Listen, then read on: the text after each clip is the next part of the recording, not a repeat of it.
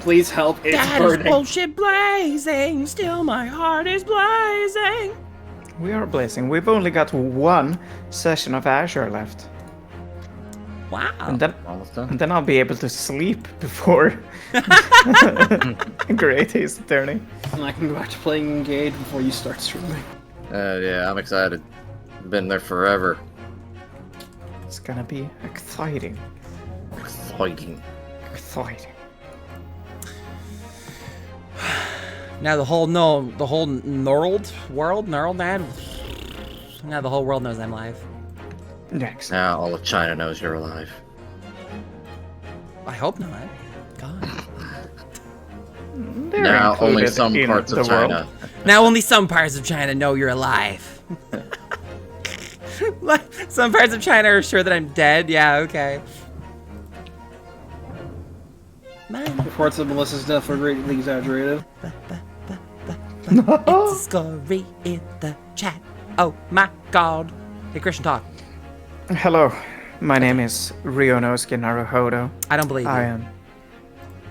I am a student of some kind. It has not been made clear what I am studying. My best friend is dead. Life is a black void of meaningless platitudes. Okay. Susato-san, look at this cool doohickey I found on the ground.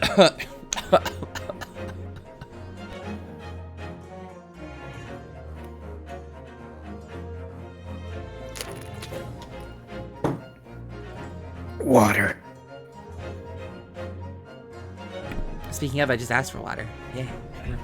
We're on that water bench today. Well, I'm proud of you. Well, that's me getting water. Hello, Lord Umbrin. Just sorry, I can't hydrate. I'll Now- play the Ace Attorney catch theme because I gotta fucking wait for the water to get to me. Ah! Panic! Panic at the disco! Fire at the Taco Bell! Danger! Hydrate. Danger! High voltage! When we touch, when we kiss. Drank the water.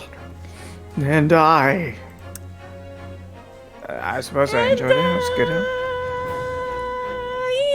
I will always love you. On Monday, I am having my exam in singing and playing the guitar. Are you a good singer, Kristen? My mom thinks so. Why don't you sing us like 10 seconds of a song right now? I will sing you the get national warm up. anthem of my little island. It'll be a great warm-up for you, Christian.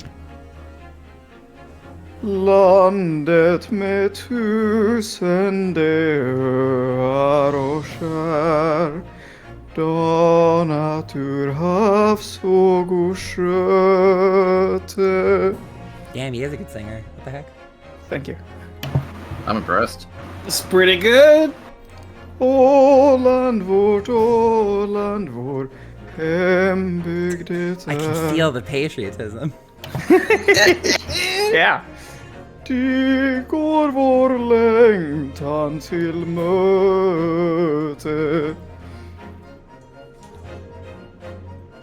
That's not the song I'm gonna be singing on Monday. On Friday, I had an exam in the same course, but I was doing hand puppetry. Oh yeah. Yeah, that was my exam in hand puppetry. Are you genuinely telling me that your exam was in hand puppets?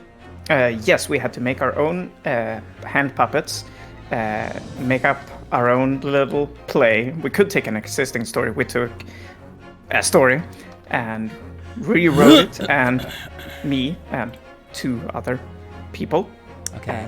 made our dolls and sat behind a little stage. We and played with our moved them dolls, around. okay? Yes, exactly. Don't make fun of him, okay? He's just playing And with his dolls, and alright? we filmed it and we watched it with everyone.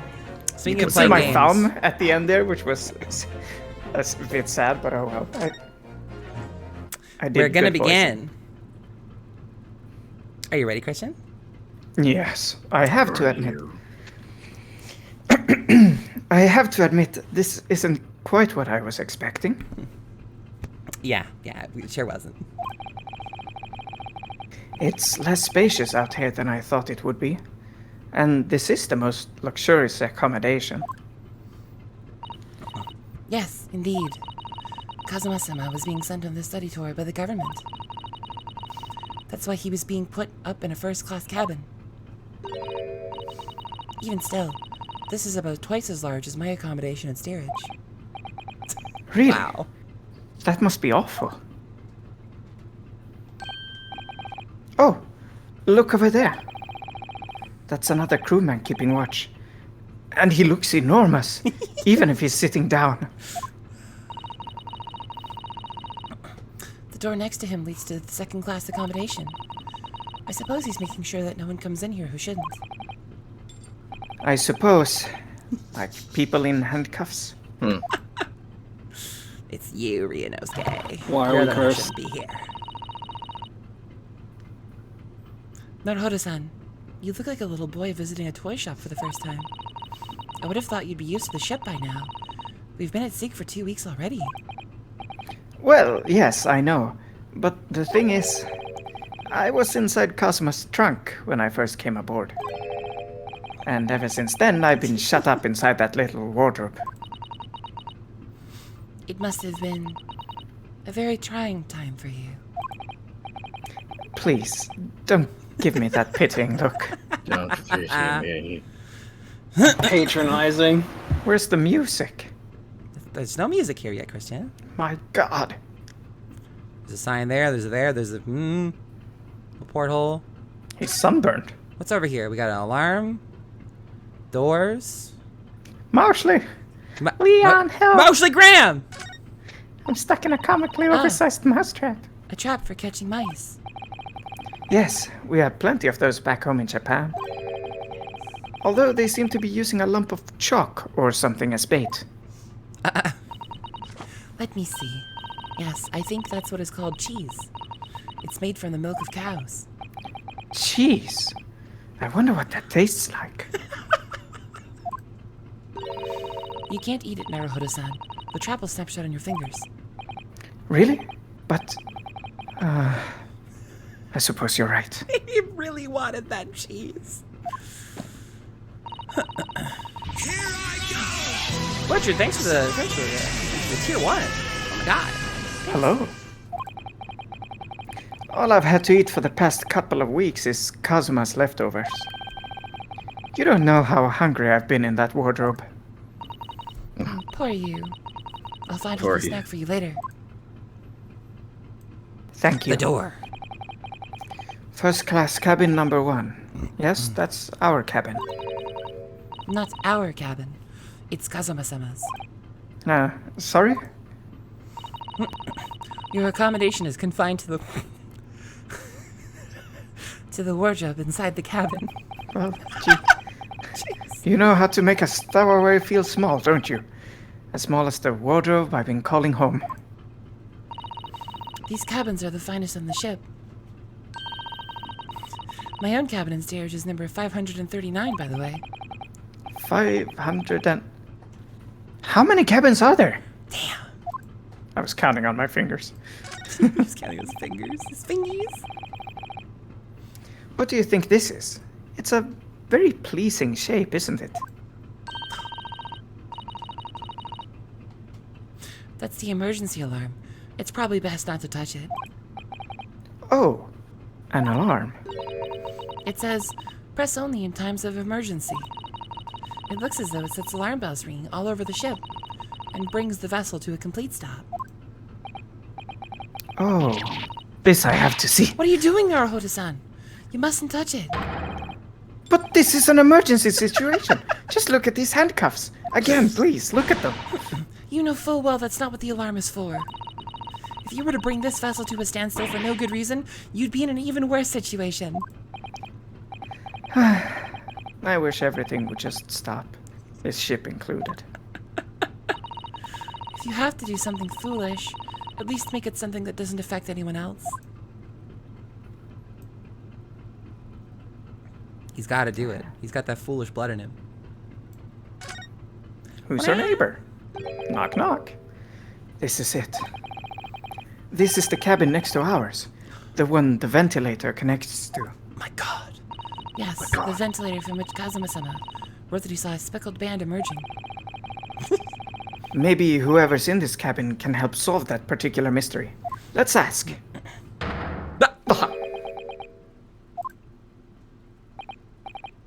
Oh, excuse me, we, need to get inside this cabin here. It's definitely not Duck. He's too big for that. I can do it. We'll give the deck when he gets back, but we just need someone to do it for now. Yeah, sure. The sailor's eyes speak volumes. They're clearly saying, keep out. That's what I wrote on the sign we put over the wardrobe doors. Although this man's version is definitely more effective. It doesn't look like he's going to let us pass. That's a problem. Oh well. You are not allowed. This looks like a plan of the SS Buria. It shows each deck, look. The Buria is a large-scale steamship with a triple-skinned hull. What a marvel of engineering. Well, it's been playing on my mind for a while now, actually, but how is it that such a huge lump of metal doesn't just sink to the bottom of the ocean? Oh, that's really quite simple, Naruhodo-san. It is? Well, consider the Japanese archipelago. The islands of Japan? Yes, they're not metal, but they are enormous lumps of earth, many, many times larger than this ship. And they don't sink, do they? They've been floating happily on the sea ever since the gods created them. Well, I suppose so. Huh. Yeah, you but there's think- actual land mass underneath the island, so they can my stick to God. the earth and not. This kid. I can't believe Susato said, God willed it to float.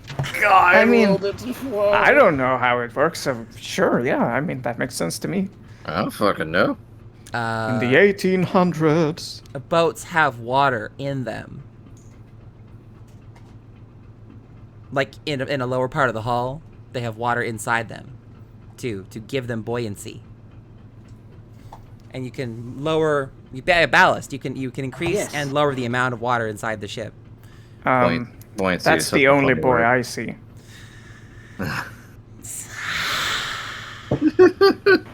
I can't get past him, Chad. I can't get past him. He's the sleepy boy here, but I'm the can't one defeat- defeated. I can't defeat Airman.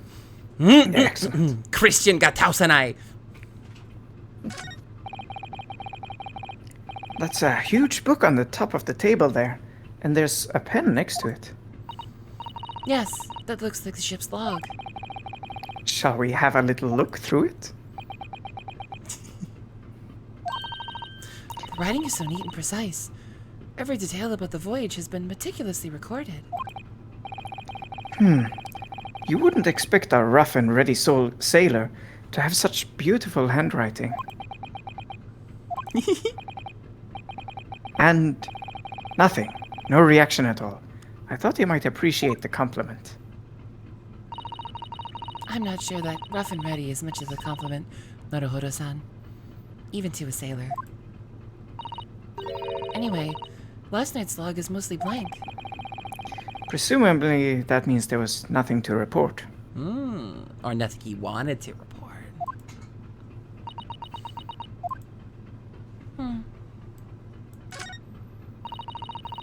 That's the way to the second-class area of the ship. Is something wrong? I was thinking about making a run for it, just for a moment. Things aren't exactly going well for me. You can't just run! Ryunosuke! Oh my god. May, if you make a run for it, you will sink to the bottom of the sea. I might be wrong, but I imagine the moment you reach for the handle of the door, that burly seaman would surely shoot you dead.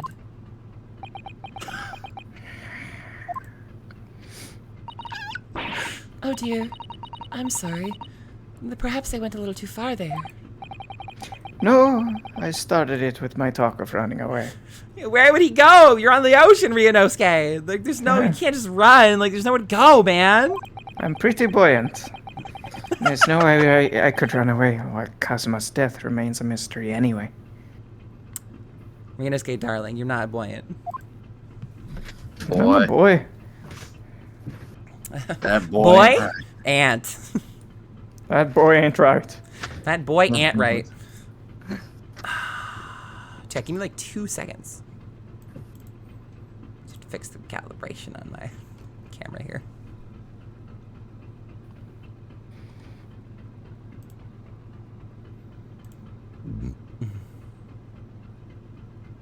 I imagine Ryunosuke would be able to swim. He does live, as they've said, on an archipelago, same as me. It's like a match made in heaven, he and I. Can you swim? Yes. Okay, just checking. Just checking. Yeah, it's, we have to be able to swim. It's part of school. Do the gods will your ability to swim, question? I think it was most of my own effort. Well, I tried to hold on as long as I could for Deck. Excuse me, but could I ask you something? You little stowaway murderer. That wasn't a good start, was it? Crush you like sparrows egg All between right. dice. Let me try instead. Good day, Mr. Sailor. I'm so sorry to trouble you, but could I perhaps ask something of you? You little third-class lady's maid. Oh. We seem to have caught this sailor on a bad day, Susato-san. I am not sailor. My mother gave me name. I am senior crewman Big Stroganoff. Beef. Beef. I am also big. Beef stroganoff. Excellent. Thank you, localization team. Thank you, localization team. Phew, the best thing is to avoid eye contact, I think. Mr. Stroganov, about this first-class cabin area. Here we are in finest part of Burlia steamship for very important persons. What sort of very important persons? Government officials, kings, queens traveling in secret, many important persons. That is why I am always guarding this place as the Red Cyclone. Gosh, that's amazing. But somehow I let stupid stowaway inside. I want to pick you up and throw you in ocean. But Stroganoff is not animal. Thank you. If I may, I was wondering, is the cabin next to Mr. Asogi's currently occupied? Duh! I guess. Yeah, that's correct. Susato-san, did you understand that? It sounded like da. I think it's probably Russian for yes. Or no. Genius. It is not permitted to visit other cabins without invitation. Ah, Oh, well, it sounds like there is somebody in the next door cabin at least.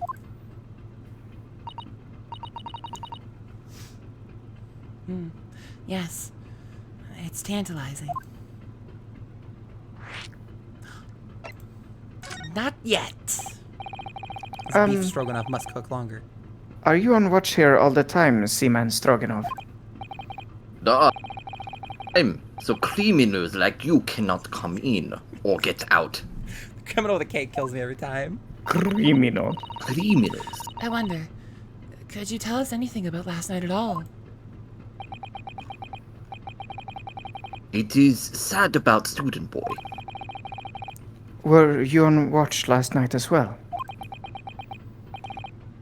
Of course. And did you notice anything at the time? Anything unusual? Niet. Yeah. Niet. Thank you. Susato-san, did you understand that? It was clearly a no. I saw nothing unusual. Nothing at all. And you didn't hear any strange noises? Or sense anything was wrong in some way, so, Look at him like, sir? look at him looking away. I said no. Sorry. And you said niet. Niet. I'm No. not so sure. I could have sworn that you wouldn't catch my eye for a moment there. Oh well, I'm sure it's nothing. I'm sure it's nothing. Could you tell us who's traveling in the cabin next to Mr. Asogis?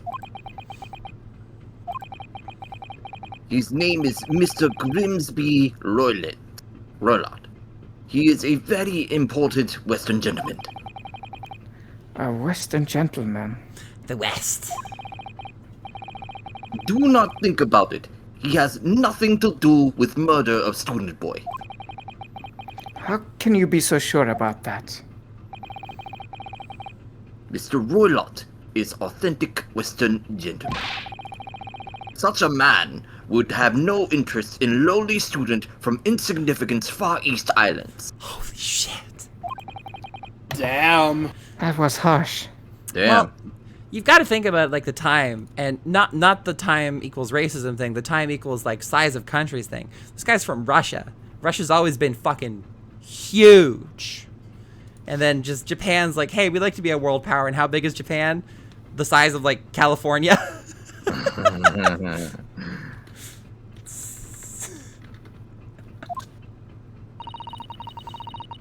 Could you tell us where Mr. Roylott came aboard?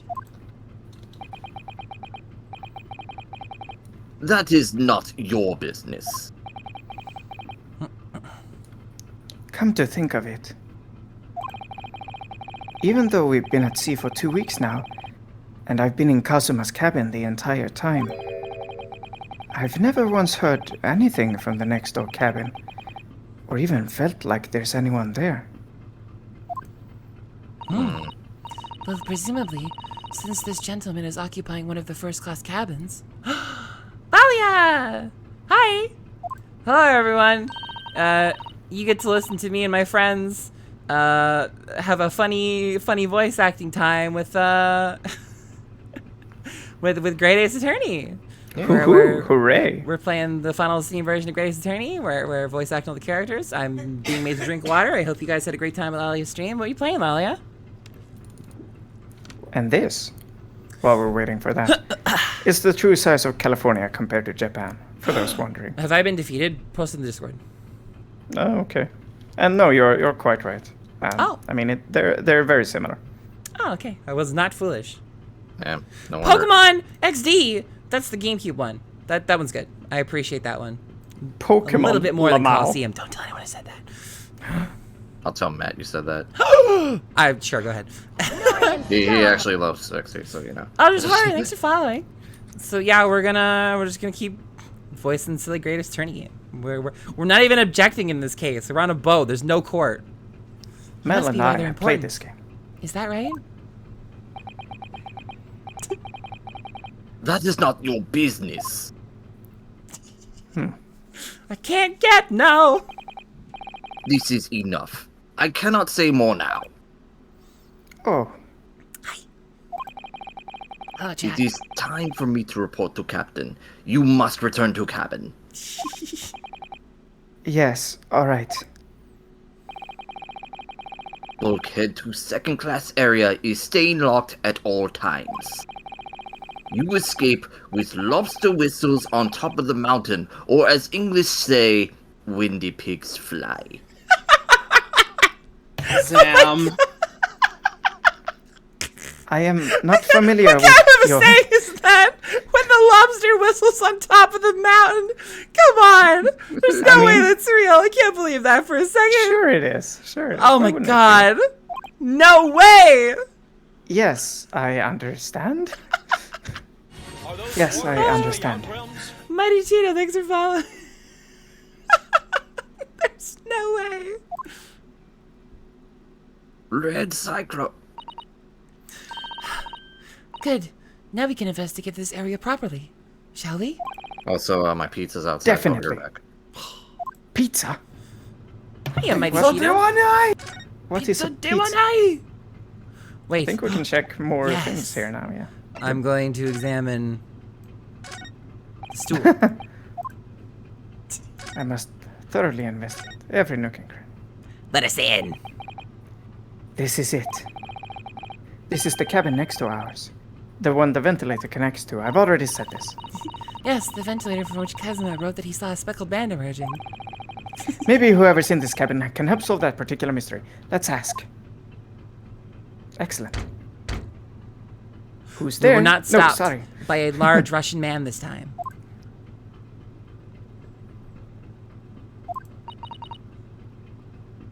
No answer.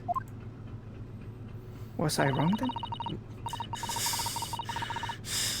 Silly, silly man. God damn it, Christian. Take your time. We're out of luck, it seems. There's no one in there to help with our inquiries. How annoying. But what was that? It came from inside the cabin.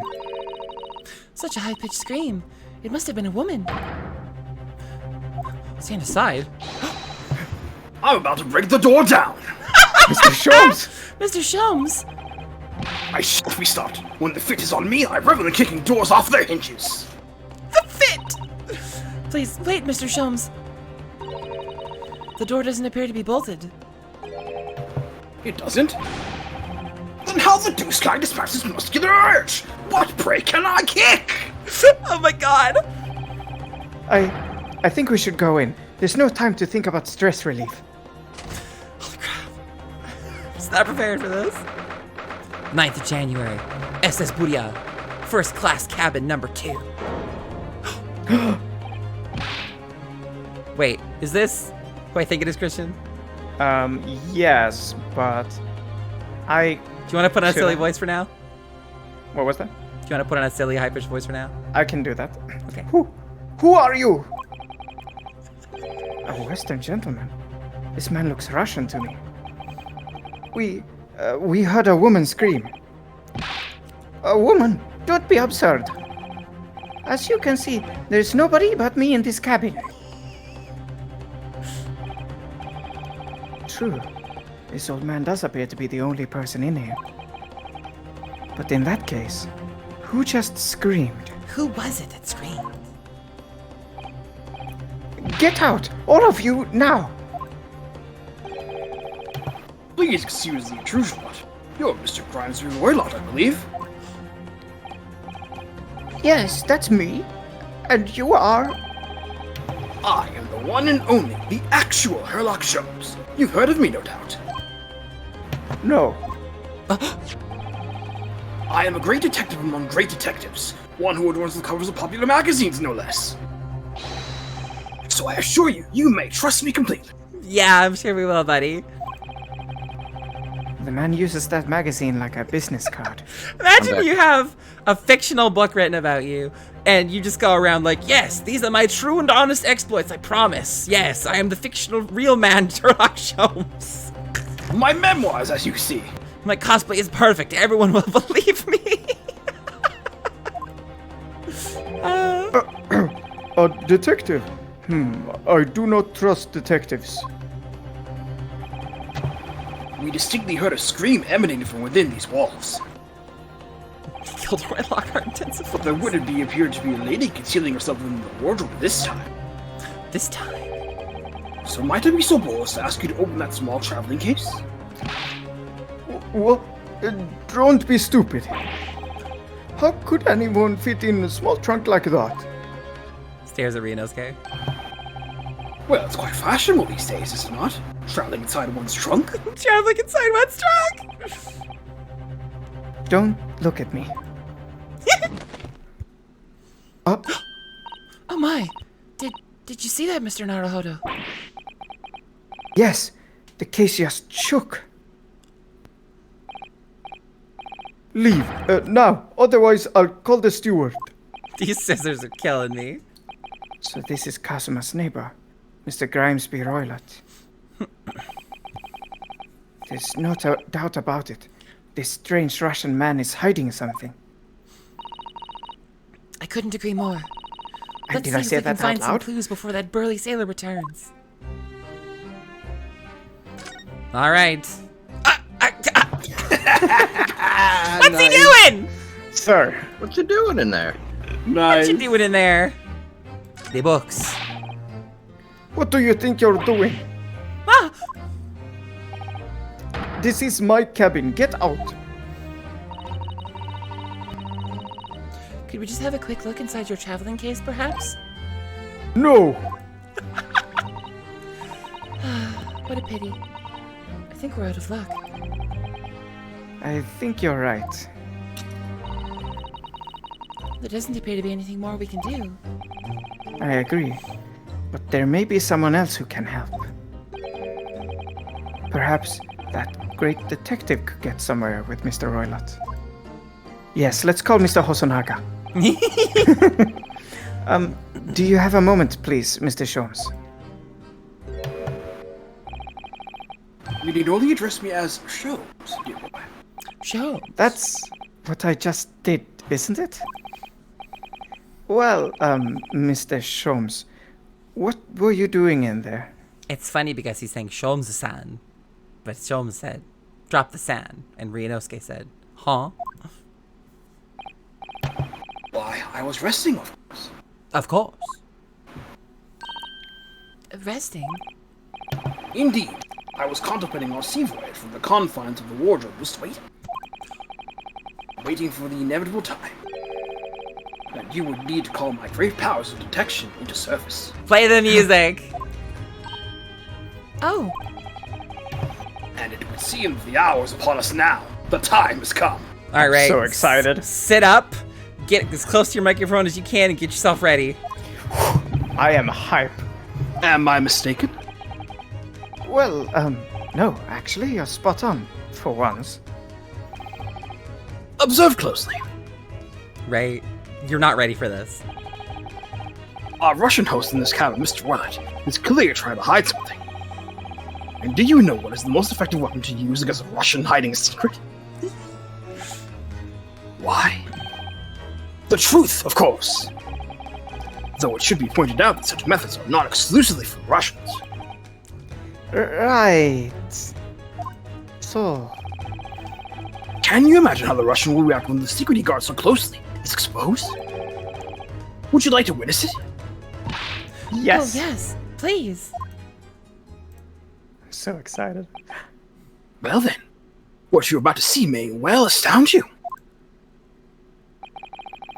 For I am about to apply my great detective's greatly admired great deduction to the case. Chat ad's gonna start like right now, so I'm gonna Oh. wait. I'm gonna wait for the ad to run out. Nice. Cause Next. What are you up to? Are you nude? What is going on in here? Do I have to crush heads between thighs like sparrow's egg? it's just a minute, okay? We gotta just go wait for it to run out. Ad we had a couple of raiders come in, and you know. Yeah, we they- got a bunch of if raiders they- in here. If they're new, I don't want to have to be like, oh, you just showed up to my channel for the first time ever. Better subscribe so you can dodge the ads. No, I will be patient. Yeah. Oh, wait. If any of them stuck around, then we want to keep them around. we Plenty of appreciate them did. God bless. Lalia's community is probably one of the better ones on Twitch. They're very nice people. I lurk in her server all the time. I see them. I see them talking in general chat and being cool to each other. Excellent. I know all about your kindness. If you It's can nice hear us, to be kind. you may not I'm be sure able some to. of them are using ad blocker. I don't blame people that use ad blocker. I don't think adblocker works. It does. There's a special one you can get for Twitch specifically. I Okay. remember hearing a conversation about this. It's okay. The ad's almost done. Then we can get on to probably my favorite part of Greatest Attorney. I'm not gonna lie. The courtrooms are fun. Are we back? Are we back? Everyone that isn't a subscriber, are we back? Are we good? I did not progress. I did not want to skip any of this for you guys. It's very wonderful. For those who saw the ad, we just wanted to say we appreciate you. Thanks for sticking around. Thanks for sticking around. All right. I love you. Here we go, Ray. Could this man be a more happy portrayal of dubious Russian, I ask you? What? From time to time, it occurs to me. Is the fellow dubious on account of his Russianness, or Russian on account of his dubiousness? I really don't think either of those things should be occurring to you, or anyone. That's right. And Mr. Sholmes, I know this man's beard and dark glasses are hard to ignore, especially on first meeting, but I once read, it is a capital mistake to theorize before you have all the evidence. It biases the judgment. Shh! I must have complete silence.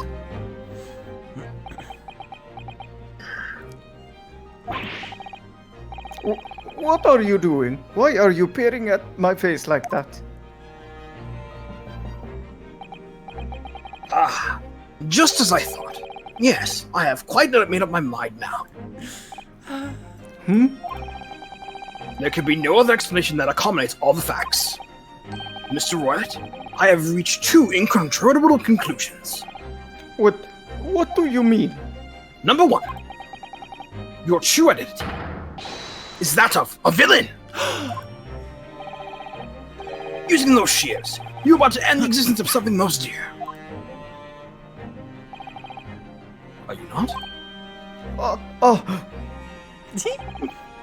And number two, the other conclusion I have drawn. You are, at this very moment no less, in the midst of committing a most grievous crime. Beneath that beard, your mouth quivers with nervous tension as you realize you have been discovered. Does it not? Oh, Maruhoro-san, I never imagined I would witness one of Mr. Sholmes' great deductions with my own eyes. That was a great deduction. Nothing can deceive Mr. Sholmes. In a single glance, he can deduce all there is to know about a person. What? What ineffable twaddle? Oh yes, I've read about it countless times in the adventures of Herlock Sholmes. Now I've experienced the astonishing impact of his great deduction firsthand. This is like a dream come true. Eyes and brains, dear Sophist. Eyes and brains. I can hardly believe it, but all the color has drained from Mr. Roylett's face.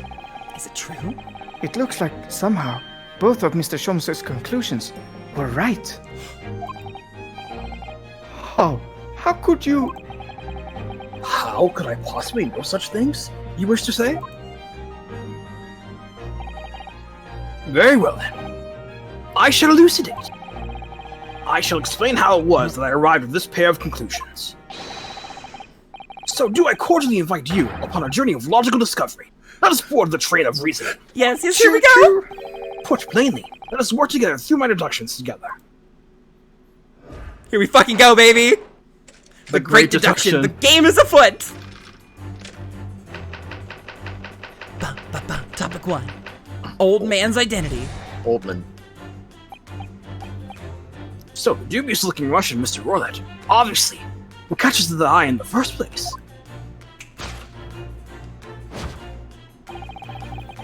is the enormous pair of shears in your hand. Now, we ask ourselves, what could you possibly want with such an implement? The answer, of course, is staring us in the face. You are on the verge of using the shears to cut away the copious beard you sport. Now, moving on. The question then begged is this: why would you desire to rid yourself of this magnificent beard, Mr. Roylett? Once again, the answer is plain. We have clear evidence to shed light on the matter. Regard, if you will, this morning's newspaper, in particular, the fascinating front-page article, which it would appear you have read also, Mr. Roylett. I'm sure it needs no further clarification. The evidence that reveals a true identity is the article about the revolutionary. Oh my god. In translation, the headline reads, Revolutionary violent Bolshevik flees Russia via Shanghai. As you cannot fail to observe, the subject of the article possesses extremely copious beard. Having noted the article yourself, you decided to remove your incriminating facial hair before giving it away. Oh my god. In short, your true identity is beyond doubt. You are the fearsome Russian revolutionary himself, Violent Bolshevik! Not that I've heard of it myself, you understand. Case closed. Oh my god! I love this so much. Topic 2, wrongdoing. Now, as for my second conclusion. You are, at this very moment, on the brink of committing a most grievous crime. Oh. And the proof of this crime, over there. Oh yes, Mr. Wood. Taken unawares, people have a propensity to let their eyes stray, you see. Oh. And I assure you, the eye speaks so much more eloquently, and honestly, than the mouth. The answer we seek lies when furtive glance falls. The proof of your crime sits before our very eyes. Yes, that traveling case. It is time, I think, that the case be opened and its contents laid bare. No, I refuse. What could you possibly be concealing inside, we ask? By my estimation. A young lady, perhaps? One slight enough to fit therein.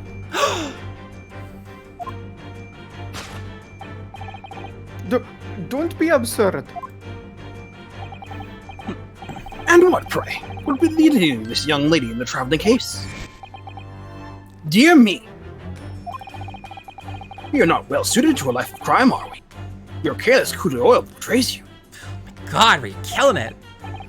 Once again, we need only follow your furtive glance to find the answer. Yes, the reason you refuse to open your traveling case can equally be found in the pages of this newspaper. For there is another, most stimulating article. If we turn from the fleeing revolutionary to the back page. Renowned prima ballerina of the November Ballet disappears from Shanghai. Oh my god, everyone's leaving Shanghai. Such a headline can lead us but to one conclusion. Your crime is that of abduction! And according to the article, the young lady's name is Nikolina Pavlova.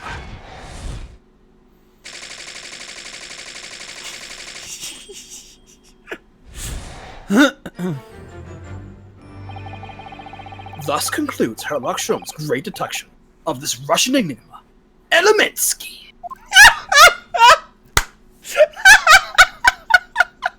That was magical. Oh my god! There's some serious logic chess from Investigations 2 from that segment. I love it.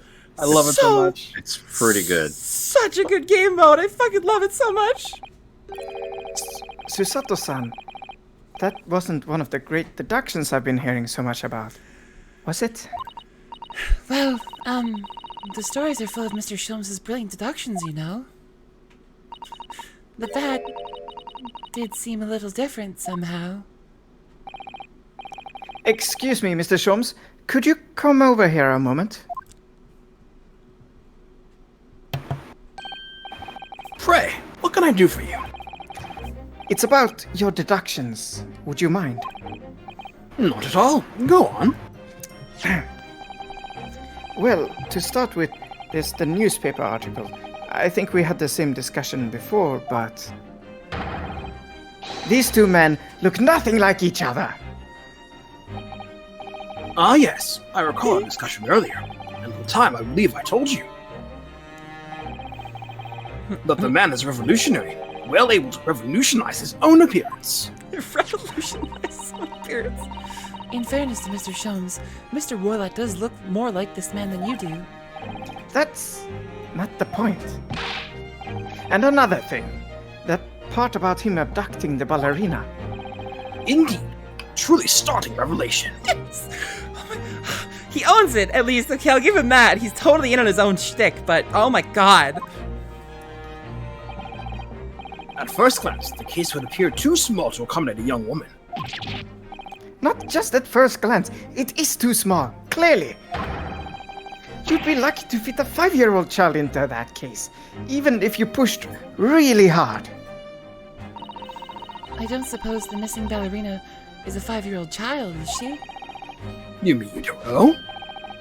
No, the young lady is 15. No, I didn't know. How could I?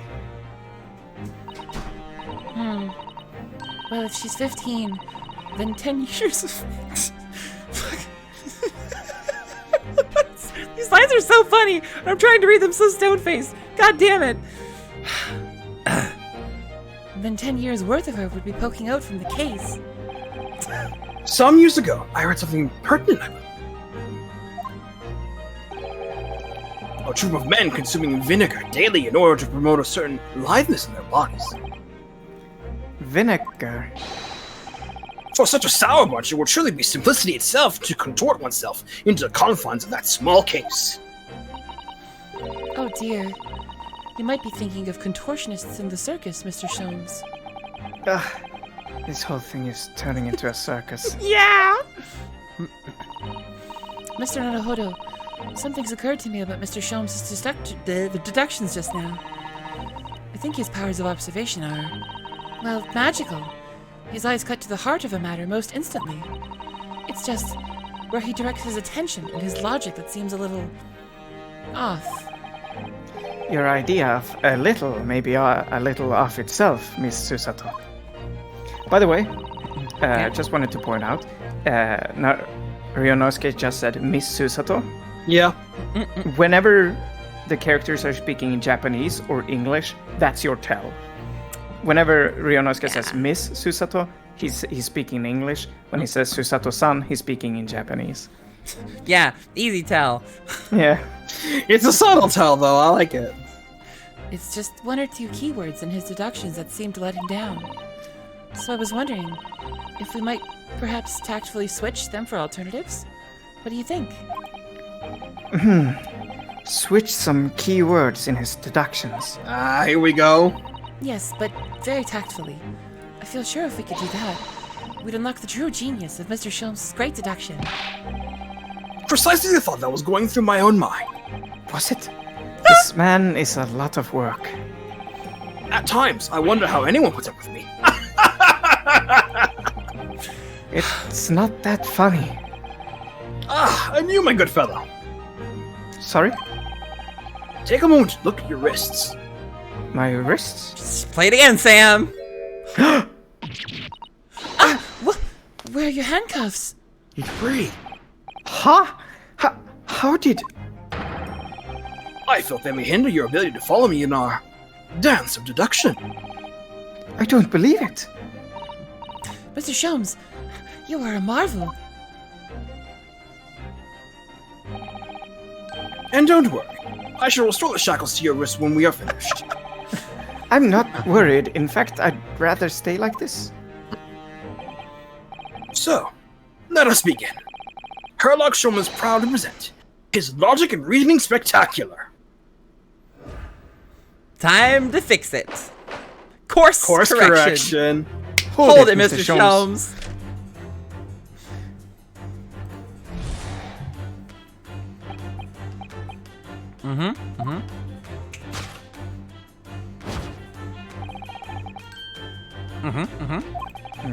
True. What are you doing with the shares? Wait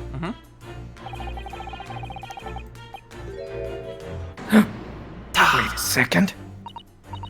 I'm not sure. Would you really use shears like that to cut off a beard? I doubt that's something I'll ever have to worry about. It doesn't quite sit right with me, though. Brrrn. That guy's dick is fucking massive, let me tell you what. Huge. It doesn't seem to be sitting right with Mr. Roylott either. Which means, I suppose, that the deduction is wrong. Let's try to switch a keyword here, Naruhodo-san, and see if it helps matters. Alright, But how? I think we should start by taking a long, hard look at Mr. Roylott. I wonder if it's really his beard that he intended to use those shares on. Exactly. If we manage to find something that seems to fit the sense of Mr. Holmes' deduction better, Then what? then I'll leave the rest in your capable hands, Naruhodo-san. Why am I the one to do something about this? Well, anyway, let's see if there's anything we could even use to switch around in that last sentence. What exactly was Mr. Roylott really going to use those enormous shares for?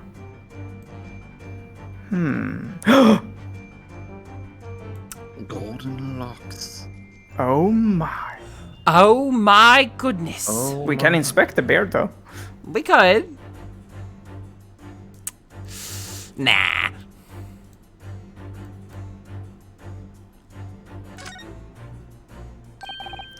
What the? What's this?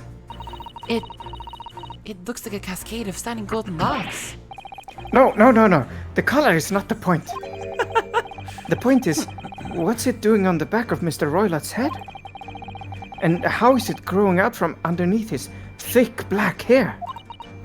Well, yes, that's true. So it's stunningly beautiful and stunningly surprising. The Russians are incredible. Something's definitely not right here. I think we have to present. Hi!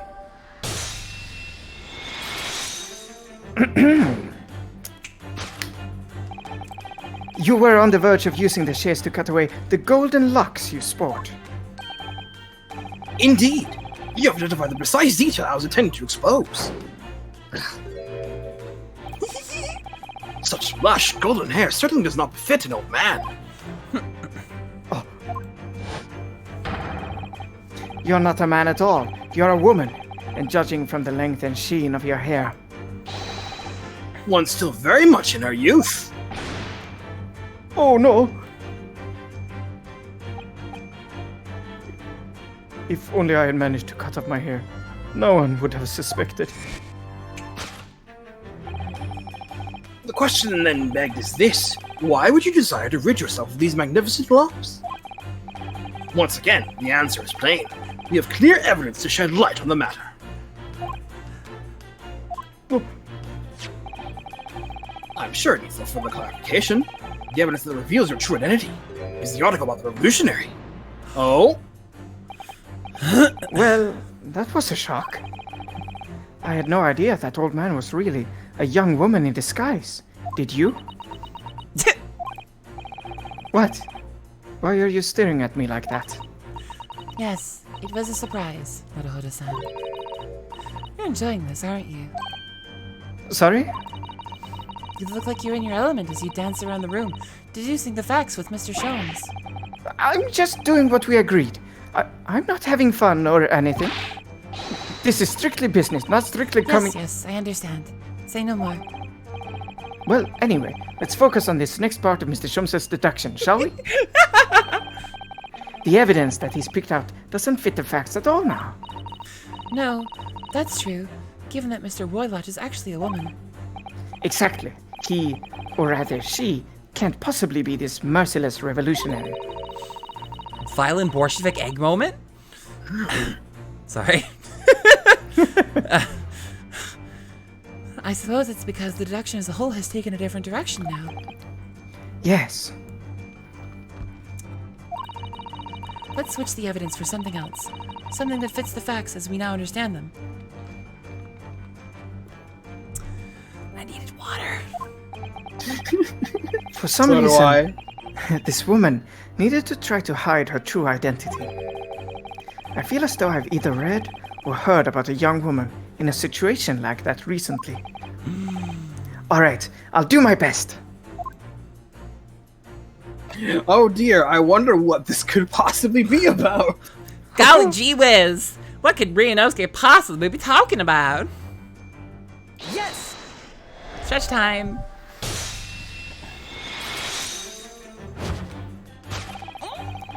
The evidence that reveals your true identity is, of course, the article about the ballerina. That's right. You've hit the nail on the head. Renowned female ballerina of the Novovich Ballet disappears from Shanghai. It would appear we are finally able to address you by your true name. Yes, because your true identity is that of the Novovich ballerina's ballet prima ballerina. Miss Nikolina Pavlova! Ah! There.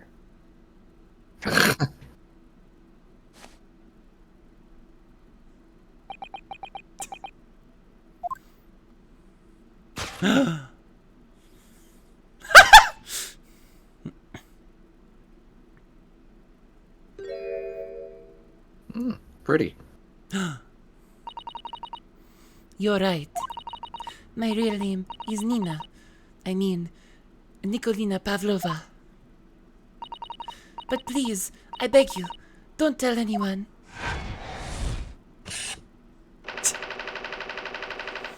Ballerina on the run. Here we go. You kidnapped yourself. Uh-huh.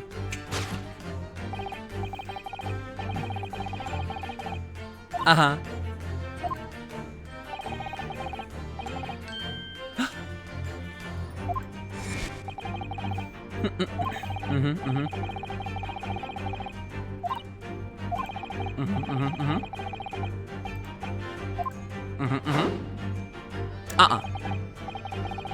No, sir.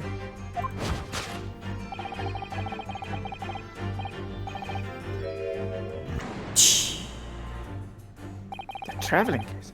This woman is the ballerina, and she's right in front of our eyes. So clearly she can't be inside that traveling case as well. No, that's right. It seems she wasn't abducted at all. In which case, what is the crime this young woman is apparently committing? I can see I'm going to have to step in and fix the great detective's mistake again. You seem to look pleased, Naruhodo-san. Do you like the idea of another chance to dance around with Mr. Shelms? Stop it. Anyway, there must be something else here that shows what this woman is up to.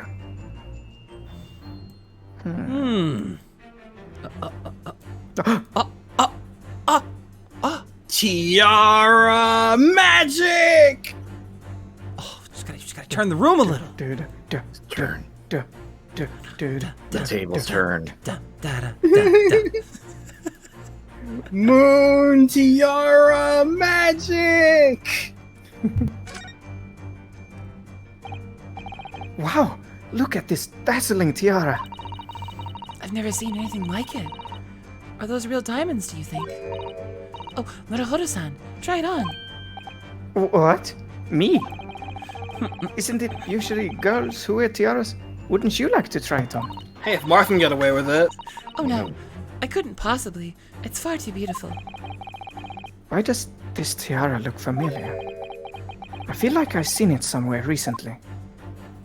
Ba, ba, ba, ba, ba. Yes! Well, point in case I've seen it on this table. The proof of your crime is surely this tiara. I believe this tiara is worn on stage by dancers in the Novovich Ballet, is it not? Indeed, it would appear to be identical to the tiara pictured here in this newspaper article.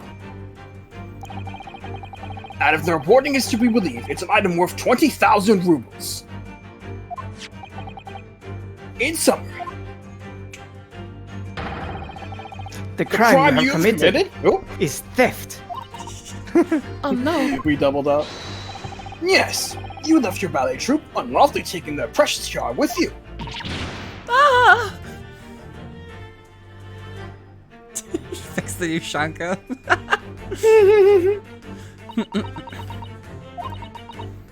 I have no one, no family, no friends. I am alone and I need money. But I did not steal the tiara. It was a present from, how do you say, an Earl of Prussia. It belongs to me. This girl is only 15 years old, and she's run away all by herself. She must have been extremely lonely.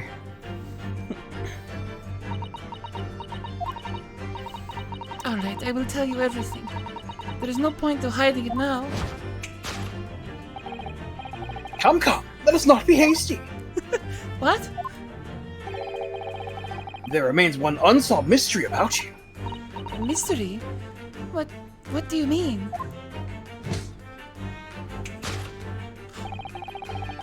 You staunchly refuse to open this traveling case of yours in our presence. It is reasonable to conclude, therefore, that there exists some reason why you wish it to remain closed. What's that reason, Mr. Sholmes? Is that not so, Miss Potter? My dear girl, there is no sense in playing games with me. Nothing escapes my attention. Indeed, I have a very good idea of the contents of your case, even before I've ever laid eyes on them. Dear me, we're not well suited to a life of crime, are we? Your killers could oil trace you. Once again, we don't need to follow your furtive glance to find the answer. Yes, the reason why you refuse to open your case is written on the books on the shelf. Oh, Sholmes. But he's completely changed tack with his deduction now. I think Mr. Sholmes is adapting his logic to the changing circumstances. Don't you? Maybe, but why has he suddenly brought the bookshelf into all this? It's just a wild guess, surely. Oh, do you think so? Well, it doesn't seem likely that the reason why this young woman doesn't want to open her case. Hell yeah, Spear. Of course I'm voicing this whole thing. Who plays Phoenix Wright and doesn't voice it? Come on! Would have been written in a book that doesn't even belong to her. I voiced it when I was playing alone. Yeah! Yes, that's true. But still, Miss Pavlova certainly did cast her eyes in that direction. I noticed it myself. Then there has to be another reason why she won't open her case. And it must be somewhere in the same area, if that's where her gaze was involuntarily drawn. I agree. That's the only answer. Whatever she has hidden inside that case should be revealed by following her gaze in the direction of the bookcase. What could it be? Well, golly gee, I wonder what it is. It could be the small picture. It could Let's be a look at small it. picture. This is a charming little picture, isn't it? What is it? Someone climbing a steep mountainside? Or descending one, it seems to me. When you've been on the flat sea for a while, maybe you start seeing hills and mountains in everything. Well, I don't think it's that. Perhaps? These are the rules of passage for travel aboard the SS Boria. Passengers must not keep weapons or other dangerous objects inside their cabin. Pets are also strictly forbidden. There was exactly the same notice in our cabin too. I wonder what happens if you break the rules. Oh dear. I'm sure the punishment would be severe in Norohoro-san. You'd probably be left adrift in the freezing cold ocean. Or shut inside a tiny wardrobe for days on end. So, I've actually been serving time for weeks now, have I? Anyway, it's probably this. Yes!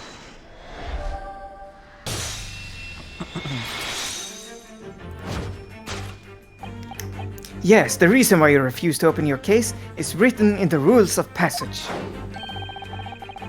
Passengers must not keep weapons or other dangerous objects in their cabins. Pets are also strictly forbidden. Does Renosuke count as a pet? Bitch, I might be. Inside that case of yours is something forbidden from this carriage on this vessel. That is the real reason why you refuse to open it, thus revealing its contents. As we've seen, the trunk wobbles from time to time. But no weapon or other dangerous item would move of its own accord. Which leaves but one possibility, Miss Pavlova. Inside your travel case.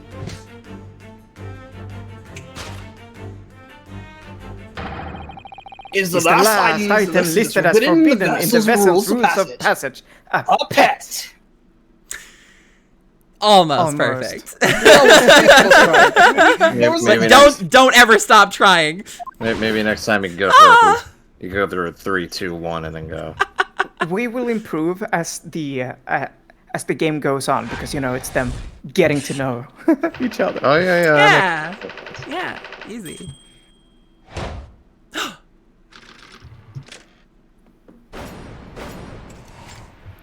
Elementary. God, I love this game mode. Eyes and brains, Naruhodo-san. Eyes and brains. It was very good. So clearly you aren't who you said you were. No, I am not Grimsby Roylott. My real name is Nikolina Pavlova. Everything you said was correct. The second time. You absconded during one of your ballet company's performances in order to escape your homeland. Later that same night, you stole aboard this vessel. Are those warriors of the Well, could be an extra following. Which couldn't have been easy. The Buria is a huge steamship with smoke. Could you really have snuck on board without being noticed? In order to obscure your true identity, you somewhat recklessly took the guise of an old gentleman. And you intended to sever all links with your past by severing your long hair. Yet to a woman, hair is no trifling matter. True. My personal recommendation is to leave well alone. I agree. I'm gonna get my haircut Editorial, soon. I agree. So, if it was just you about to cut off your own hair, who was it that let out the scream we heard from outside the cabin? That variable tinkling of a bell? Why, none other than this young lady, naturally. More like a full set of pipes, if you ask me.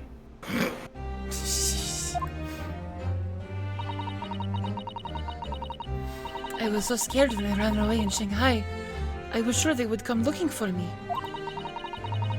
That's why I decided to, how do you say, disgust myself? So no one would recognize me. As a result, you transformed yourself into that questionable old man? I see.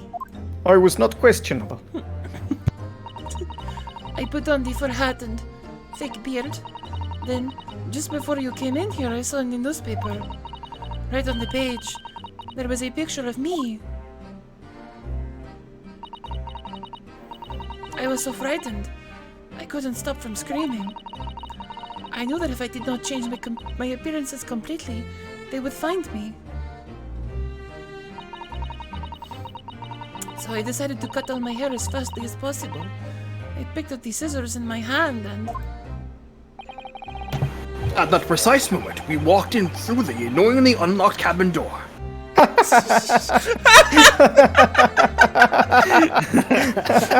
Very nice. Fuck's sake! That's really good. Annoyingly unlocked! Oh my god! He wanted it so bad! When he gets the fit, oh my god. He still wants to throw feet, he's gotta kick something! I need to kick. Things happen like that sometimes, don't they? Things do indeed happen like that, from time to time. Lala soon was a young woman Just who may very our well have thanks to become the a fire mother to gift me. sounds. You Took away her lives, so don't you dare judge me!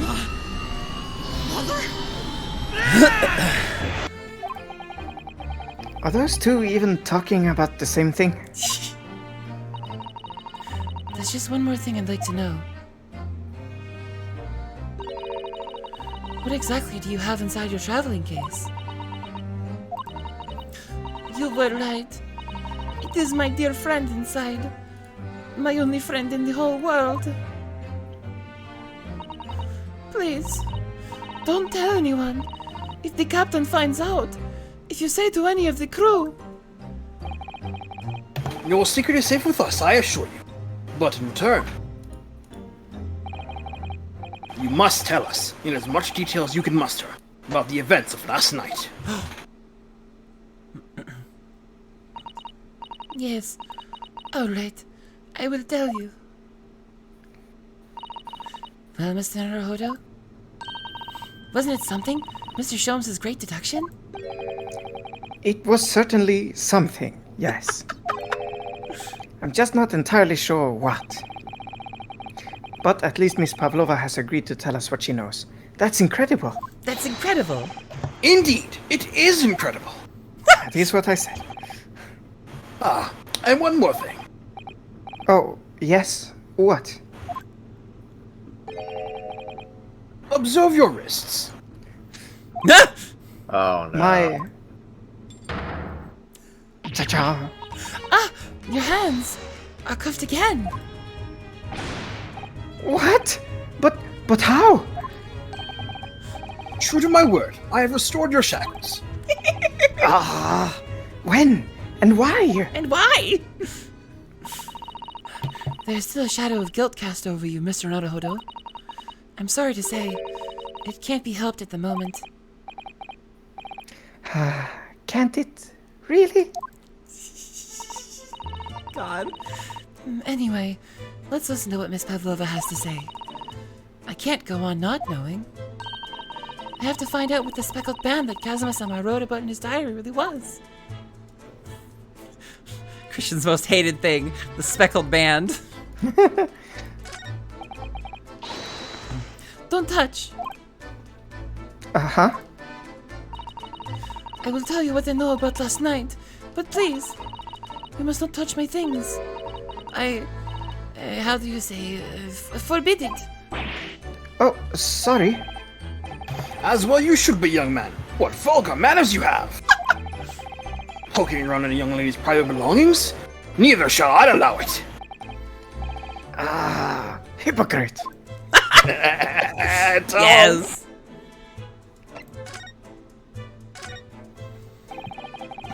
Did you know that someone was killed in the cabin next door to this one last night? One of the crewmen told me this morning when I was eating breakfast. The man who died, he was a friend of mine. Oh, That's why we're trying to find out what happened. Did you notice anything unusual last night? perhaps you heard a strange noise, for example? Perhaps people talking? Perhaps the ship was absorbed into a wild tempest. Perhaps its steam engine exploded. Sholmes! No, I do believe if something like that happened, there would be way more notable damage somewhere. Perhaps everyone on board would have noticed if that had happened? Miss Pavlova? Is there anything you can tell us? I don't know. I'm sorry, but all I could think about last night was what I had done and whether they would find me. I didn't notice anything that was happening around me. Oh, I see. Well? You've run away from your ballet company, haven't you? The Novavich Ballet? Yes.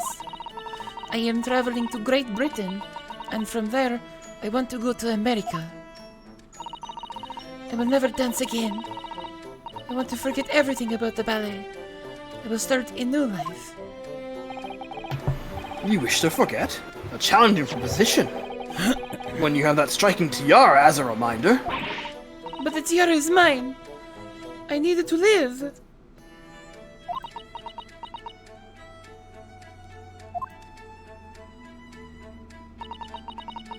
I have no money of my own.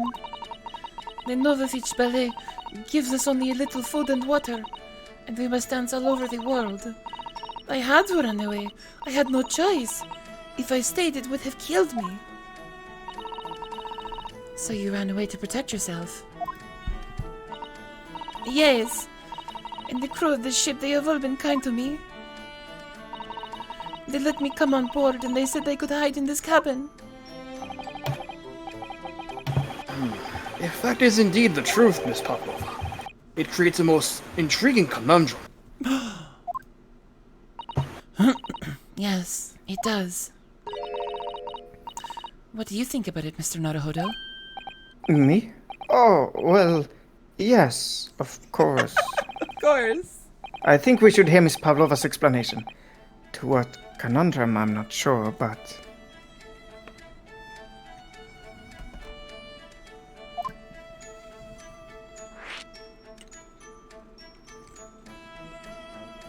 I decided to take a bite of rice. Yeah. Oh my god, share. Double rice, baby. This was a Yum, mistake. I'm sorry, Desire.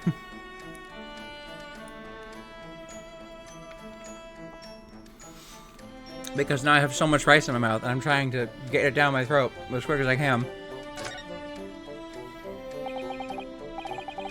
Miss Pavlova, allow me to pose you a riddle.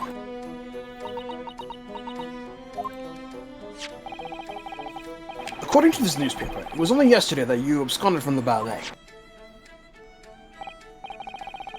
Now, that being the case, it must have been last night that you boarded this vessel. Mm-hmm.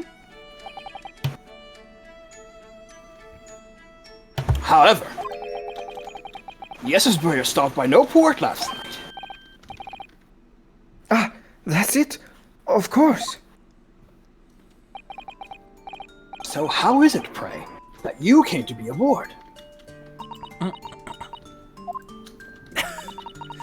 now that I think about it, the crewmen outside the cabin acted very strangely when we mentioned that. It was just after we asked him about when the occupant of this cabin came aboard.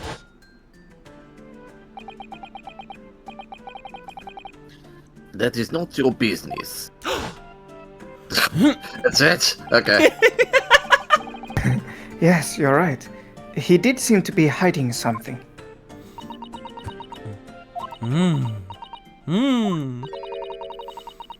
An angel descended from the heavens, bringing grace and beauty to the stage. Sorry, what was that?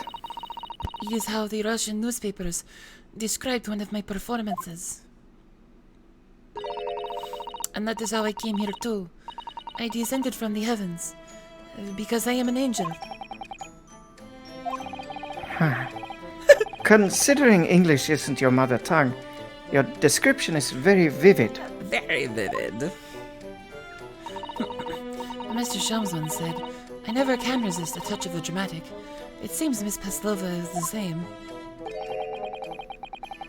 A genius descended from the heavens, bringing grace and beauty to detection. Words once said about myself. Lies! A quote from a wonderfully extravagant advertisement from The Adventures of Sherlock Holmes, in fact. Yes, Mr. Showy. Mr. Showy? Herlock Showy. Anyway, doesn't look like Miss Pavlova is going to tell us what really happened. Oh well. Friend time. Good night, Kaiser. So the friend you mentioned is inside your traveling case, is that right? I don't think animals are allowed on board, according to the rules of passage. Oh, please, don't tell. Don't tell any of the crew. If they found my precious... Then the burly Russians would bestir themselves in unison to throw you and your case overboard, no doubt. Ah! So reassuring, Mr. Sholmes. But what sort of pet is your friend? A little puppy? It is, isn't it?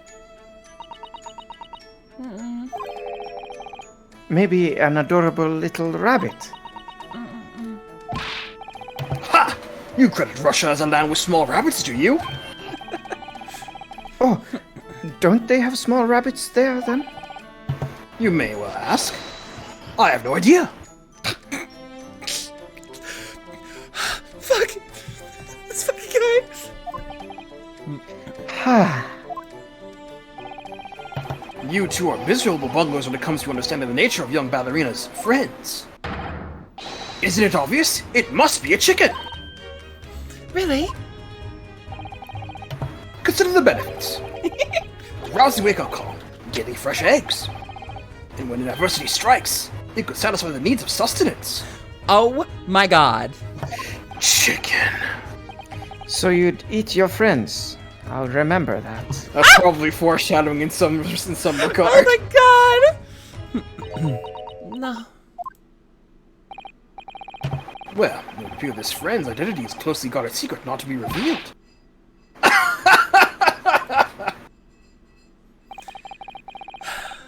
She obviously doesn't quite trust us yet. There's something I should like to show her, I think. Maybe she might be able to shed some light on it. Please look at my university badge. Oh, let's go. Yeah.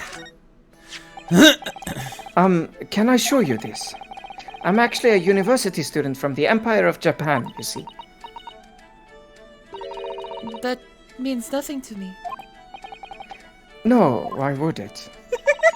Mr. Naruhodo, if you're determined to flaunt your Yume badge, at least choose a Japanese person who might recognize it.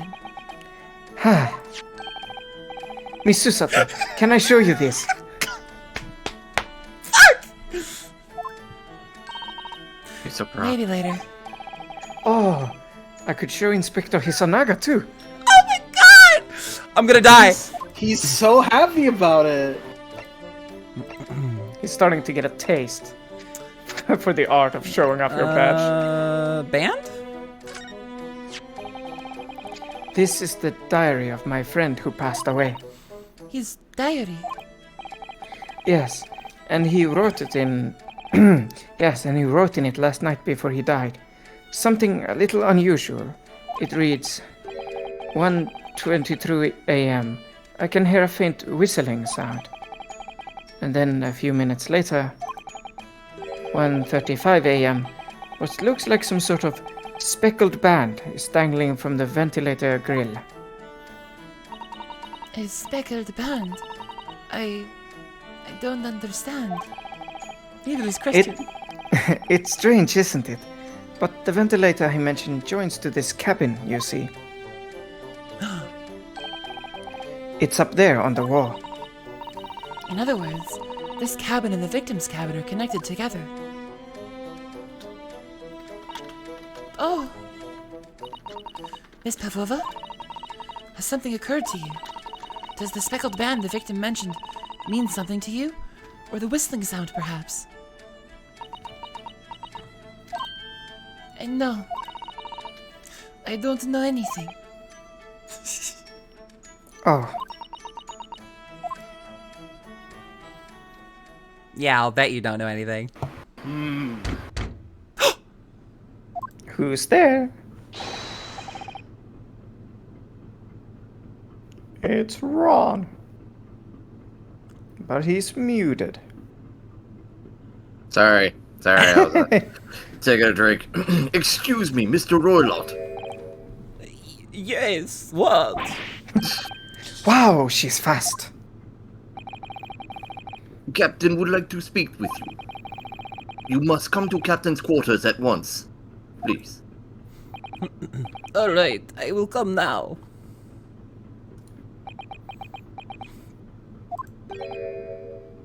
What? You must leave, now. Oh, no, it's fine. Don't mind us. Yes, please. Don't worry yourself, Mr. Roylott. Get out! The passenger said out. Or do you want me to crush your head? Throw you out. It looks like we'll have to leave investigating this cabin until later. What a pity. Cyclone. Fuck. Cyclone uppercut. And so we lost our chance. Having still not managed to investigate Miss Pavlova's cabin, we were unceremoniously chased out. That is to say, we were quite literally picked up and thrown into the passageway outside. To be continued. Ba ba ba ba. That's Zangief and his throws for you. Loriot! Hi, Jade. Gladly. Never thought you'd ask. Oh, Thought you'd never ask. Oh, I don't know. let me tell you what, chat. I understand the pain Christian went through in the first case, having a conversation with himself. This will not be the last time. It'll become increasingly common, in fact. Ah. 9th January, this is Bria, first class cabin passageway. I wish we hadn't been thrown out like that. I wish we'd managed to find some clue as to what that speckled band might be. We didn't manage to investigate at all. And I imagine that we won't be able to for a while longer. We'll never get past that sailor guarding the door. His foot game is so strong. He's clearly glaring at us as if to say, "Don't even think about it." Don't even think about it. Oh, wait a minute. What is it? Well, what happened to our great detective friend? Where did he go? Oh yes, he's completely disappeared. When did he do that? He slipped away as quietly as the wind, but not before ensuring these were securely back on my wrists. Poor Mr. Naruhodo. What if Herlock is a victim of his imagination? Well, Maybe I should hurry and get some water. better hurry, Ray. Take your chance while you can. Guess we'll go back to Kazuma's cabin. 9th January, this is Bria, first class cabin, number 1. It looks like they're still investigating in here. Yes, on that subject, I wonder if Inspector Hosonaga is unscathed. What do you mean unscathed? Surely you hadn't forgotten, have you, Naruhodo-san? Don't you remember what he said about allowing you out of this cabin to investigate? He was going to talk to the captain about it. He said he'd lay his life on the line for you. Oh, yes. But I'm sure he was exaggerating. Let's see what he has to say for himself. He might have some new information for us. You never know. Where is he? Maybe this sailor is guarding him. Ah. Oh, there. Hello. Oh no! Oh! I can see from here! Ron, you got the shit beat out of you! Oh shit. But why? Oh Oh, my god! goodness. Ah, you're back. Inspector! What happened to you? Your faces. Please, don't worry about it. They're just scratches. Hosonaga! Buddy! That's... oh baby! Her glass is broken. Made by Yes. a bear, maybe? Whole frame, black eye, bruised mouth. Holy shit, dude! When I told the captain I'd given you permission to investigate, he told me he'd pummel me with his fist and then toss me overboard. What? But the pummeling was over in a flash, and he must have decided against throwing me overboard. So it was nothing, really. It looks like he wasn't joking when he said he'd lay his life on the line if he had to. Well, thanks to your efforts, we now know a little about the neighboring cabin. I'm back. You're back, Ray, and Hosonaga got the shit Take beat a out look of at the him. screen. So I understand. Oh dear. So he told the captain that he'd let us investigate, and the captain beat the shit out of him! Jesus Christ. Jesus! Oh,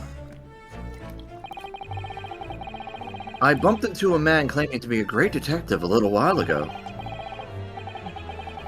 I think his name was something like Herr Locksholms. I don't think he was German, though. Here. Ah, that explains it. Neither is he Russian. Shall we compare notes then? We can tell you what we found out. Yes. Let's do it. His one glass frame his still black shines! eye. Oh my god, his black eye! Oh! Oh, appreciate you. Hosonaga! What? Nikolina Pavlova. She's in the cabin next door. Oh, do you know who she is? Please. What self-respecting ballet fan wouldn't know that graceful angel? Kill my blast. Oops. I think I upset him there. Well, that tells us the neighboring cabin is unrelated to the case at least. Claire Fernandez, so- thanks for following.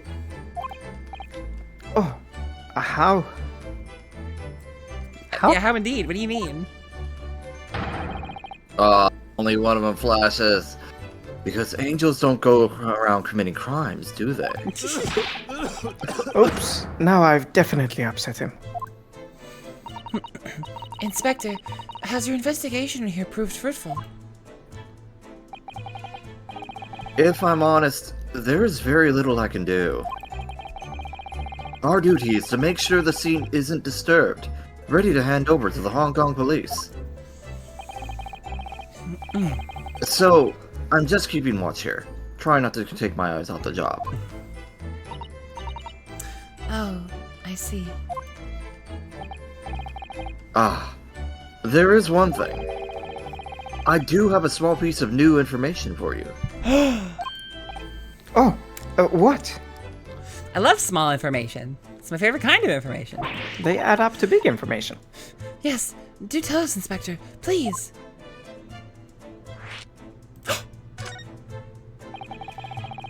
What is this new information you have, Inspector?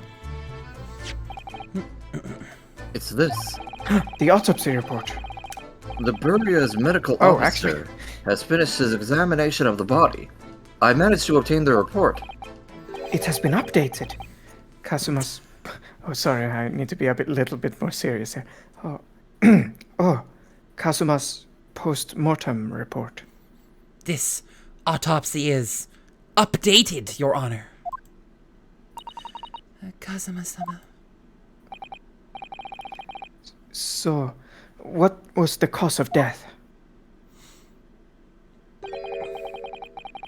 Damage to the cervical vertebrae is what is written in the report.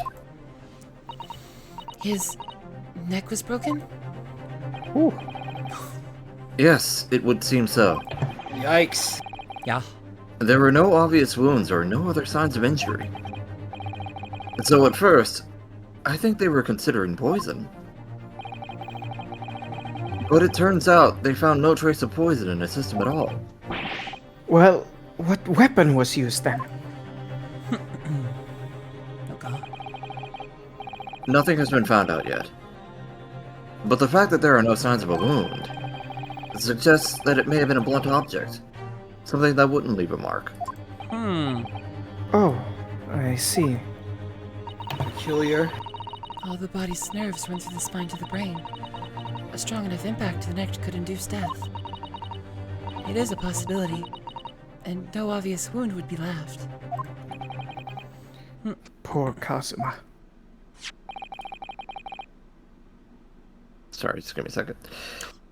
I have a second copy of the report. If it might be useful, you're welcome to have it. Really? Are you sure? Hello, Armin. Yes, it's fine. I trust you. Oh, look at that smile. Sincere? After all, if I didn't trust you, I'd never have agreed to leaving this cabin in the first place, would I? To let you. Ah,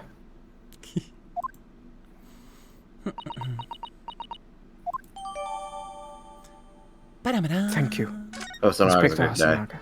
He is a but good guy. Susato-san, wait. Let us present him my badge.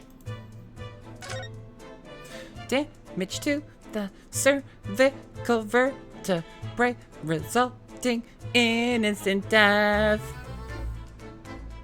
How jovial. Yeah! Male, far eastern. Far out. Far out, man. Alright. This nose from the far out, man. Alright, okay. Mr. Hosonaga, if you would. That's what I do for you. No! Oh, we can't. Oh, alright, have a good day. Damn it! Oh, Damn you're it. back. How am I supposed to... Oh, Mr. Sholmes was here, was he? Yes. He seemed to be enjoying himself a little too much as he crept about the floor investigating. But then he suddenly left. I suppose he must have become bored. Did he say anything at all? Actually, now that you mention it, yes.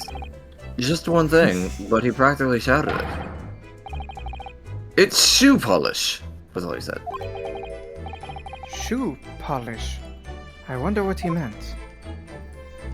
I wonder. Sorry. One second. Okay. It was when he was over there, by that broken piece of glass. Do you see?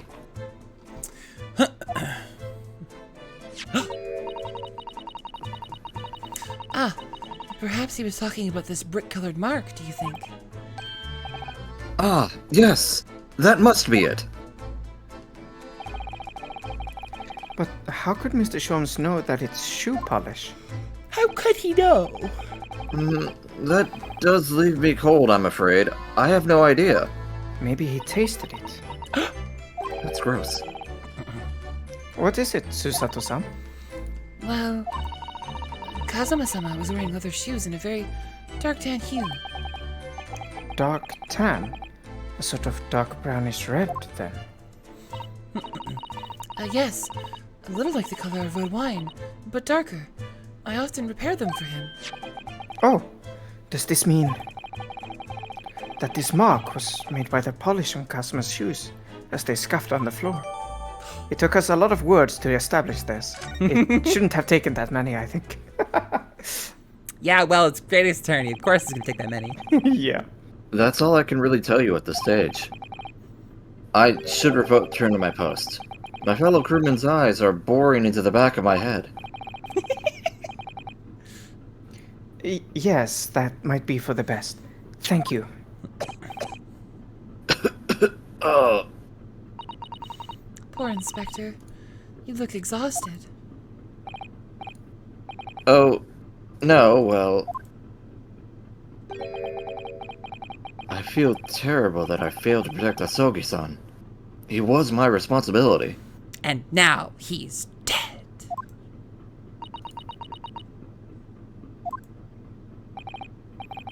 Of course, my pain is nothing compared to yours.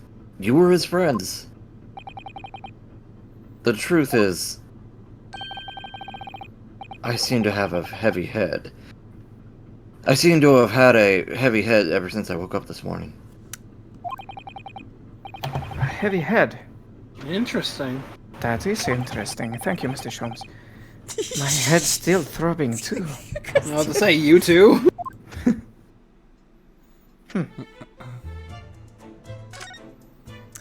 Well, golly gee whiz, we gotta expect this again. It really is such a beautiful color, this glass. It looks like whatever it was has broken clean in two. But the other half is nowhere to be seen. And then there's the brick-colored mark. Which is shoe polish, according to that great detective you seem to know all about. I suppose it must be from Kazuma-sama's shoes. Maybe. But what I'd like to know is, how can the detective be so sure that it's shoe polish and not something else? How indeed? Because he's a great detective, of course. Well, I suppose Doc is here. That's hardly a reason, is it? Just in time. Hooray! Quack! Quack, quack, quack, quack. So it's clear that these letters were written with the ink that was somehow spilt on the floor. And they spelled the Russian word for wardrobe. Garderobe. Hit us with the thing.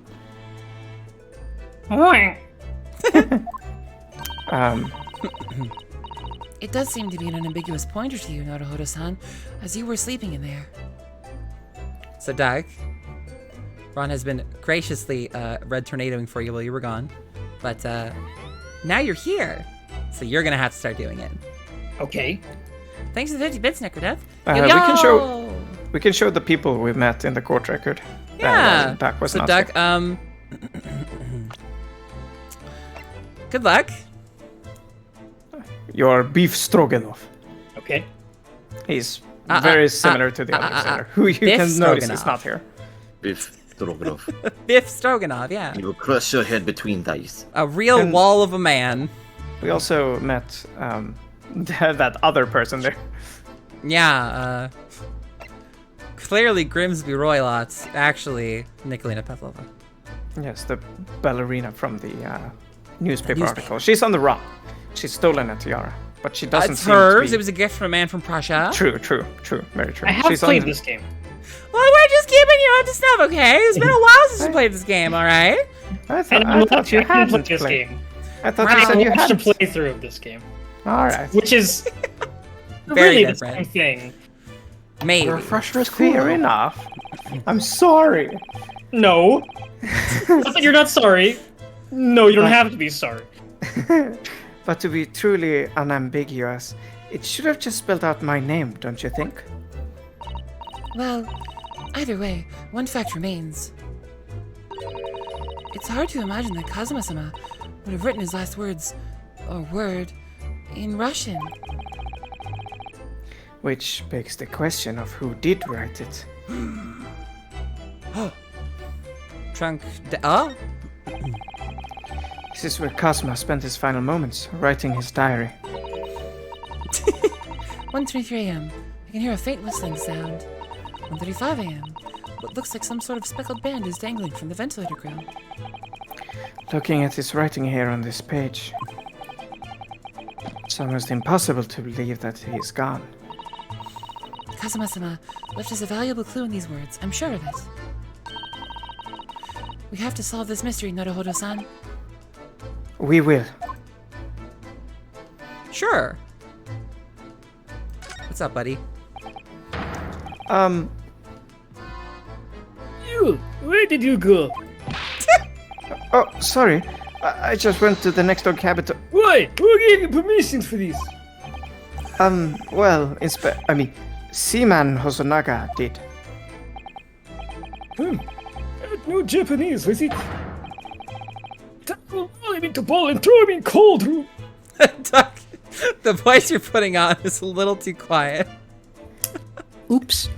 And Gabe is asking you a funny question about it. Is he constipated? No, I'm just distinguishing him from the other one I had to voice earlier. Yeah. Phew, he's gone back to guarding the door. With constipation. I hope Inspector Hosonaga doesn't find himself in too much trouble on our account. He's really gone out of his way to help us, hasn't he? When we get back to Japan, we'll have to take him for a steak at La Carnival. I'm sure he would appreciate it. That could be a very long time from now, Naruhodo-san. Oh.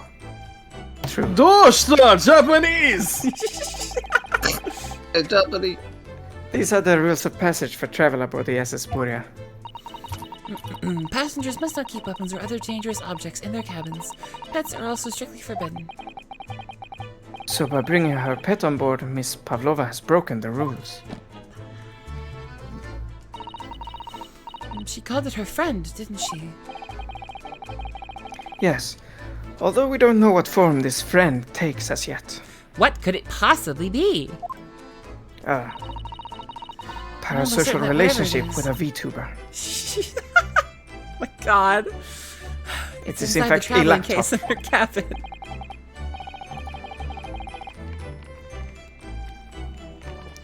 A friend. There's more to this than it seems, I think.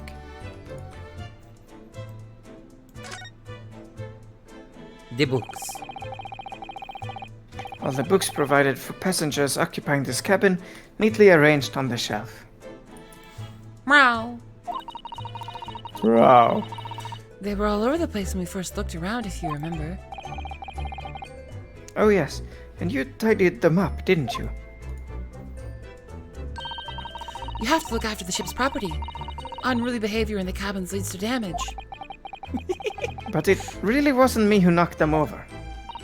Well, anyway, I feel much better now that they're neatly lined up. I can't relax when things are untidy. I can't somehow shake the feeling that you don't believe me. No. What do you I mean? think we've inspected everything else, so it's time to leave. Yeah? Let's get out of here, Scoop. Let's clearly be allowed out of here, Scoob. You didn't stop. Where are you going? 9th January. This is where your first cabin passageway. Look, Naruhodo-san! Seaman Stroganoff has gone! Strong enough? The burly Russian sailor who's always crossing his arms and glaring at us. All these Russian names are impossible to remember. I've only heard the one though. Well, and the other one. 3 of them. Violin Borshevik. Tra-la-la. Did you hear that? It sounded like someone singing. Tra-la-la, lira-lira-lay. Oh, it's Ray. Hey, Ray. Hey, Ray. Tra-la-la-li-la-li-la-lay, I did it the great detective way. And I did it my way. This caroling. I know that lark-like voice. Well, never. Did you describe it as lark-like? Never mind that now. This is a golden opportunity for us. Yes, you're right. We must seize it. The truth. Let's get inside Miss Pavlova's cabin while we can and investigate. Definitely. Before that stringy knot crewman comes back. Nice. Ryunosuke. It's Stroganoff, not Stringy Knot. I am perhaps a little bit racist. No. 9th January. This is about your physical lab number 2.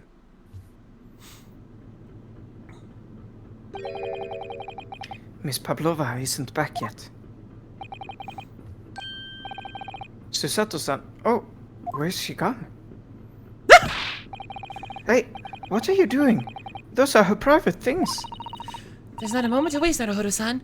We must investigate as quickly as we can. I suppose you're right. For Kazuma's sake. I will rip apart this dress. Not just for Kazuma-sama. What do you mean? It can't be long now until we arrive at port in Hong Kong. I don't want you to be in those handcuffs when we get there. Really? We must solve this case, Naruhodo-san. By ourselves if we have to. Yes, we will. Yes, I am. Yes. Whoa. Yawn in there. Yes, I am. I can't find anything out of place about this big bag. Naruhodo-san, are you there? Sorry, I'm right here, yes. Why? Oh, good. I thought you might have climbed into the wardrobe when I wasn't looking. There's no place like... You're very charming, Susato-san. I appreciate it. Good job, Sato. My goodness. Believe me, I don't have some strange compulsion to jump inside every wardrobe I see, you know. He's been absolutely slaughtered. He's not in every closet. Only my own and Kazuma-san's. I mean, Well- Kazuma-san's. Anyway, Whoa. Whoa! I'm not sure anyone can fit inside this one. It's full of beautiful outfits. I suppose they're all stage costumes. I was rather hoping we might find Miss Pavlova's friend hiding in there, but no such luck. It'd be great. So, this ventilator connects to Kazuma's cabin next door. Yes, although what a fool a shipbuilder must be to open a ventilator into another room. Ah, maybe. It's so that if there's a gas leak next door, the occupant of this cabin would notice and raise the alarm. Or the occupants of both cabins would die of gas poisoning. That is a possibility. Anyway, last night Kazuma wrote that he saw a speckled band coming out of this ventilator. Speckled band.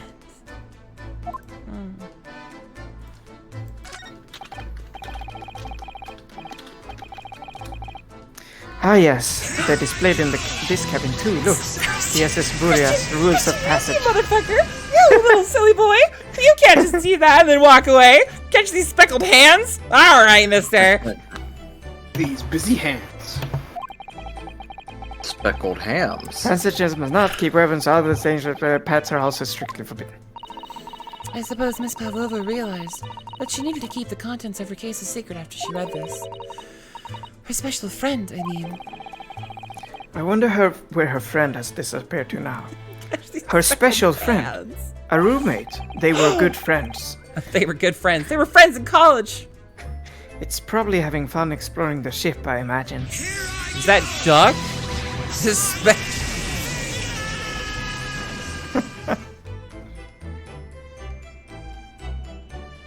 Hi. Hi. Oh, she's gone.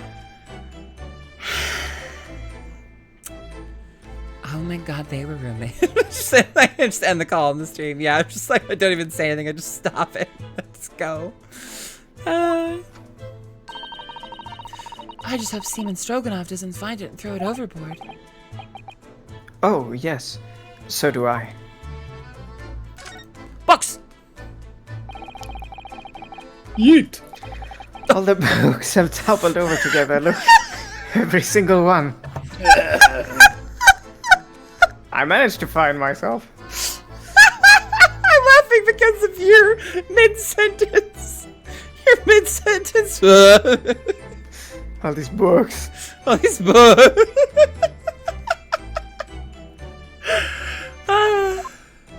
Critical duck moment. Do you think that's the god of the sea, perhaps? He's toppled too, though. It's exactly the same as the bookcase next door. I'm sorry. In Kazuma's cabin.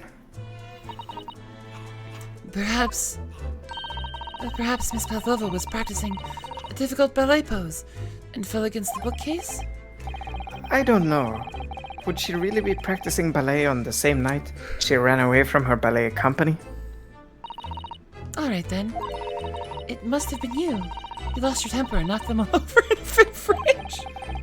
Not everything bad that happens on the ship is because of me, you know. Oh my god. Only some of it. Well, anyway, I'll set them all straight again in here too. I don't like seeing things in disarray. Wow.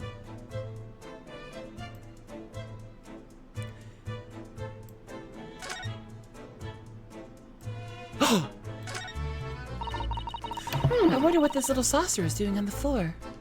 Not flying, that's for sure. Yes, it doesn't look like it's been dropped.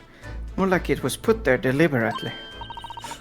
Do you think there could be a leak in the room just above here? What? A leak? Is this ship quite safe? I'm sure that even if there's a little leak on the roof, it doesn't mean the whole ship is going to sink. No. Oh no! Oh, I hit my yawn. Oh fuck. Ugh. No, you're right. Of course you're right. She's really trying hard to persuade herself, isn't she? Don't Me worry. when anything goes wrong. These aren't the Warframe forums. This isn't Minecraft. Did you hear about that lately? More more military documents were leaked on a Minecraft forum. A Minecraft server. Actually, specifically, it was the Discord server of a Minecraft YouTuber who had created a splinter Discord group because they were being too gamer to play Project Zomboid. Excellent. Oh my god. Doc, I appreciate Incredible. how much detail you laid up on us. It would seem this teapot is empty. No! So the natural conclusion is that the Russians are a very thirsty people. Yeah. Or because Miss Pavlova only came into this cabin last night, she hasn't had the chance to make any tea yet? I mean, it could be either. I like my theory. It's definitely that they're excessively thirsty. I'd lay 1,000 to 1 on it. You're rather obstinate, aren't you, Naruhodo-san? Thank you. The trash. I suppose every cabin has a waste paper basket. Shall we have a little look and see what's been thrown away?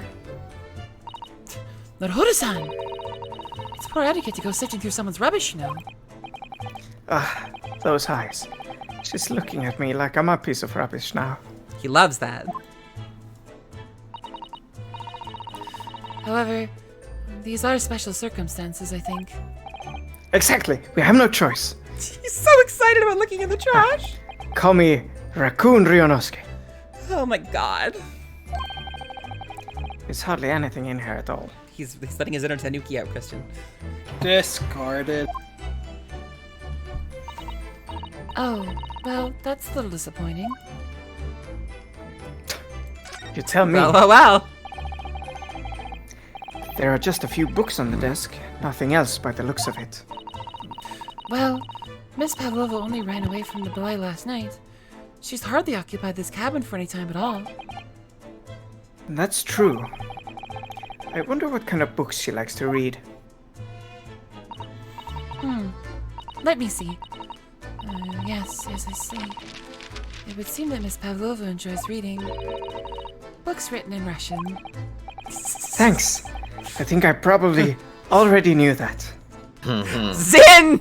Zin, how fucking dare you? Holy Fuck. fucking bingo, what?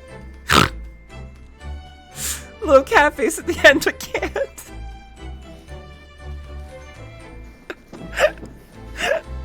I actually know more detail, but I probably shouldn't share. It's fine, yeah, don't share. Don't Tell us after. It's rude to ask too much of people, Naruhodo-san. Kindly remember that. And finally, Oh my! Miss Pavlova's case is open. It's completely empty inside. But according to the great detective's great deduction, she was hiding her special friend in there. Her roommate. They were roommates in college? Yes, a friend that she had to keep secret. Because you're not allowed to bring animals aboard the SS Buria. not allowed to bring what aboard the SS Brea, Christian? Animals. Nah, okay. Pets. I wonder what kind of animals she had in there. It's the 1800s, don't get at me. More to the point. Well, technically it is. It's the has just become 1900s the now, 19 buddy. Yeah, but by like a couple months. Where is it now?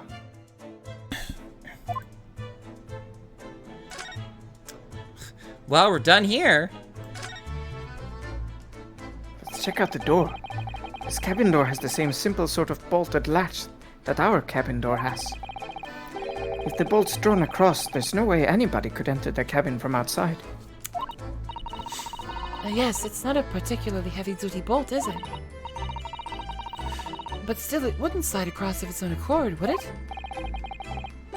No, and the door is made of metal, so there's no chance of trickery using magnets to unbolt it from the outside. Magneto. Magnet. Ryan, thanks for the tier for 31 months. And it seals up perfectly, too, to stop any seawater coming in. So you couldn't use the method you told me of passing a thread through the cracker on the closed door, either. I seem to know a lot of tricks for opening doors. I'm starting to see why they suspect me. Well, we're done here, I guess. Oh, I had to click this.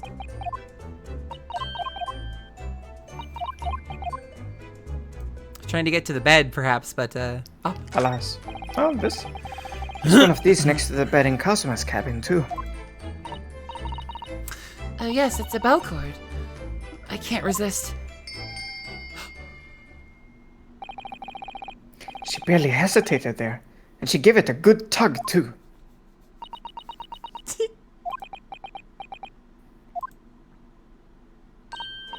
No, I didn't actually expect anyone to come.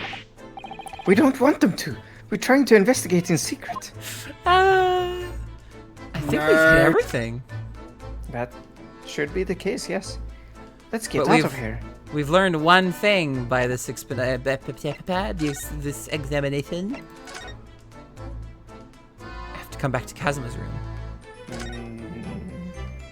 To perhaps No.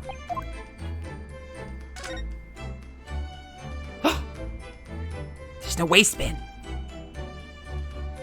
I suppose.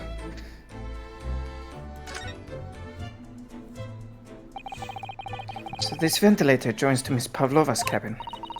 Yes, that's right. And just a few minutes before he died, Kazuma saw something emerging from it.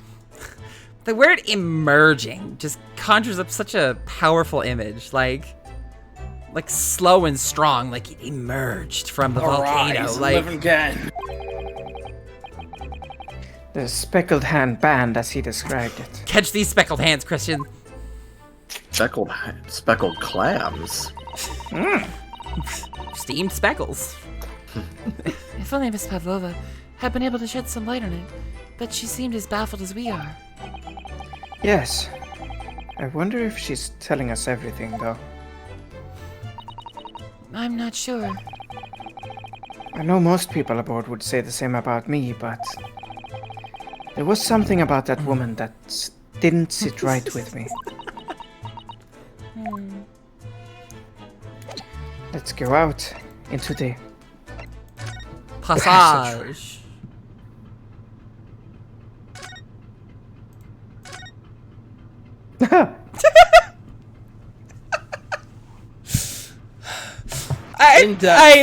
It's like Blue's fucking clues, dude. Like, can you spot the clue? Like, fuck, I don't know, man.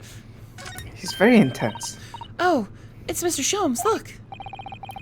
Wow, you never know where he's going to turn up next, do you? He seems to be stealing a look at something as he sings to himself.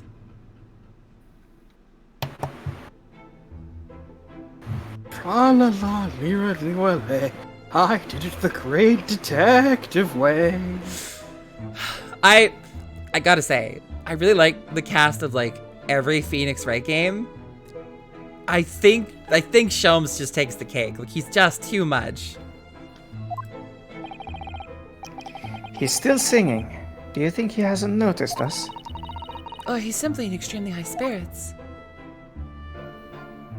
Yes, there were times, I'm sure you knew, when the yard bit off more than it could chew. Oh my god, it is. It really is Frank Sinatra.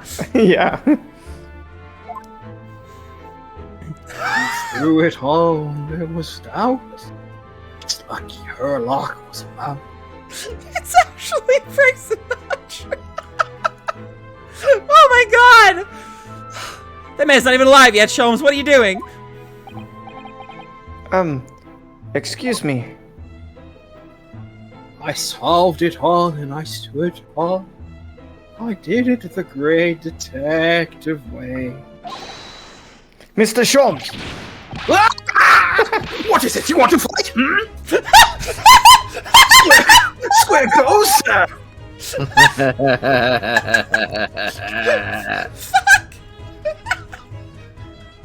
This is actually right to throw hands! I can't! I'm gonna die! I'm actually gonna die! Your true detection. Yes. Oh, fucking, he turned up, fucking threw his hands up, bang! Like, he's ready to go! Produce this right hook, see? Yeah. Oh my god. Honestly, interrupting a fellow when he's singing. Now it's just about to reach the climatic finish. Sorry, I thought you were never going to stop, so I figured now is as good a time as any. Very near drop to the floor with you with one of my famous right hooks. Alright, I get the picture. Now could you put those fists away? When the fit gets into him. Mr. Sholmes, you seem to be examining something before we interrupted you. Ah, yes, that. I was immersed in the study of the ship's log, as penned by the stockily built crewman who's usually on guard here. Oh, yes, the ship's log. And did you find out anything useful from it? Well, at 2 a.m. this morning, the majority of the entries are blank. What? Which means that there was nothing to report. Nothing of note happened, so...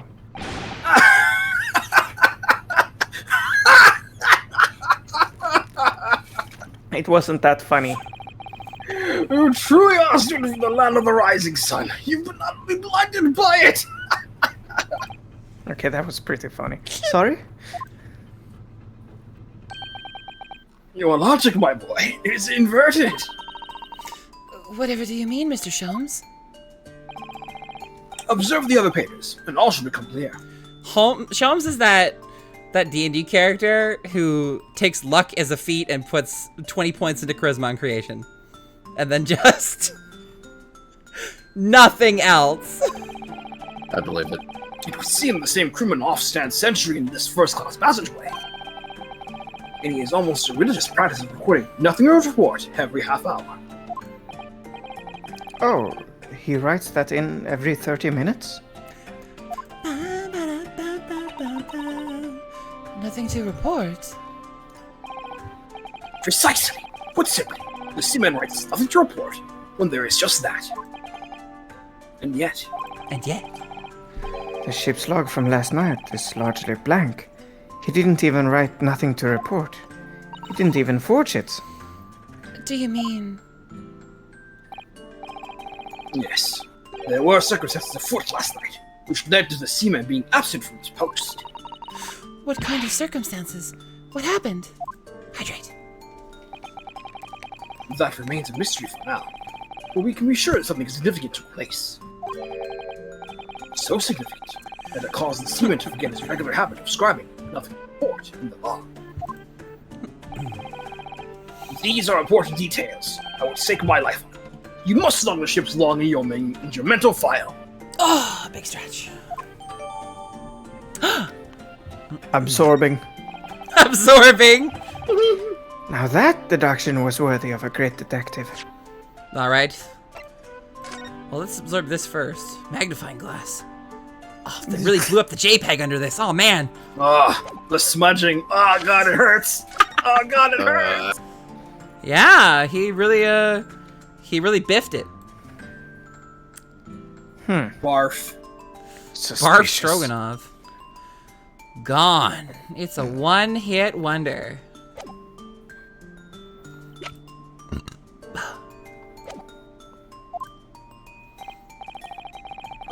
You're starting to understand what my way is, I see. What makes Sholmes Sholmes. Brilliance. Brilliance.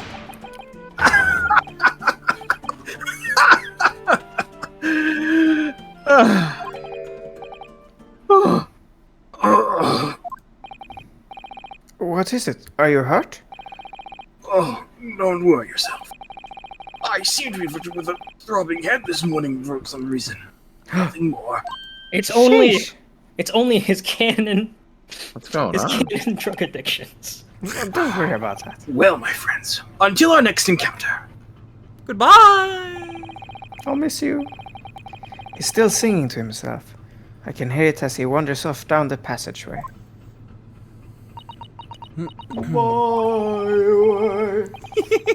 Is something wrong, Susato-san? You seem lost in thought. It's just... well, I feel the same. Sorry? Ever since I woke this morning, I've had something of a headache. A sort of continuous throbbing. Oh, you too. Everyone's having it. I think maybe we should kick down this door and it'll pass. This fit of ours. That door leads to the second-class area. It's locked. I can't open it. No, well, that stands to reason. No one wants to let the murderer escape. Gosh, she gave me a very stern look when she said that. Finally, I got to read a funny line without stuttering through it. Gosh darn it, these lines are killing me. Mosley! Leon, help. Mosley Graham! To be fair, I Get me think back my in there. throbbing head would have been much worse if Sholmes had caught what's me that? with those speckled hands of his. Oh my god, we're sinking.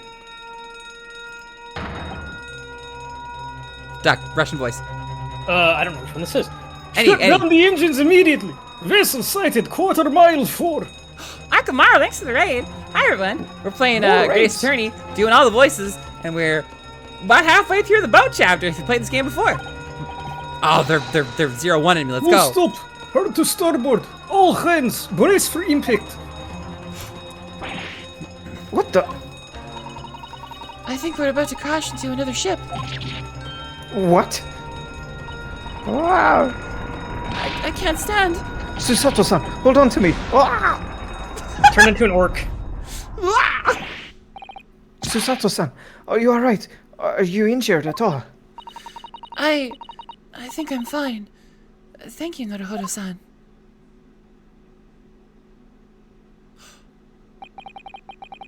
It looks like we avoided a collision. I think... Yes, the ship has come to a stop. Oh my goodness, what about you, Naruhodo-san? Are you hurt? No, I'm fine. Hello, Is anybody in there? Shout if you need assistance. I don't know who this is. I just guessed. Oh, that sounds like Inspector Hosonaga? Like, it was a good guess. Did you name like is our good Naruto. cyclone impression? Anyway, is that you in there, Naruto-san? Unbolt the door quickly. What? The bolt? Look at that. The door's bolted. Did you do that, Susato-san? No, I didn't touch it. Well, that's strange. How did... Momentum, guys! Yeah! Look at all the books. Oh, man. When the ship comes to an emergency stop. Gravity. They're just like they were before again. Newton's laws, baby. Naruhodo-san, aren't you going to open the door and let the inspector in? No. I'd better tidy this place up first. Oh man. A violent emergency stop had solved one mystery at least, in a very vivid way. But I knew that what awaited us on the other side of the cabin door would not be pleasant. Oh, It was, after all, Inspector Hosonaga. Hey! I hurried around tidying up the okay. cabin with a new sense of foreboding in my heart. Are you ready for this? To be continued the second. Man, these cases are big. I love this. It wasn't too long ago, I think, that the last one was. Yeah, that was a fairly short intermission, I think.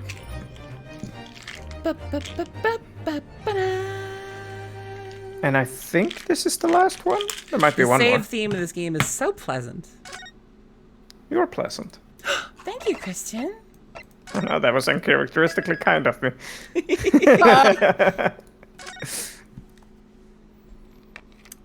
Well, surely you have to have some kind of hard compensation now.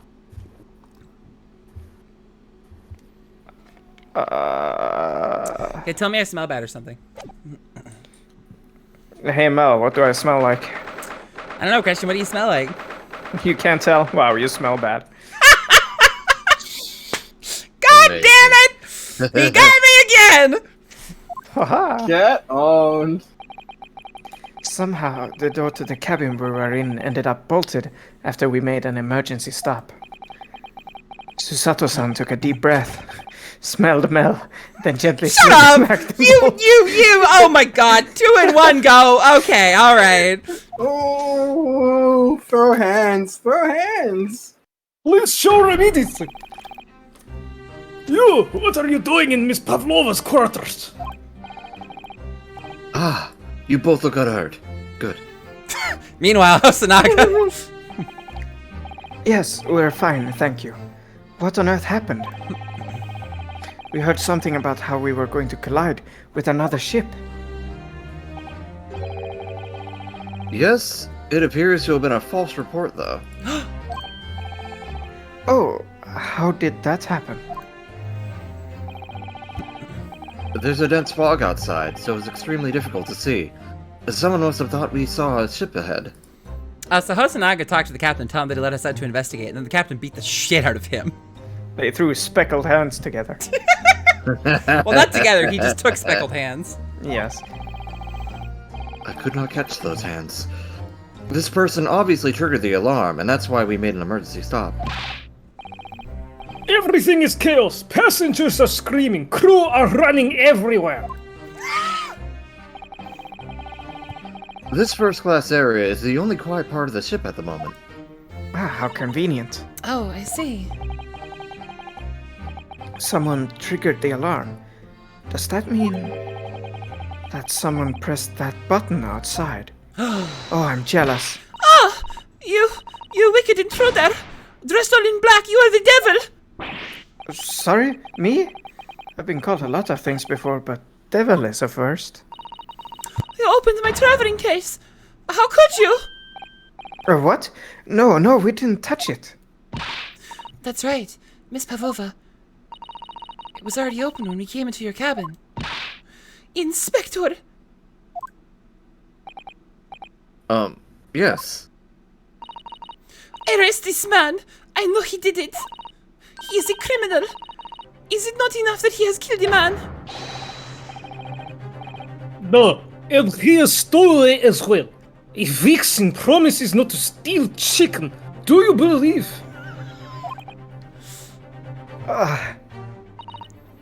Take him away. He is a trespasser as well as everything else. Going away, trespassing, killing. She is right. You are devil. It doesn't look good, does it?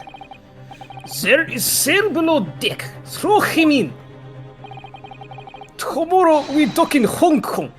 Then we give you straight to Paris. Wait, a cell?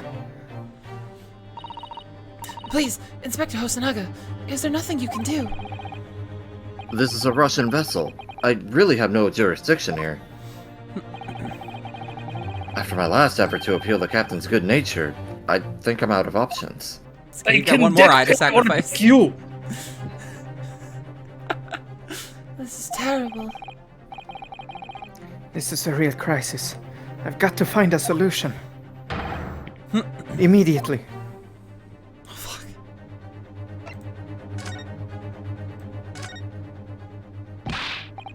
Please, just give me a little more time. I do nothing for you. Except show you way to ship's prison cell. Thanks, but no thanks. But I'm innocent. I didn't kill anyone. In trespassing, in stowing away? Well, you know, sometimes life can lead you down some unusual avenues and, well... Avenues of murder. Enough. You're guilty. Ship's cell is place only fit for you. Come on, there has to be someone. Some savior to rescue me from this crisis. Hosonaga? You've got yourself into a difficult situation here. By entering this cabin uninvited, I mean. Sorry, I was just so desperate to find a clue. I'm afraid there's really nothing more I can do to help you. If I push my luck any further, a punch to the face will be the least of my worries. Oh god. I'm really sorry. I have to take responsibility for giving you the freedom to investigate Miss Pavlova's cabin. Now this has happened, I'll have to report to the captain at once. I really need some help here. I need a savior to rescue me from this crisis. I need a hero. Surely it'll be the little girl. Miss Pavlova, can I... Get out! Listen, I'm sorry that we snuck in here without your permission, but Get out! Now! we just needed to investigate in here to help understand... Get out in Russian. Get out in It's no Russia! use. She's not going to listen. Get out, Ski. I need to find someone who will. Who could possibly save us from this issue? Oh, indeed.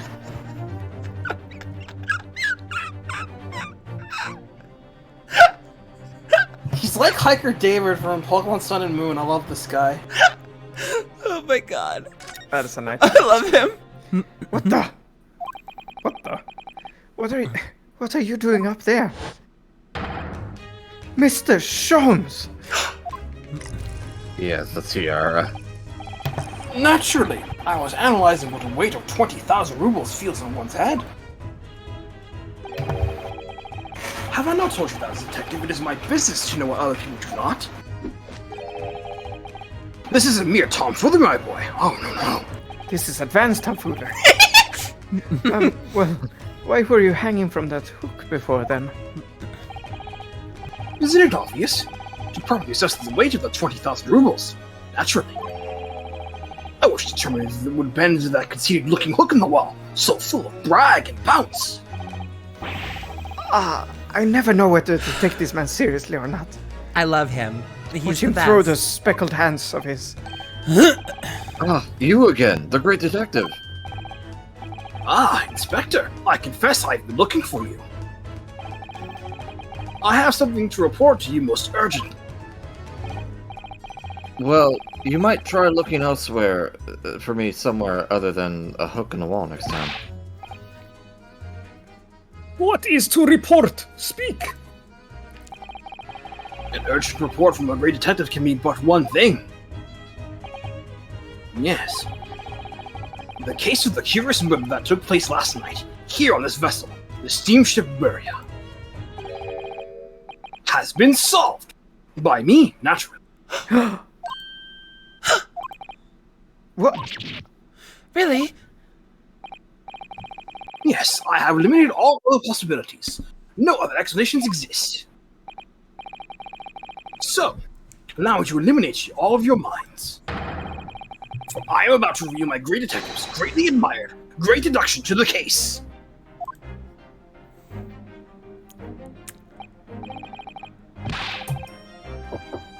You have solved it. Even a hedgehog understands this case. Got to go first. We all knew who was responsible for killing student boys this morning when we found criminal in the wardrobe. We all knew who was responsible for killing Sonic the Hedgehog. I have played the game. It is this stowaway, and he has handcuffs to prove it. I didn't do it. If I wore handcuffs, I would be guilty. True. The trouble is, there doesn't appear to be anyone else who could have killed the victim. Because everyone knows the cabin door was bolted from the inside. That means the culprit must be someone else who was inside the cabin. Yes, it's what's called a locked room mystery in detective stories. Locked room. That is point. The room, it was locked. Thank you. Can't deny that. There's no way the bolt could have been drawn across from outside the cabin. You are all quite mistaken. The cabin next door is not a so-called locked room at all. What? Oh yes, there was another entrance. An entrance used last night by the culprit in order to gain access to the cabin, despite the bolted door. Oh my god. What other entrance? We never discovered one. Why, it keeps open-mouthed at you even as we speak. The ventilator, man. The ventilator?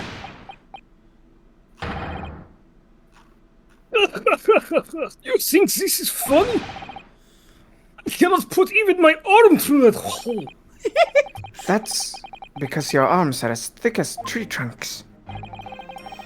You're suggesting that the culprit entered and left the victim's cabin through that tiny opening. That is not possible. Ah, but it is. And last night, the victim even witnessed the intruder in the act of passing through the ventilator. Oh. And Mr. Sholmes, do you mean... Are you referring to the words Kazuma-sama wrote in his diary? 1:23 a.m. I can hear a faint whistling sound. 1:35 a.m. What looks like some sort of speckled band is dangling from the ventilator grill. Precisely, my dear madame. But what does it mean? And what is this speckled band? What is this speckled band? The answer to that particular conundrum is in this very cabin. Oh my god. Mr. Sholmes, what are you doing? He's got the fit. There is a distinct element of danger, but fear not, I am ready. What I am about to expose for you all to see will shock you to your cores. Behold!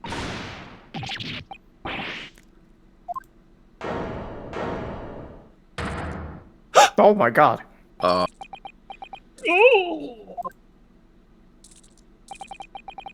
Allow me to introduce you all to the band, the Speckled Band. A snake! It's me. Indubitably.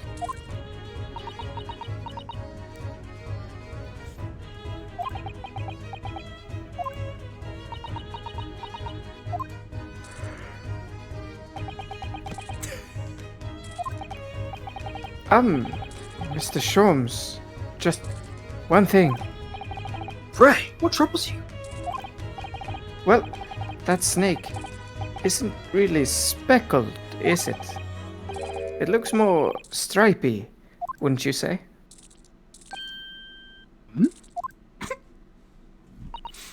Yes, you're right.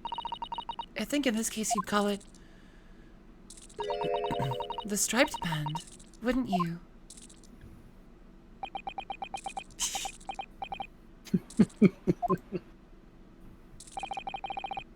We both see and observe, with distinction.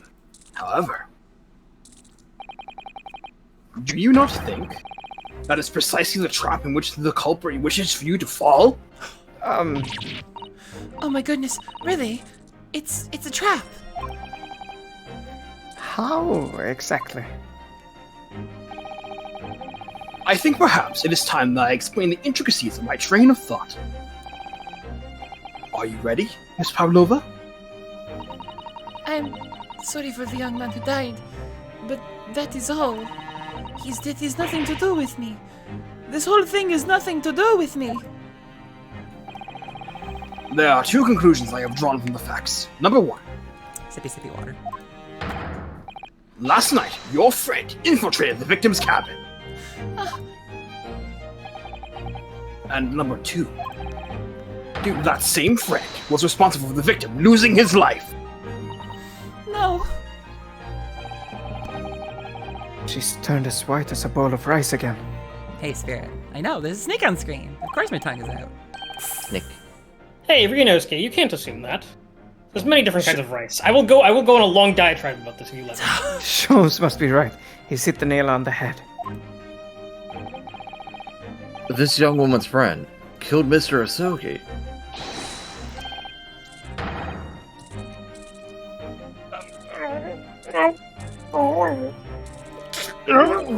It looks like he can't speak with that snake coiled around his head. God, I wish that were me. I would advise a little movement as possible, Seaman. You wouldn't want the fangs of that long friend in your neck. So, everyone, let us begin. Get ready, Ray. Round 2. Herlock Sholmes is proud to present his logic and reasoning is spectacular. I can see why you wanted me to voice him, by the way. You're perfect! God! That's real fun. While he's doing that, I'm gonna quickly head to the bathroom. Go quick. Miss Pavlova, moments ago you claimed the following. His death has nothing to do with me. This whole thing is nothing to do with me. Yet you cannot deceive yourself. Yes, when you recall those horrid events, your aching heart smarts with pain. And it is that very pain that evidences your inextricable link to the victim's death. So we ask, what was the nature of this intruder that stole the victim's cabin on that portentous night? Why, naturally, it was the friend which was the reward of this vessel, was it not? Ah, as expected, another telltale glance. Without doubt, your friend is the writhing serpent we see before us. And yet, the fact that leaves us in a quandary. The victim's written observations of the night in question tell of a speckled band, It's really going for it. whereas regrettably, this specimen's markings do not fit that description in any way.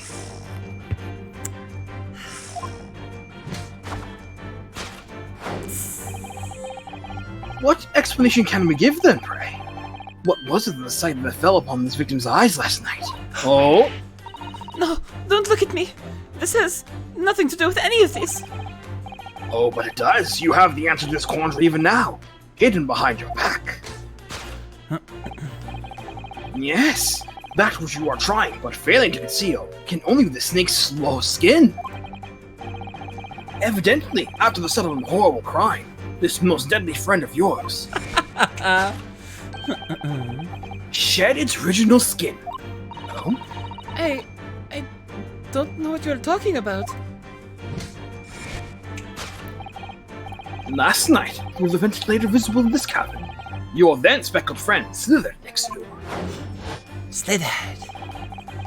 Using the bell cord on the other side as a breach, the serpent silently descended into the victim's quarters. In the dim light, it appeared to the young gentleman who was about to lose his life as a speckled band. In summary, the nature of this friend of yours, which has last night infiltrated the scene of the crime, is a rare breed of snake whose markings change each time it swallows its skin. A snake so dreadful, you can only imagine it will be found in the deepest depths of India. True. Yep, clearly.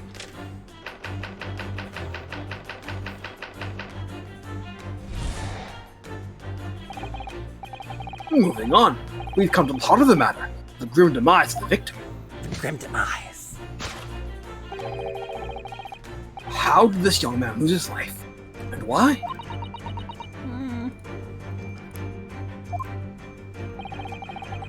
According to the data of which I have been apprised, it would appear there were no visible signs of injury.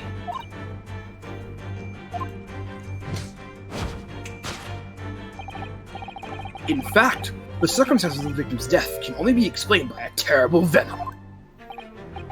Now, if we take that as fact, we can reasonably imagine that there remains evidence to affirm it at the scene of the crime. Oh no. Could it be? Trying to eat quick. Yes, an examination of the deceased's body will prove the cause of death conclusively. The almost, but not quite, imperceptible nature puncture wounds left by the venomous fangs receive the truth. Yes, the vestiges of the snake bite delivered by your terrifying friend. This makes no sense. There's no point feigning ignorance, Miss Pavlova. After the incident, you endeavored to hide everything, didn't you? But now your involuntary glance betrays the hiding place you chose. That's right. You hid the evidence that links you to the victim's death in that traveling case. When we first met in this cabin, it came to my attention that your case moved periodically. Your serpent assassin was arrested inside, no doubt. Sinister Serpent. You don't.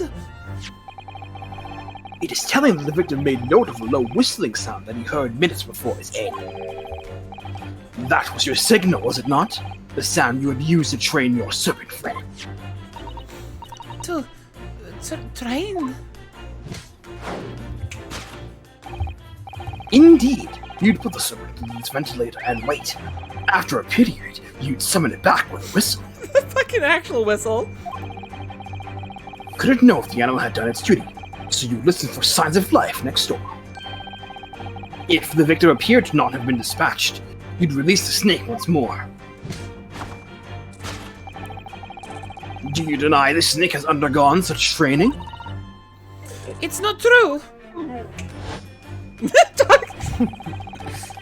Having slithered through the ventilator and down the bell cord, the creature needed only to sink its fangs in once.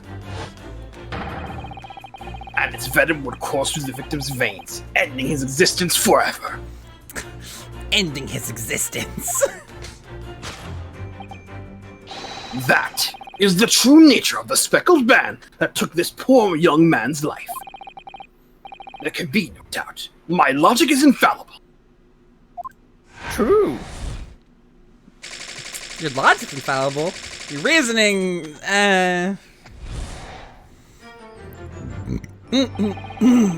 Thus concludes Herlock Sholmes' great deduction of the speckled band. Burnt it. Uh-huh.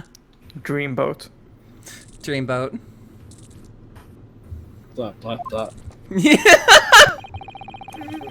Miss Pavlova has trained her pet snake as a killing machine. There on the floor, you will observe a saucer of milk. The promise of food is the key to training any creature. Incredible. You solved the mystery. Amazing. Your great deduction really lives up to its name. I see now why Herlock Sholmes has become such a household name. My dear man, it was nothing remarkable. As Rush would say, I could have done it with one left hand.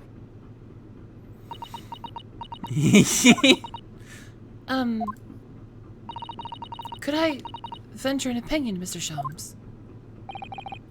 But of course. What's on your mind? It's just about your deductions before. Some things don't quite make sense to me. I welcome questions as to my method, and we'll answer both loudly and proudly. Oh, well, good. First of all, snakes are egg-laying creatures, part of the reptile family. You are well informed, madame. And reptiles, don't drink milk. Ah, It's really only mammals that like to drink milk, you see. So, I'm not sure it would be possible to train a snake using milk as a reward. no matter. No doubt Miss Pavlova used some other trick to encourage her pet to do her bidding. Milk was merely an example. The logic holds. Well, there is something else. Snakes have no ears. Ah, I am a fabrication. Are you a fabrication, or are the ears a fabrication? You'll never know. Yes, so I'm not sure it would really be possible to signal a snake by whistling. So, true facts, snakes do not have ears, but they do have all of the makings of the inside of an ear on the inside of their skull. So it's not that they are deaf, it's that all sounds are dulled because they do not have an ear hole, per se. They have the ear canal. Yes. So they can still hear, and, you know, they aren't completely deaf, but they have no visible ear holes. but madame, what of the tales from Arabia? Have you not heard of the snakes that dance to the sounds of flute? I think perhaps the performers play their music in time with the snake's natural movements. Oh, I see. No hands, no feet, no ears? These creatures are so inept as to be practically useless! No. No offense to current party, of course.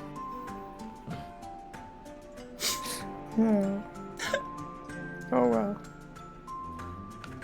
He called me useless. At least she smells good.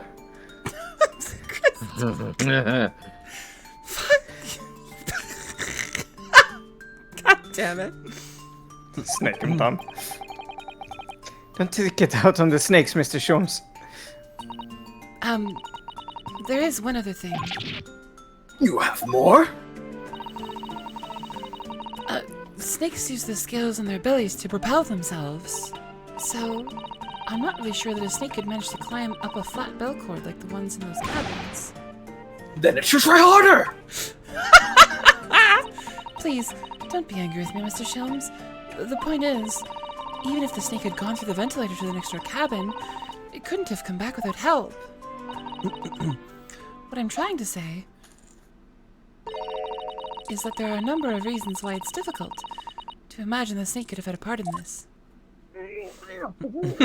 Aww.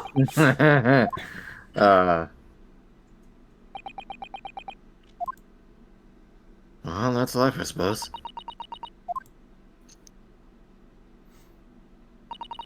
I think we need to step in and help again, Mr. Naruhodo. Oh no, you don't mean... Yes, we need to modify Mr. Shelm's latest deductions and turn them into the great ones they ought to be. I had a feeling that was coming. Oh yeah, they can't climb a sheer wall. So like, yeah. Because the pull cords are so flimsy, a snake would have a very hard time climbing up it by itself without any... If there was perhaps a pipe leading up to the ventilator, a snake could definitely manage it up the pipe. But the bell cord, nah. Alright.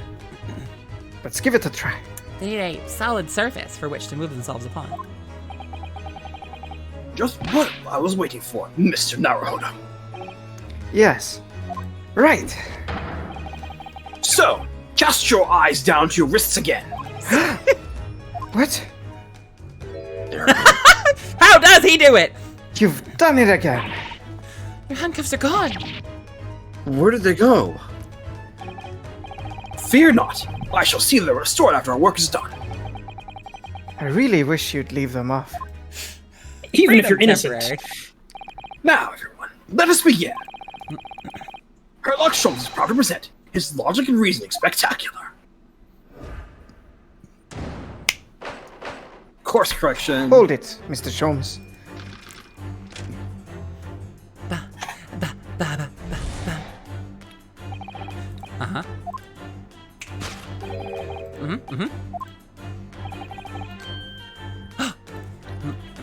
Where is she looking? Your aching heart. She does have a pained expression on her face. Yes, that's true. She looks as though Kazuma-sama's death is weighing on heavily on her mind. But you're not sure Mr. Sholmes has read her quite correctly, is that it? Could there be some other way to interpret her expression then? Let's take a moment and really look close at Miss Pavlova. It's time for a battle in 3 dimensions. Ooh. I like Biff in the background there. Just Thank you, Duck. golly gee whiz. I wonder what it could be. What did Joe just say? What could it possibly be that is the problem here? Oh my gosh, I simply cannot tell what the issue could be. Wow. Oh, Naruhodo-san, look, I heard you, Christian. that looks like a very painful wound.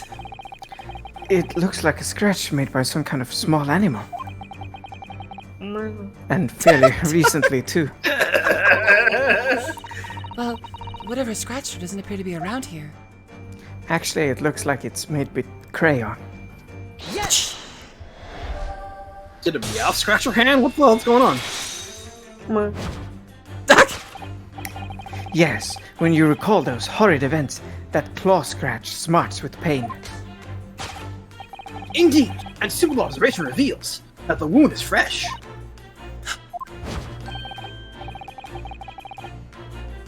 Miss Pavlova, did you in fact receive that scratch? Guys, it wasn't me. It was Scory.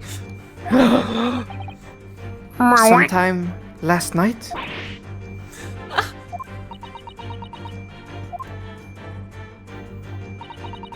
When I think about the young man who died next door, I feel so sad. And when I am sad, the pain from this wound is worse. And it is that very pain that evidences your inextricable link to this victim's death. So, we ask, what was the nature of this intruder that stole into the victim's cabin on that portentous night? Good question. Well, naturally, it was the friend that brought you aboard this vessel, was it not? I suspected no telltale glance. Without a doubt, your friend is the writhing servant we see before us. But, It seems likely that the scratch mark on the back of Miss Pavlova's hand was made by this friend of hers, doesn't it? Guys, I don't know what you're talking about. There's no imposters here. There's no cats here. There's no anything going on. I don't say meow. Who says meow? It's not me. That's a Doug thing. He says meow. Yeah. It's not me. There's no. See, he he said it says- right now. He says quack. There's Or no cats wor- here, guys. What are you talking about? He's either a duck or a worm. Because say much like meow, too. Pokemon, worms say worm. That's the noise they make. Except, snakes don't have claws, do they? No, they don't. It's true. They don't even have hands or feet on which claws might grow. Well, okay, snakes don't. But let me show you something, chat. Here, look. I got hands. See? she's got hands. See? Throw hands. But I don't have claws. So what you're saying is you're the criminal. What? I mean, what? As an but- as a snake with owner of well, hands, I mean, I'm not. you are the prime suspect. I mean, I'm Well not. then. I'm like, maybe.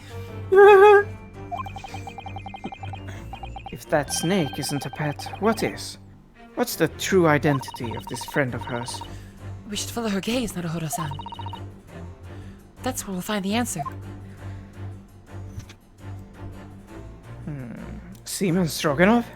Wait a second. Wait a second. There's no doubt, is there? She looked in this direction. Straight at Seaman Stroganoff. Well, they do seem to be friends of sorts, but I can't imagine how we could possibly fit through that ventilator. Don't forget that I managed to fit inside Kazuma's trunk when we first boarded this ship. Hey, Duck, can we get a quack? What do you mean? You got one earlier. No, 3 minutes ago, there was a new one. Yeah. I did. It sounded like this. I would ask what that proves, but I think an equivocal little smile would be more effective.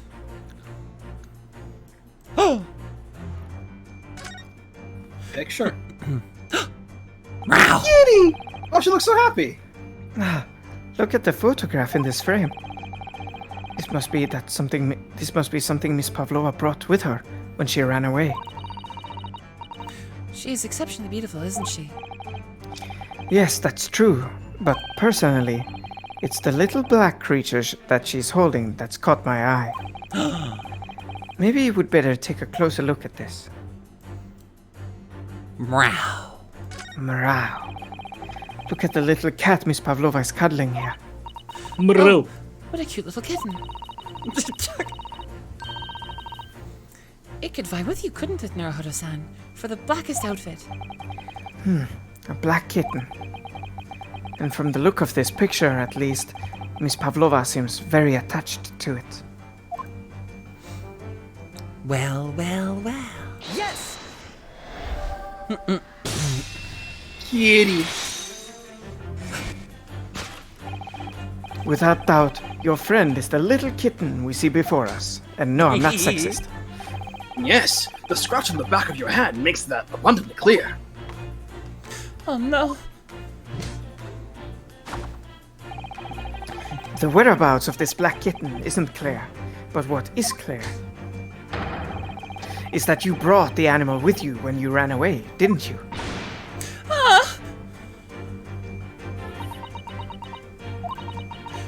Darka is my best friend. I couldn't leave her behind. Darka would appear to be a Russian blue. And yet, the fact leaves us in a quandary. The victim's written observations on the night in question tell of a speckled band. Whereas, regrettably,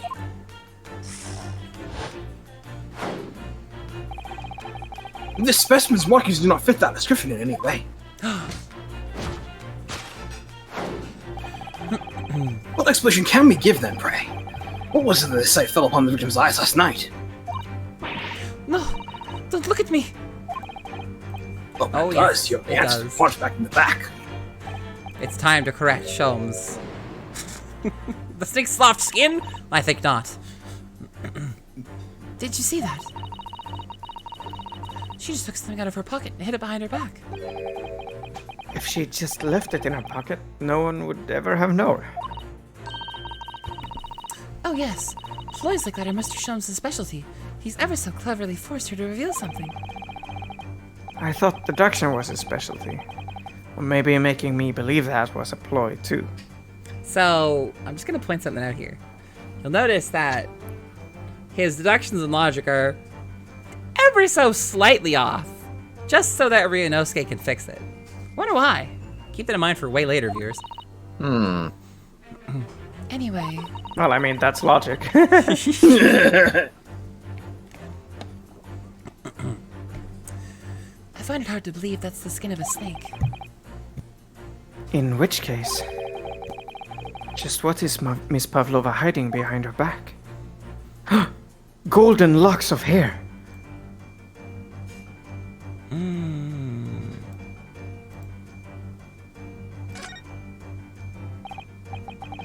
Well, it is speckled and it is a band, but Hey, noob, thanks for following. what is it? It seems to be soft and fluffy, A long piece of cloth of some sort. And that looks like a handle at one end. I think it may be a cat's toy. This sort is common in the West, apparently. How is that a toy for cats? Cats like to chase the band around and paw at it. Kittens in particular love that sort of play. You only need to wave it in front of them, and they pounce to catch it. That sounds positively adorable. Rainosuke, a man died. Oh well. Cat's toy? Yes!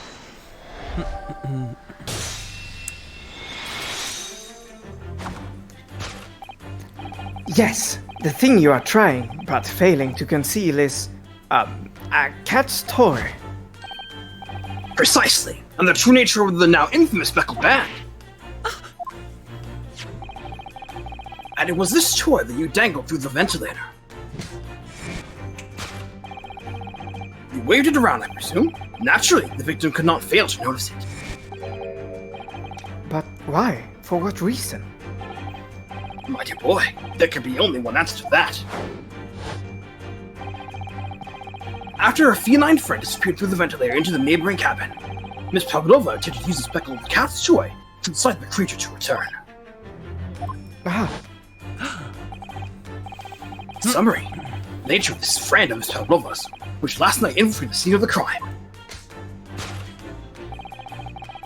is a blithesome Russian blue breed of cat by the name of Darka. Yeah! A truly troublesome feline young Darka seemed to be. She must be caged once found. You will forgive us for borrowing the photograph of your pet, Miss Pavlova. Look at this Photograph. Half the things in the court record are things that you remember, and the other half are things you just stole. Yeah. Yeah. It was after I gave her food last night. That's when it happened. She scratched the back of my hand and then ran up the bell cord. Before I could do anything, she disappeared through the ventilator. Darka, she is so naughty.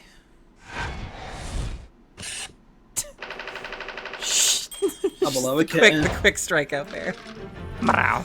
Now for the second topic. Oh, it is And the time. music starts going. Uh huh. Uh huh. Uh huh.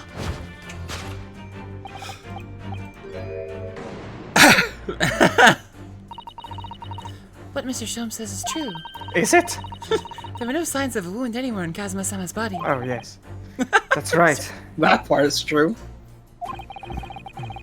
But Mr. Sholmes seems to be unaware of one very important detail. Kazuma wasn't poisoned. Yes, it would seem so. Let's give him the information he's missing now. Yes!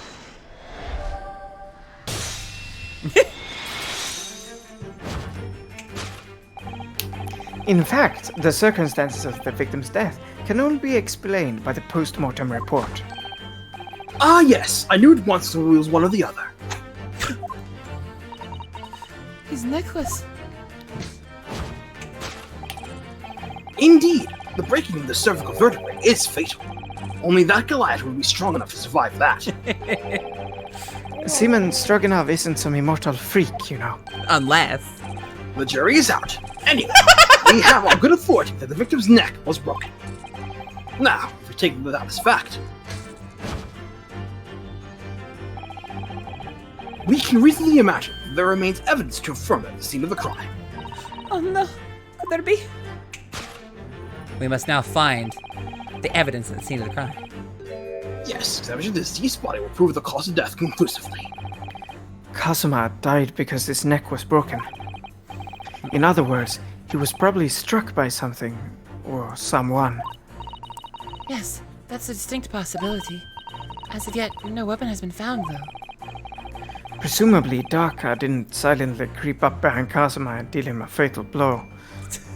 Presumably. If the cat walks up, fucking bitches get stitches. What? I suppose.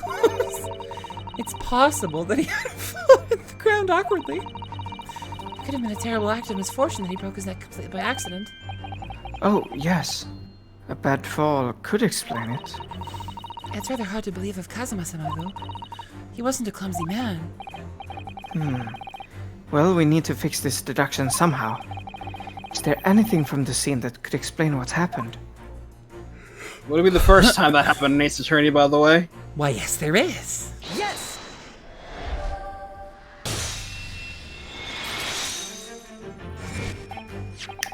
Yes! An examination of the mark on the floor will prove the cause of death conclusively.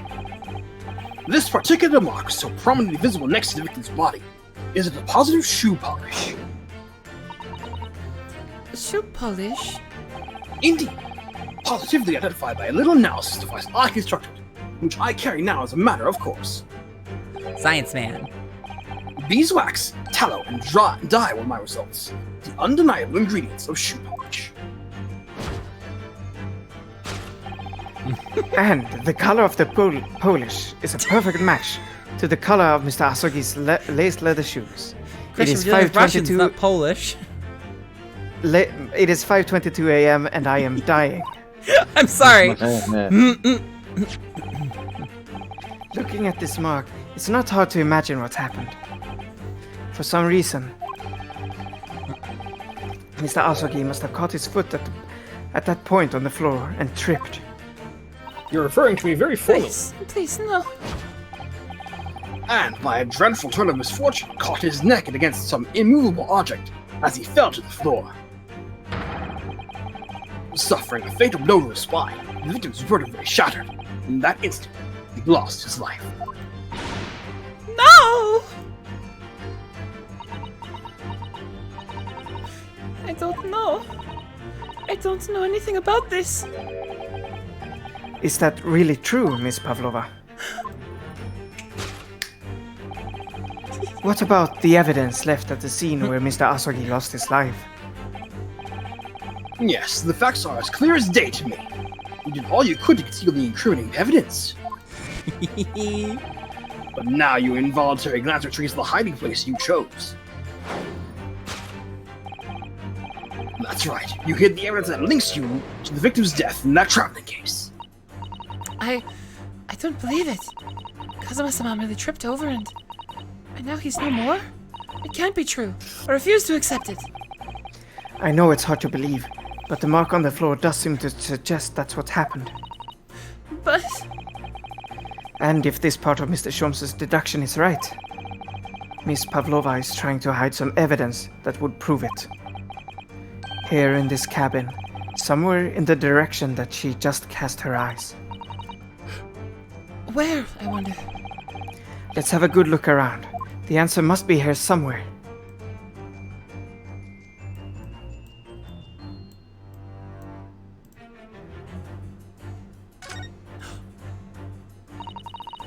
This is a waste paper basket. Perhaps all the first-class cabins have them. But Miss Pavlova only started occupying this cabin late last night. Presumably there's not much rubbish in there yet. Oh, what's that? It's a broken piece of glass, isn't it? Yes, it is. And I feel like I've seen it somewhere before.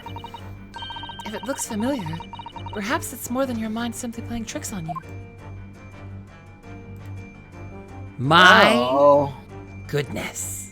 Yes! Always a clue in the trash. That's right. You hid the evidence that links you to the victim's death in that waste paper basket. Here we have a fragment of some intricate glass object, it would seem. One that has a familiar air, in fact. Precisely. We found another piece of broken glass on the floor in Mr. Asogi's cabin. And, as you can see, the two pieces fit together perfectly. Oh no. So, Miss Pavlova, shall we consider what this tells us? Why would it be that this part of this glass object, which was evidently broken at the scene of the victim's death, should be found in the waste paper basket in your cabin?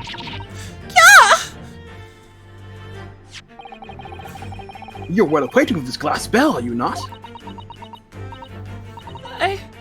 I don't. I don't know. In that hush rush tenacity of yours won't suit you this time, dear girl. Why? Because we have conclusive evidence linking you to the bell in question. What? Take it away, Mr. Naruhodo. Yes. The evidence linking Miss Pavlova and the little glass bell. That would be. Dun-dun-dun-dun. Dun-dun-dun-dun. Did you notice? Using heel bell. If you look at this photograph, you can clearly see Makes me laugh. hanging from darkest color. The very glass bell in question.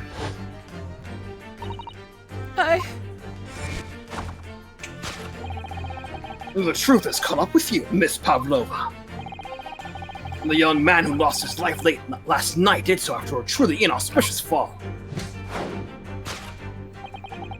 And the cause of that fateful stumble?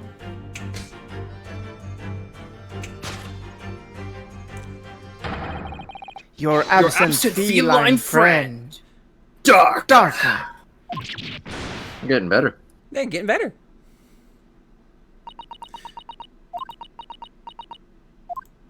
I couldn't tell anyone. I'm sorry. Death by tripping over a cat. Oh, Hey, no meme. Noah has almost fallen tripping over our cat. Elementary. Cats are dangerous. They will Quite walk a around tra- your feet and they will get in your way and they will follow you and you'll be like, cat, get the fuck out of there. Quite a tragic death. why don't you tell us now, Miss Pavlova? Tell us exactly what happened last night. And yeah, we have the truth now. It was a little after 1 in the morning. It was so late, but I hadn't had time to feed Dorka, so I gave her some food. And then all of a sudden, she scratched me and jumped out of my hands.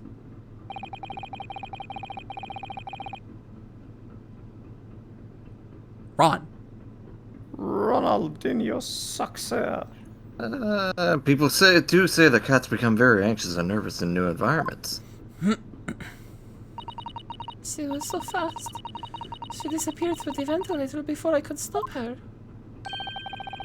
And that is how you acquired the rather nasty wound on the back of your hand, I take it. Yes, and I had read the rules on the wall. I knew that I was not allowed Dorka with me. Yes, modern science suggests that animals can carry infectious diseases. It's a precaution, really. So I listened and listened, trying to hear if there was some noise in the next cabin.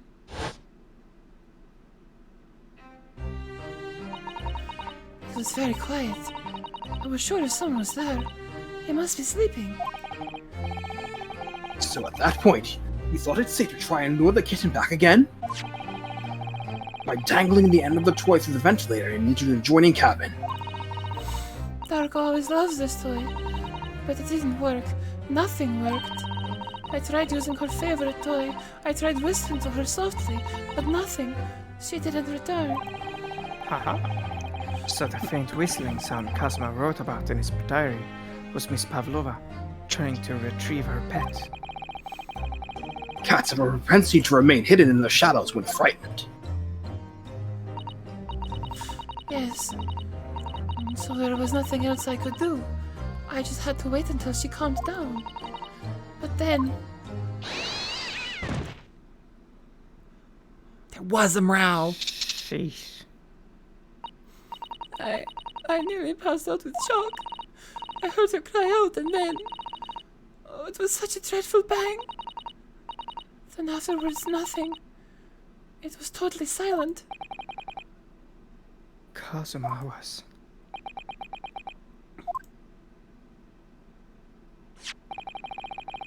From the appearance of the brown mark on the floor, It seems likely that what you heard was the victim stepping on a glass bell and tripping up. The SS Buria is a large vessel, but even she can pitch and roll violently without warning.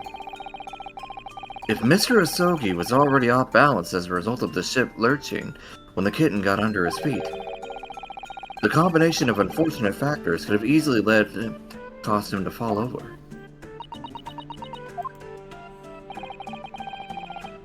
But what became of the kitten afterwards?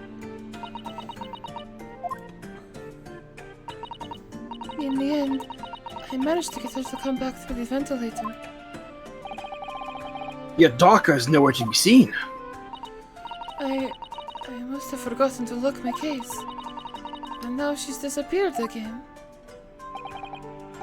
Gracious, that cat is as insufferably restless as I am. She's got the fit. Well, he knows something about himself at least. When I woke this morning, I heard that the young man in the cabin I'll next be to mine right back. Alright. had died. But I couldn't bring myself to tell you what happened. I was too scared. Scared that they would send me back.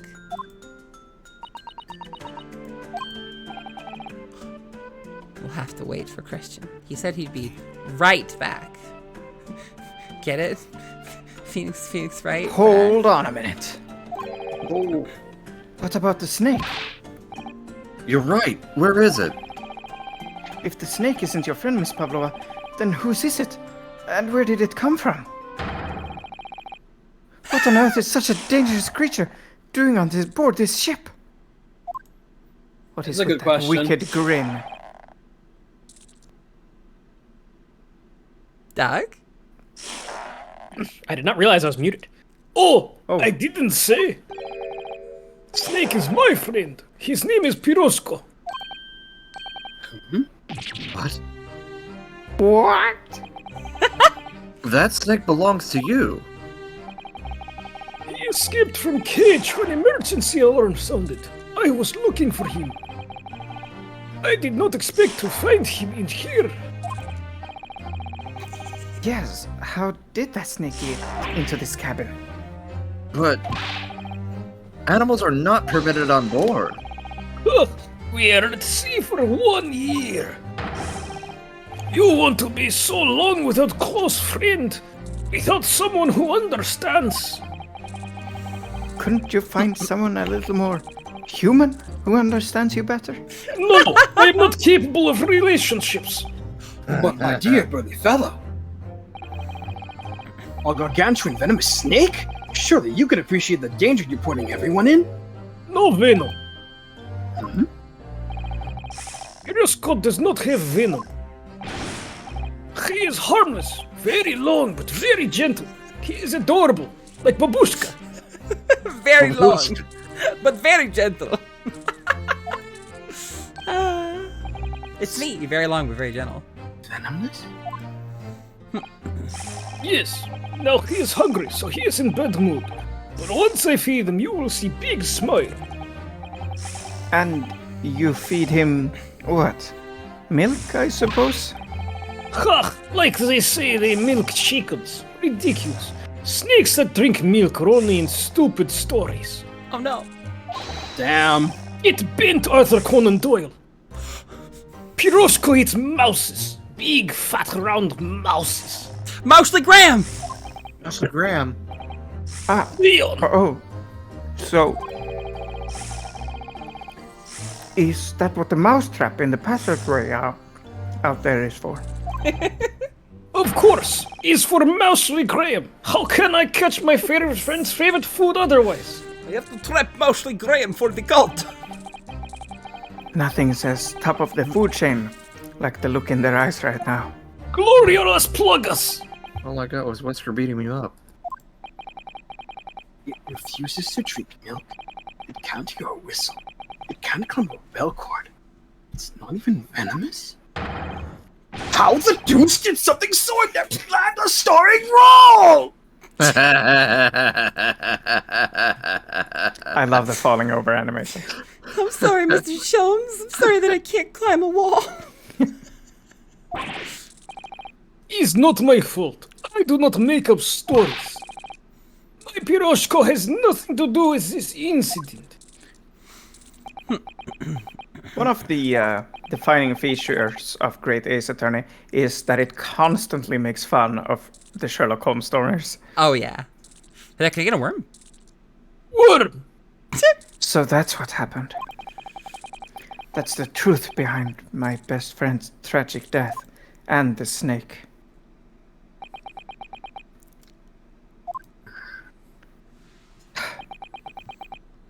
That's quite anticlimactic, actually.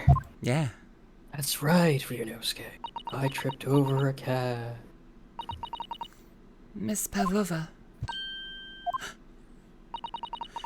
I understand the difficult situation you found yourself in, and I do sympathize. But please remember this. A young man lost his life. If you're going to attempt to cover up your guilt with lies, then no matter what the circumstances, I cannot forgive you.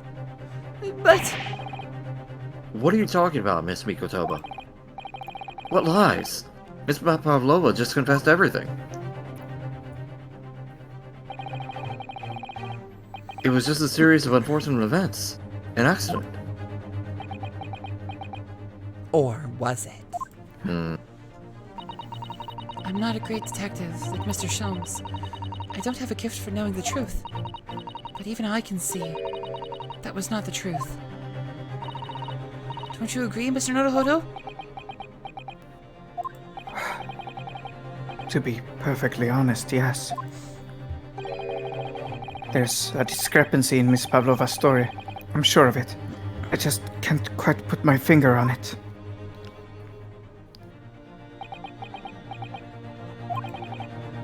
I confess. I was intending to let Scotland Yard deal with any outstanding issues on this matter. Oh, I am only present here for a very specific reason. The truth is, you, Mr. Naruhodo, are simply a distraction. a distraction? I do hope you've not been finding your shackles too uncomfortable. What? Not again? When did he do that? Especially as they're on your wrist as a result of my intervention. I was rather hoping I could resolve matters before we made our next port call. You were, Mr. Sholmes? Yes, but I overlooked one important detail.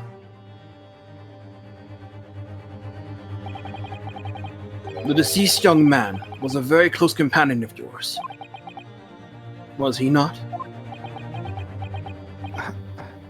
Yes. Kazuma was my closest friend. I owed him my freedom, even. Things got real serious all of a sudden. In that case, we must follow this to its conclusion. No further distractions. You must uncover the real truth here, Mr. Naruhodo. Yes. Whatever that may be. The key to this is the discrepancy in Miss Pavlova's story, I'm sure. If I can chase that down, maybe the truth will become clear. The Kazuma. truth about how you really died. About how that scene in your cabin really came to be. My brother. Alright, I'll see what I can do. Play the music. Excellent. Thank you, Mr. Naruhodo. So then, shall we begin? Yes. What we should ponder first is the victim who lost his life in a cabin that was bolted shut from the inside. Was this truly an unfortunate accident? Or was it in fact no accident at all? That is what we must establish in the first instance. But we've already established it, haven't we? I just remembered how this case ends. I'd forgotten. I just remembered. You forgot. The man tripped over the kitten that had climbed into his cabin via the ventilator. Tragic, yes, but still an accident. Hydration time. Wait, let's just take a step back. It doesn't make sense if that's really what happened, does it? I'm going to have to ask you to spell it out for me, I'm afraid. Yes, it's starting to take shape now. There's a clear contradiction between the facts and Miss Pavlova's story here.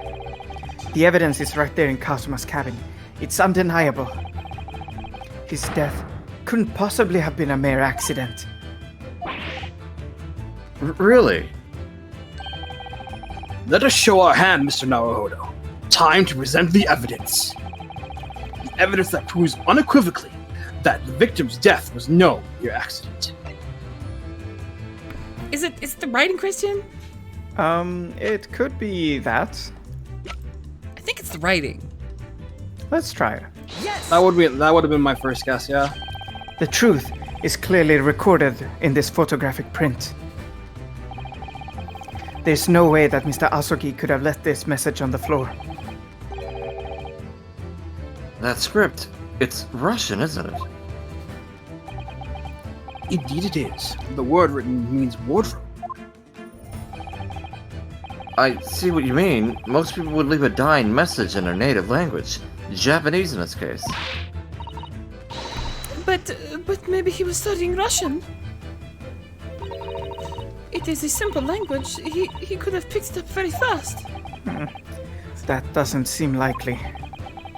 That's actually not the point. It makes no difference whether he knew Russian or not. Sorry, Ron. Sorry. Sorry, what do you mean? Exactly what I said before.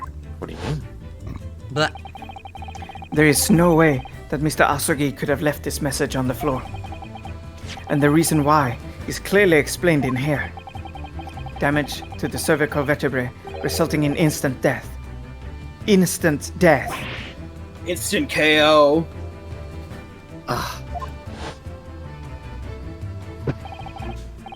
Which means, after the victim fell to the floor, he couldn't possibly have written anything. Because he was already dead.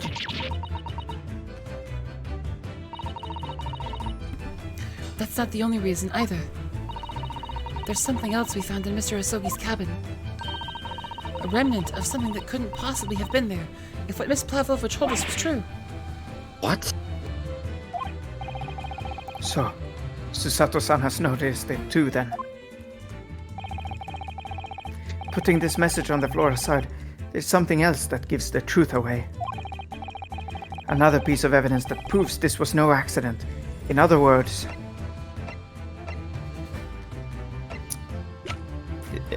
Yeah? To the left? oh, is it the? Is it the that? The It's not the this. No, this? glass bell. Eh. It is the this. This piece of broken glass next to the mark on the floor. But that's the glass bell that the kitten had around its neck. We already know about all that. It was broken in half when the victim tripped over the cat and fell. So we already have a satisfactory explanation. Where is the flaw in that logic? Unfortunately, there is a very big flaw. A fatal flaw. A fatal fury, if you will. What? If that's really what happened, then how did one half of the bell end up back here in this cabin? Oh my god. Yes, remember that we found the other half of the glass bell in that waste paper basket. Would you care to explain that, Miss Pavlova? Oh no! Both these pieces of evidence clearly point to the same conclusion. That when Mr. Asogi died last night in his cabin, there was someone else in the room.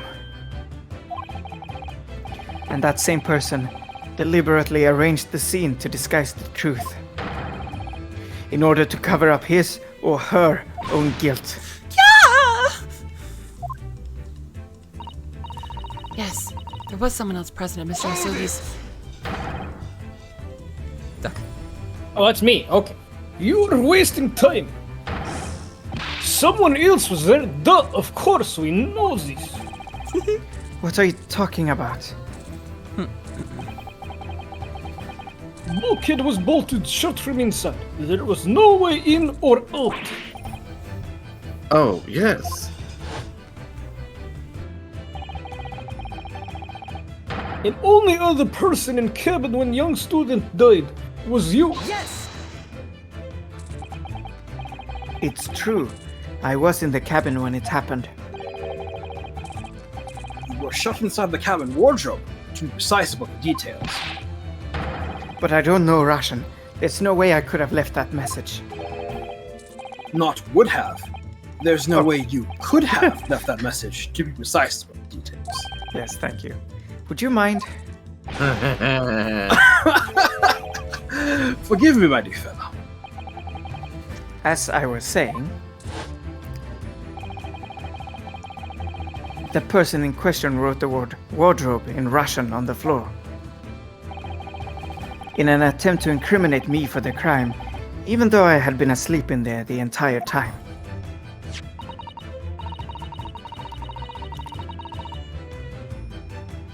And then, the same person picked at the broken glass bell that had fallen to the floor, for fear of it becoming evidence that would show how Mr. Asogi really died. But why? Why wouldn't this person have taken all the pieces of the bell away? That is a fantastic question. Mr. Hosonaga. Or should I say, Hosonaga-san. Listen, leaving half behind was always going to raise questions. Yes, well, It was past 1 o'clock in the early hours of the morning. The cabin would have been quite dark. The single small lamp suspended from the ceiling would barely have cast any light on the floor there. Little wonder then when the culprit failed to notice the fragment of the tiny item. You won't suspect me. Don't you?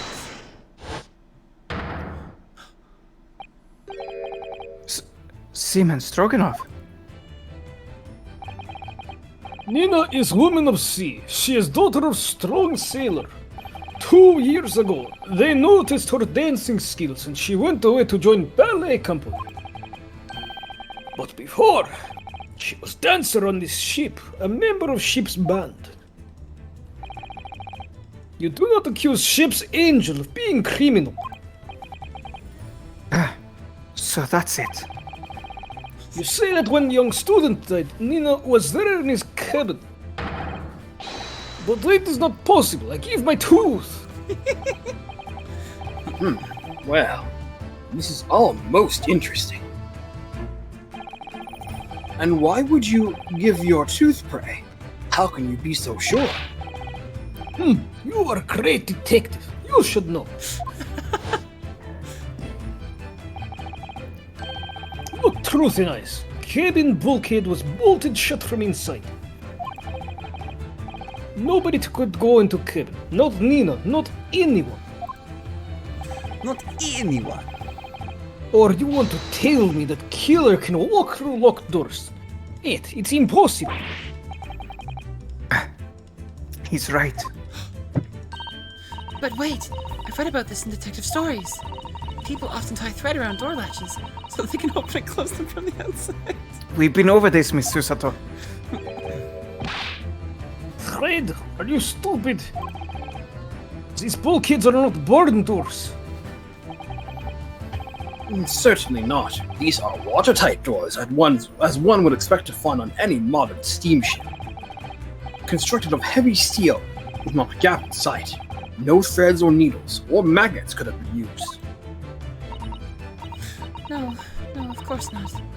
I thought so too. But Mr. Naruhodo suggested it earlier, so... Susato-san, how could you shift it onto me like that? Throw him under the bus. Owned.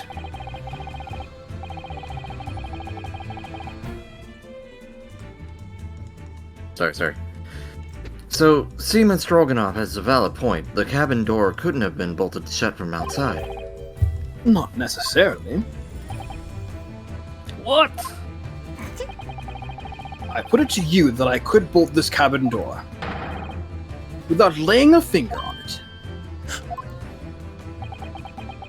And in this very cabin, we can see the traces of the method I have in mind having been used before. I don't believe it. Well, Mr. Naruhodo, I believe you know what I mean, don't you? A way to shut the bolt of the cabin door from the outside. One way does spring to mind, yes. Do you really know what Mr. Sholmes means, Mr. Naruhodo? Yes, and so should you. Because we've seen it happen. Yeah, I know it. Indeed we have. So, would you care to do the honors, Mr. Naruhodo? Point out the telling signs of the method that was used to slide the cabin door bolt across from the outside. Is it not? I think if you just keep it there and present it. I think it is. Look at the bookcase there. See how all the books and things on it have toppled over. That must have happened when the ship made its emergency stop before. Yes, that's right. It's a very powerful vessel, after all. When the engines are thrown into reverse, a violent jolt goes across the entire ship. Any small objects that aren't fastened down are bound to fall over. I believe, yes, it's what's known as the force of inertia, acting on the objects. Is there nothing Susato-san doesn't know? Or that isn't in her book, at least? Well, whatever it's called, the same force that pushed over those books on the bookcase also made something else in this cabin move.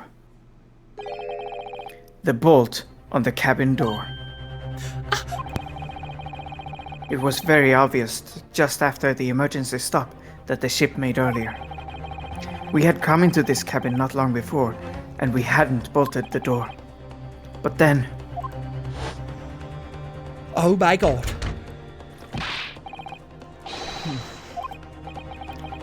The door. It was locked. Oh, yes! That's it! When the ship stopped suddenly, the bolt flew across and locked the door. Yes, it's made of metal, but it's small and light enough to be moved by the ship's sudden change of speed. Or the force of inertia, if you want to call it that. Are you trying to say that last night, after Mr. Asogi was killed... Ineptia.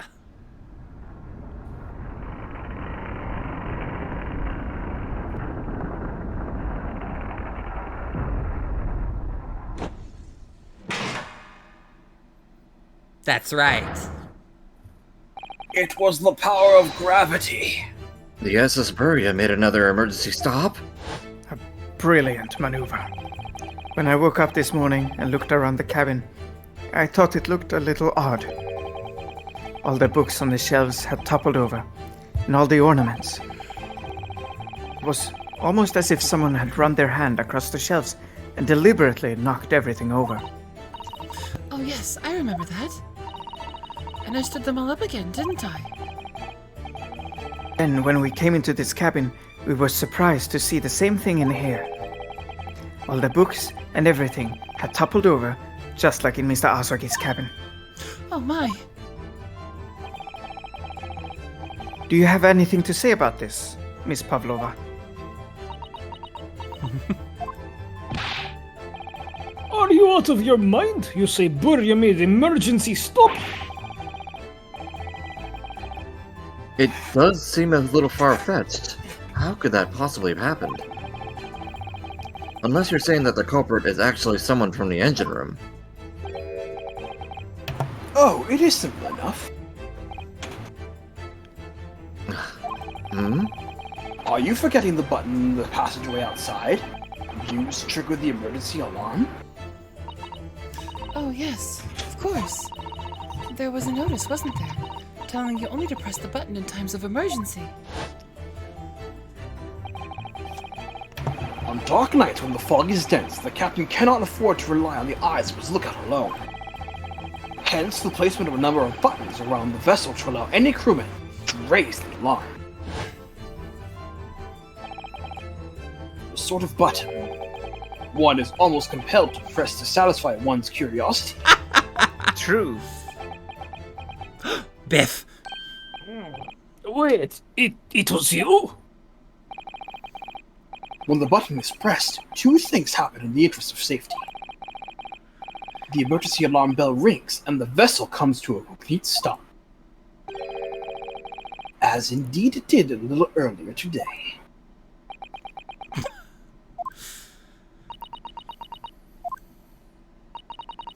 Mr. Shelms, surely it wasn't you who...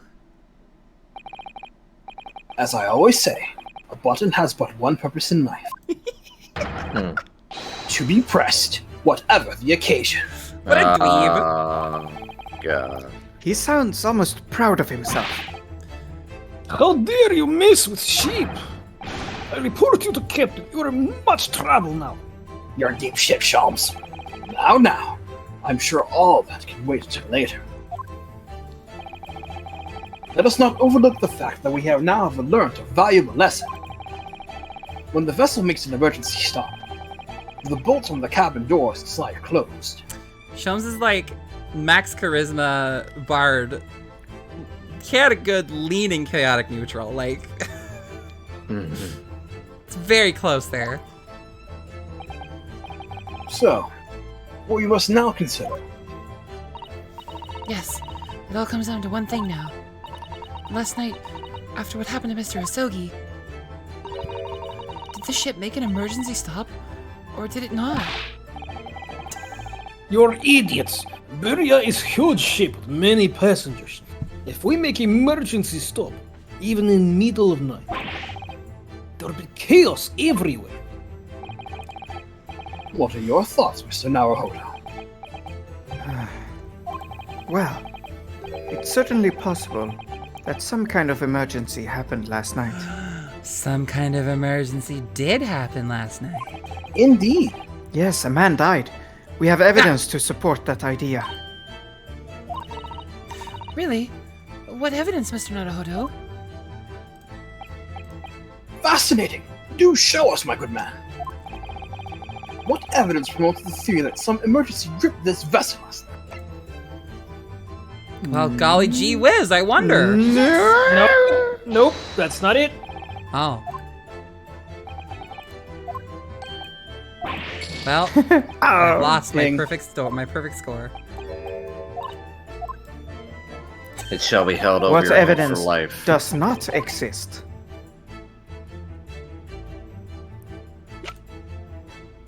Oh. Schmeh. Yes! Seaman Stroganoff, A little stupid on my part, though, maybe. it's your duty to patrol the first class area of the ship, isn't that right? Well. Look, guys, the snake demo mode exists for a reason, okay? I'm not the brightest. Look, that is correct. Why? And the ship's log here. This would be where you record the details of your duties. What are you doing with that? That is mine. Neener. You rather carelessly left it atop the little makeshift bureau in the passageway over there. Neener.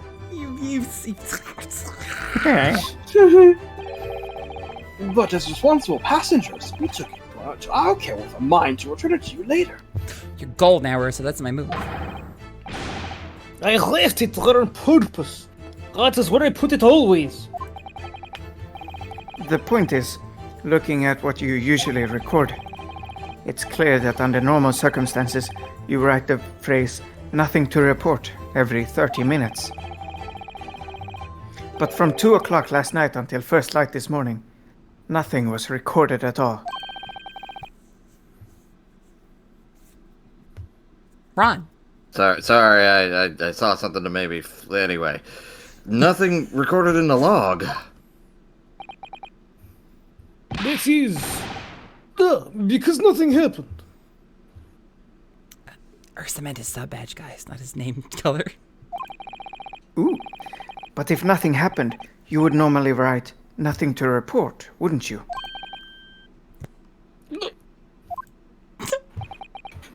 Indeed so, which tells us that shortly after 2 a.m., something happened here aboard the SS Buria.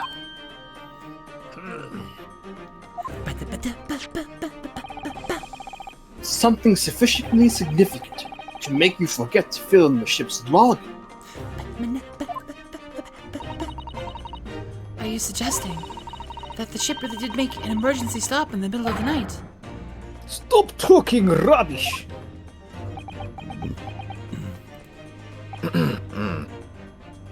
If I'm perfectly honest, I find that a little hard to believe myself. Oh? Why? Well, because if something as major as an emergency stop really had happened, surely all of us would have noticed.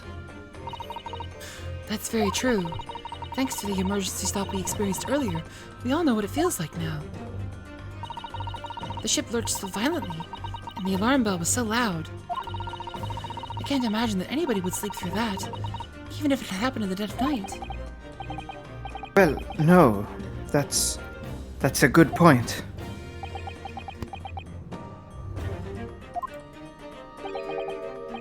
What of the throbbing?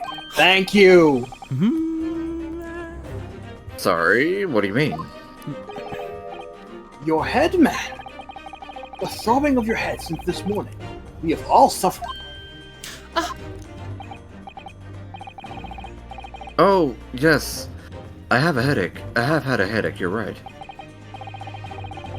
In fact, I haven't been feeling myself since I woke up this headache. Nor have I. My head has been feeling heavy ever since dawn. Yes, you've all been afflicted, haven't you? Just as I suspected. He's right. My head's been throbbing today too. What are we inflicted with? What the fuck's going on? And since eating dinner yesterday evening, everything has felt sort of hazy. I can't really remember anything that happened after I climbed back inside the wardrobe. So, Asogi poisoned your chimken. no, not Asogi. The crew What poisoned everyone. Well, that's a spoiler, isn't it? Oh, come on!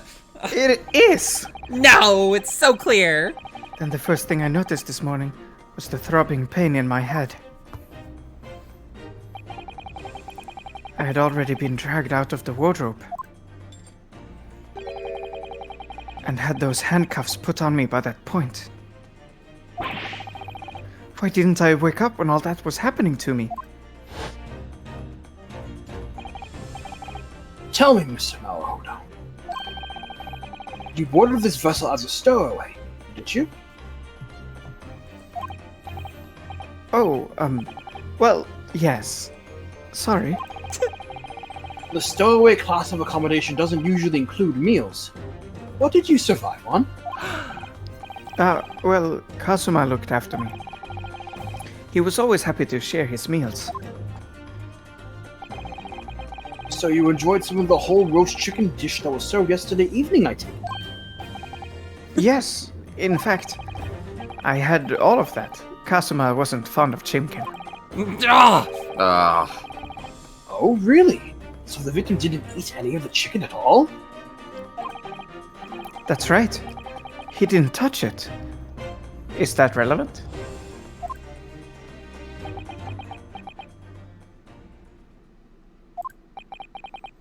My dear fellow, does that not strike you? Oh! Mr. Sholmes, do you mean to say that there was something wrong with the chicken? I do.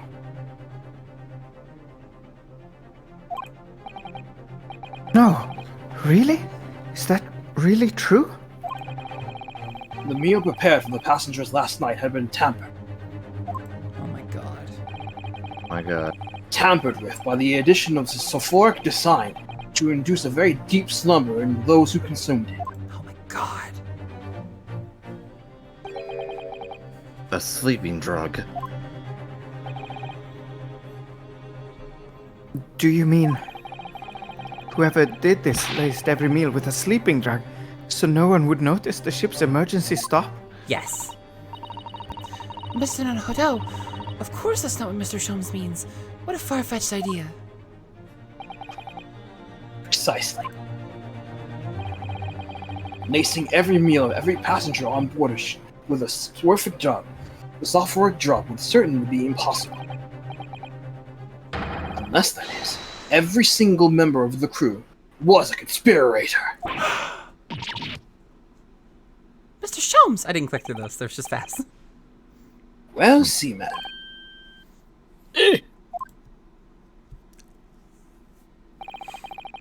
I'm sorry to say that any more deception in this matter will get you nowhere.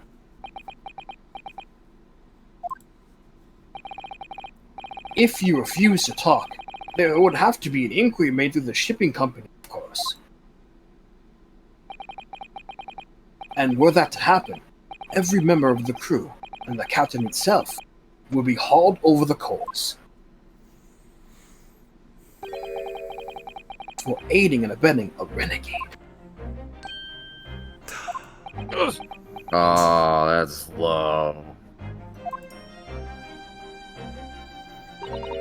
Please, no more. I will tell everything. I cannot make problems like this for everyone anymore. These crewmen are your former comrades. Yes. So when I decided to run away, I asked them to help me. We all agreed to help, everyone together. She threw away everything, her fame in the ballet, Mother Russia. We wanted to help her angel. For Mother Russia. I don't believe it. You are right. We put sleeping drug in chicken last night. No! Yes, I remember now. I did notice chewing on a lump of something strange and bitter at one point. No, Shit, really, that was okay. chicken. It was the 1900s. Duh, we could not make all drug, how do you say, dissolve. Talk about heavy seasoning. At midnight, in waters near Shanghai, we brought her angel on board. She was helped by comrades on shore with small fishing boat. While all the passengers of the SS Burya slept soundly. Thanks to the almost magical effects of the slumber-inducing potion their evening meals had contained. So, if that's what happened, the only people awake on the ship last night were the crew, people who dislike chicken, and the newly boarded passenger, Miss Pavlova. We're almost to the end of this. Remember, it's Ace Attorney. They use 1,000 words where they could use 10. And that means it would have been possible for you. You could have used the emergency stop trick to lock Kazuma's cabin door. My god. My god. Sorry. But how does that make sense?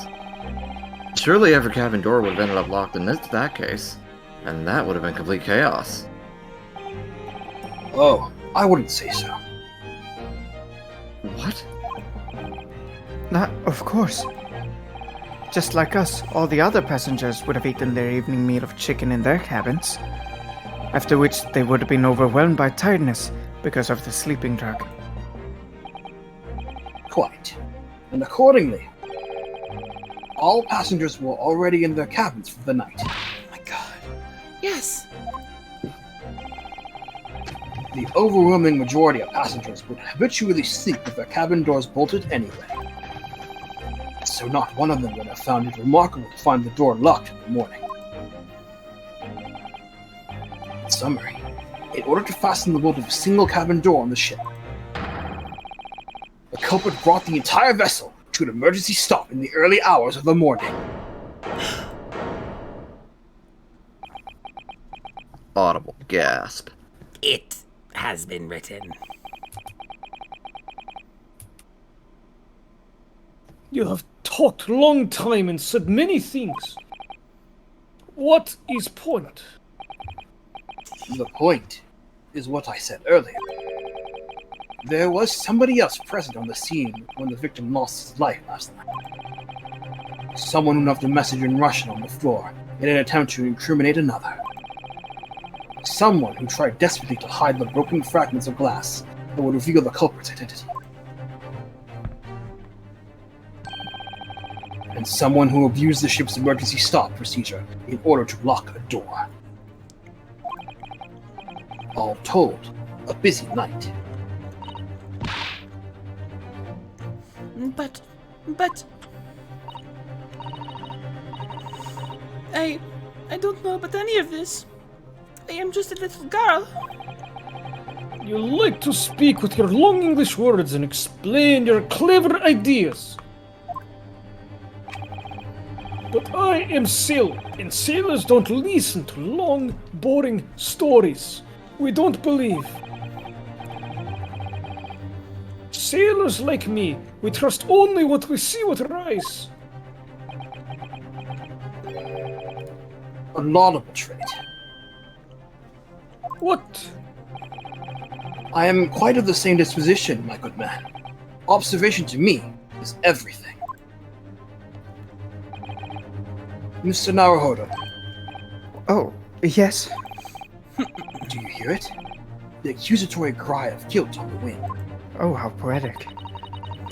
What accusatory cry of guilt? It's time to quack duck. Sorry, you've lost me. Proof of involvement, man. But you can't hear such a call with your ears. No. You must hear it with your eyes, for observation is the basis of all deduction. All deduction. What are you talking about? I believe the time has come. For one final logic and reasoning spectacular to expose the truth. So, Mr. Haro, your assistance, if you please. With what exactly, Mr. Sholmes? With observation, my dear fellow, just as I said, of these two prevaricators. Observation. If you remember, Miss Naruhodo, we know that somebody tried to fabricate evidence, don't we? By tampering with the scene of Mr. Hisogi's death. What we're looking for is some trace of evidence that one of these two... We're there when it happened. Oh my god. Precisely. You are delightfully quick to grasp my meaning. Alright, I'll see what I can see. So we're looking for a trace of evidence that shows someone else was there last night when Kazuma died. Uh-huh.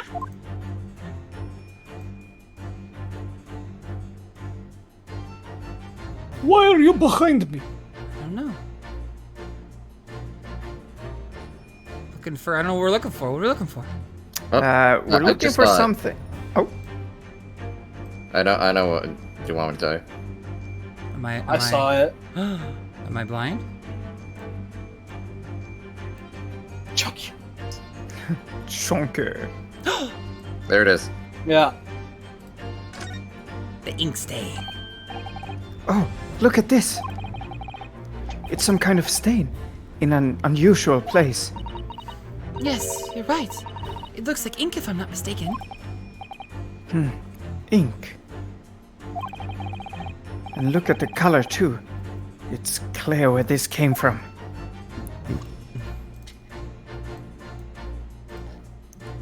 Yes! Danganronpa glass breaking. Seaman Stroganoff.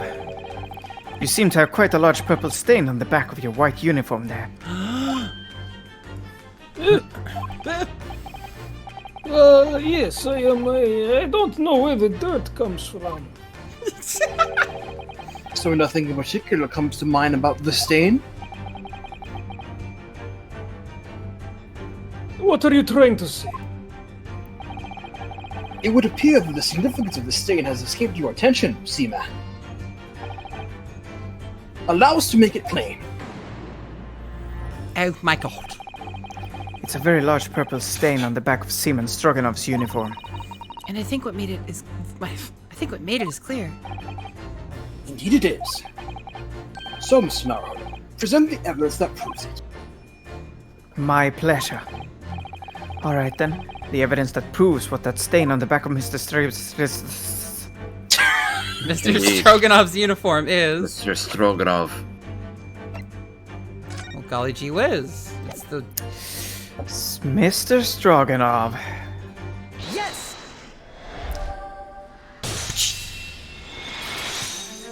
This crime goes deeper than we thought. Yes, it's this photograph and the ink it shows.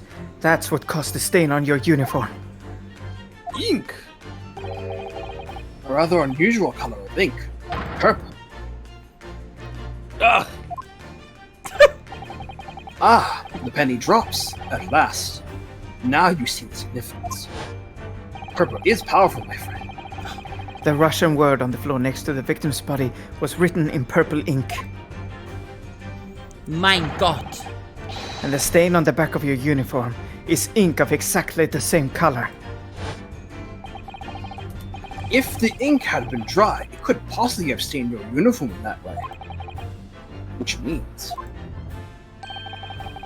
you must have been present in the cabin in the moments immediately after the ink was spilt.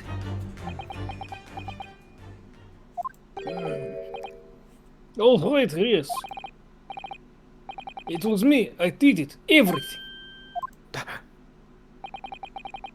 I arranged everything in dead student's cabin to make it look like Wardrobe Man did it. Mein Gott. Then I pressed button to make Burya do emergency stop and bolt cabin door shut. Mein Gott. I did everything so no one would suspect our angel. Biff, please. Don't worry, Angel. Let me do talking. It was after 1 in the morning. I was on duty, patrolling passageway. Then our angel came to me. She was white like sheet. Biff, please. You must help me. I went with her. The door to cabin number 1 was open. When I looked inside, I see student boy on floor. What happened here?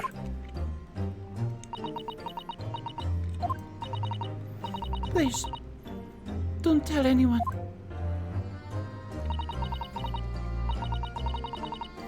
My little one. My little furry friend. Everything that happened in cabin is like Angel told you. The kitten escaped through the ventilator into Master Asogi's cabin.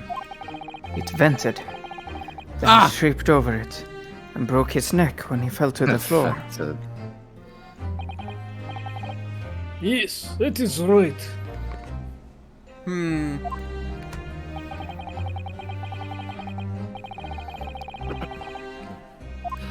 So, Oh, fuck's sake. Fucking cocking. And balls. so after the incident when the cat ran away, Miss Pavlov then visited the cabin next to hers. Only to find its occupant lying lifeless on the floor. He said she was worried when she heard the sound of something falling on the floor. That's when she went to look. No, Angel.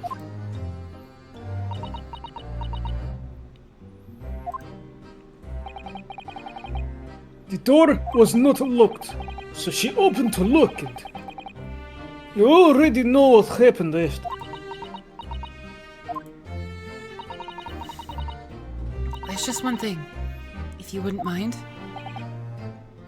What? When you went to Mr. Asogi's cabin, Miss Pavlova, was he already dead? Why? I already told you. When Nina opened door, students I came... was asking Miss Pavlova.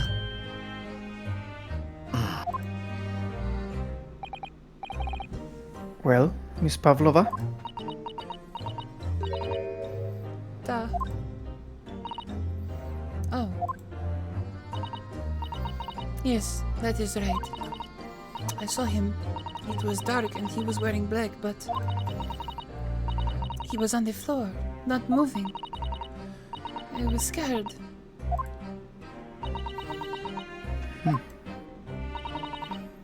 I understand. And I believe you. So, is that finally it now? Have we discovered the real truth about Kazuma's death at last? No.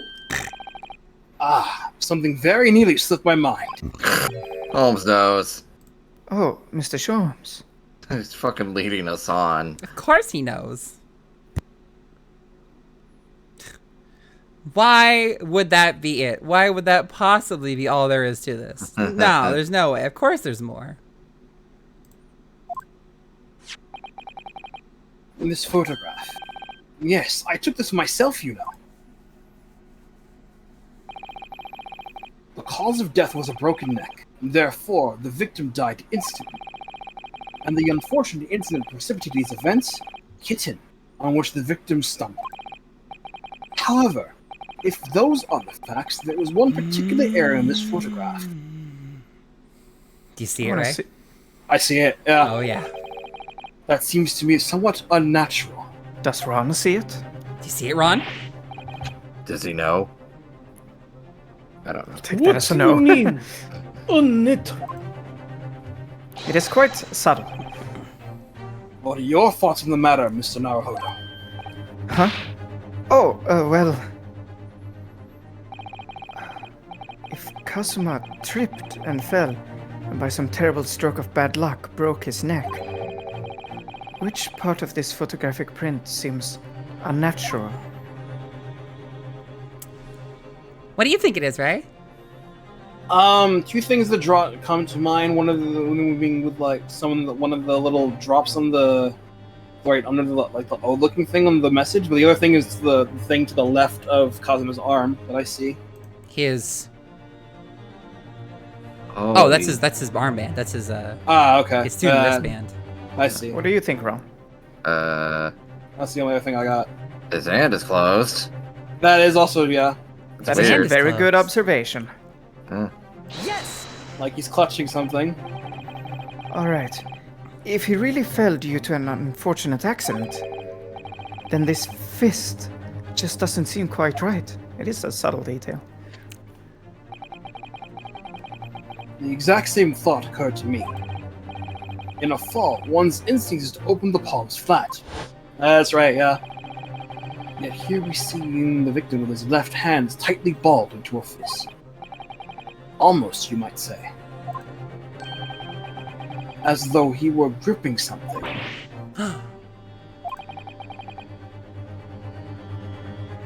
What do you mean? What does he mean by this? What do you mean by this? Simply that I took the liberty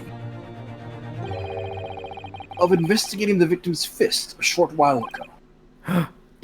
You did? And what, pray, do you imagine I found there, my dear fellow? Mr. Sholmes, show us, please. Why, of course, my dear madame. Would I keep you in suspense? Yes. Yes. Yes, you would. For hours. This is what I found. Oh, a crescent moon with a little gemstone in the middle.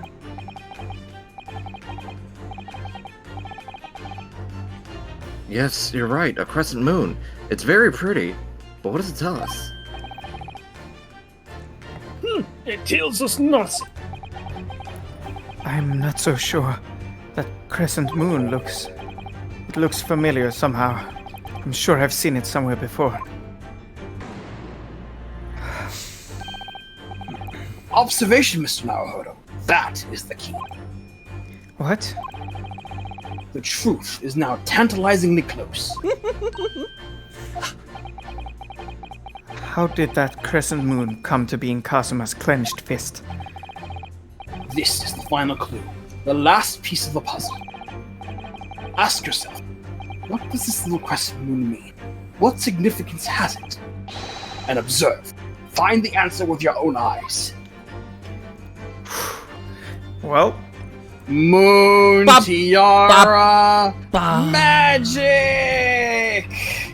Yes!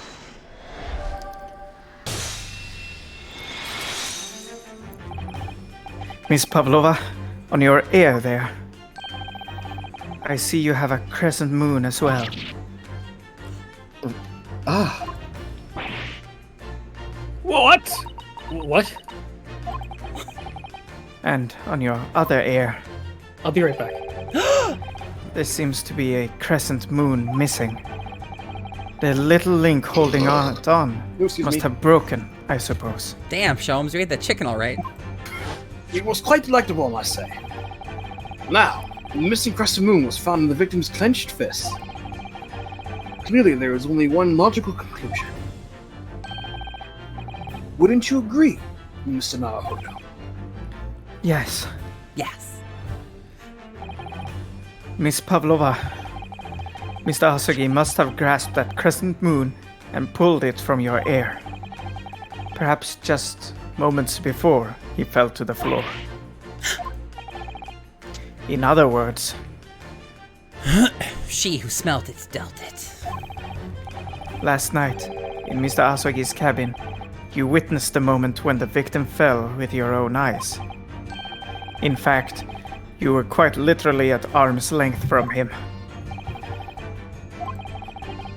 But then the question is, why did Mr. Asogi do that? Why did he pull your earring from your ear and hold it in his clenched fist during his final moments? Oh no! Ron, your back is the red cyclone. Angel. No, Jazar, No they aren't one- all about homicides pinned on No. Inosuke. No one can protect you now. Please, Miss Pavlova, tell us the truth. Last night, what did you do to Kazuma? That's niet. Fuck. Well, that's fine. It's good enough. It's late. We're burning the end of our candles here.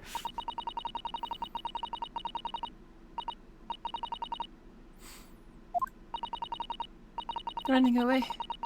The fishing boat in the middle of the night. Trying to climb onto this huge ship. And then, when I was at last in this cabin, and I could relax after this horrible long day. Darka, wait!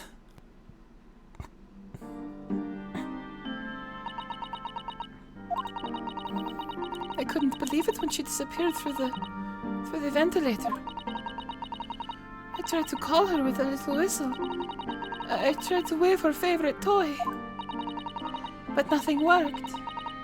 Darka would not come back.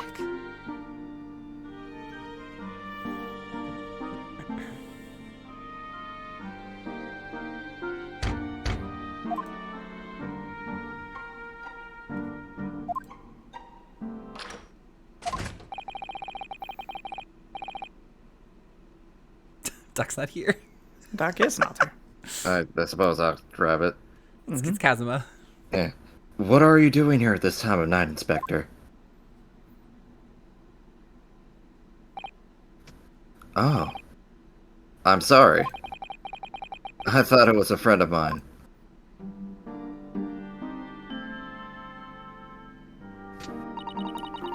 The young man from your country. He was very polite and kind.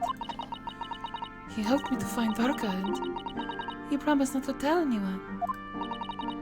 But then, when I had my friend in my arms again and I was going to leave the man's cabin,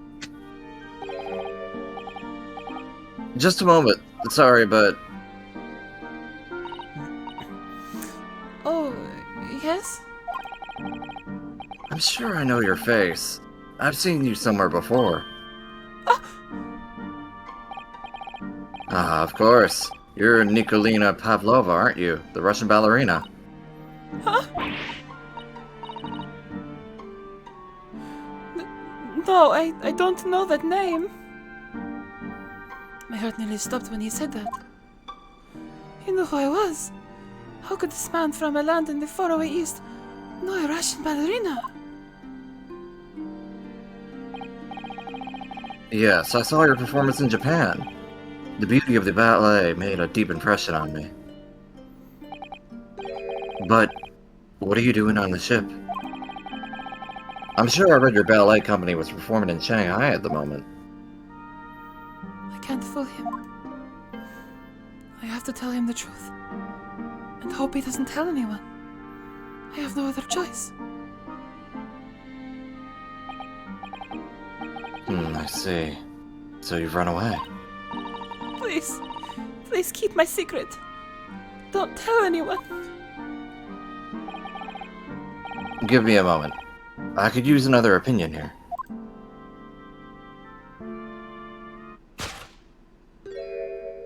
He's going to pull that cord. He's going to tell the captain. Why did I think I could trust him? Oh no. Then it happened. Everything at once. It was only a second, but it felt like forever. Wait! I shouted, and then Darga jumped out of my arms and down the young man's feet. And as he turned around to look at me, I pushed him. I don't even know why. I don't know why I did it. I was just so scared. And I had to stop him from telling anyone about me.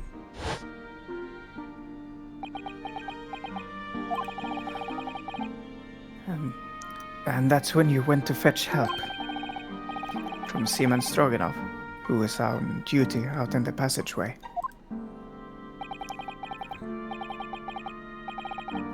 Yeah.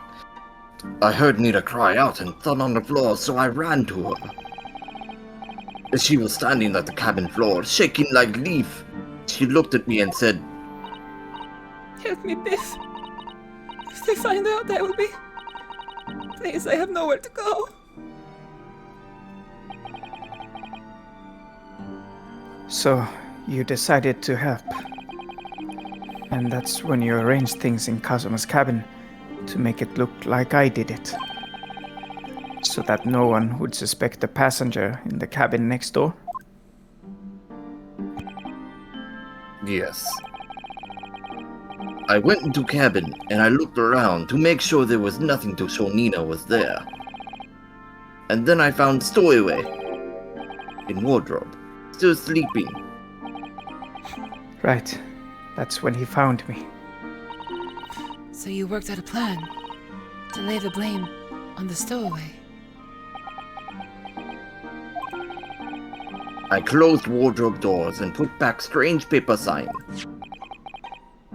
Luckily for me, that's the only reason Susato-san started to believe me when I said I was innocent.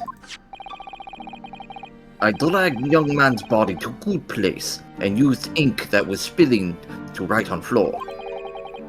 I wrote garderobe, so the person who found him would look inside wardrobe and find Stowaway. And tell me, what of the glass bell? It was by my feet, so I picked it up. I see. But it was dark in the cabin.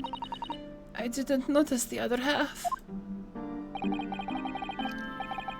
Then Angel went back to her cabin, and I finished job. Cabin. By pressing the emergency alarm button in the passageway. Yes. Accordingly, the SS Burya did indeed come to an emergency halt a little after 2 a.m., thus enticing the bolt in the cabin door to slide shut, creating the locked room mystery.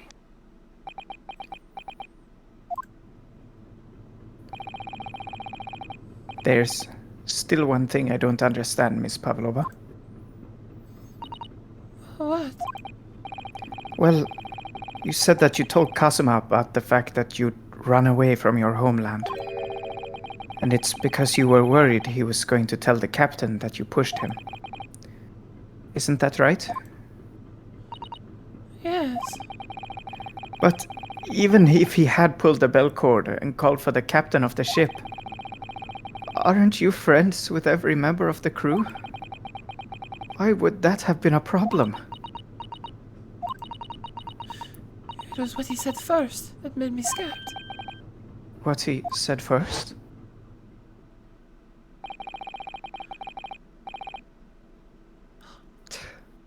Still me. Ah, Inspector. Hmm. Yeah. Oh. I'm sorry. I thought it was a friend of mine. I said this before. He said that Inspector was his friend. Ah. Yes, meaning me. Who was supposed to be acting as his bodyguard? I thought that if police knew about me, they would arrest me. So before he could pull the bell cord, I... May I stop you a moment, please, Miss Pavlova? It just doesn't seem to make sense. I mean, was Mr. Asogi really going to pull the bell cord? I don't know. What? What do you think, Mr. Naruhodo? Well, I'm not Kazuma, so I can't know for certain. But he was a man of his word. If he told you he wouldn't give your secret away, then he wouldn't have done. No, he was walking over to it. He was going to pull the cord. He was going to make them send me back. Well, Mr. Naruhodo, the day's work is not yet done, it seems. There is one more deduction to make. What? Another deduction? Yes. What action was the victim really about to take at that moment? Can we determine where the young man's gaze was directed?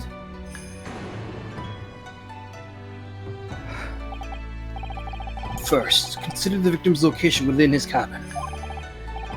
That's easy. I remember every detail of that room. I mean, yes, I spent quite a lot of time in the wardrobe, but still. That cabin has been my home for this entire voyage. So this is how the cabin looked last night, when Miss Pavlova visited Kazuma-sama? Yes, it's exactly how it was. Are you ready then, Mr. Naruhodo? Yes. If there's one thing I've learned today, it's that a simple gaze can reveal all manner of truths. And not only that, in order to draw the right conclusion, you can't afford to be out by even a little bit when you're following the gaze to where it lands. So, when he turned away from Miss Pavlova, what exactly was Kazuma looking at? And before you answer, we're going to look at the bed. Clearly. His bed. I remember him being annoyed about the pillow. He said it was too thin. Didn't he put that big, thick book of Japanese law underneath it, in fact? Perhaps he was thinking of looking something up. Either that or talking to Miss Pavlova made him acutely tired. Pillow perfectionist. That gets you an achievement. Yeah, it sure does. Anyway. The bell cord. So Miss Pavlova thought that he was just coldly ignoring her request and going to pull the cord. But the Kazuma I knew would never have done something like that.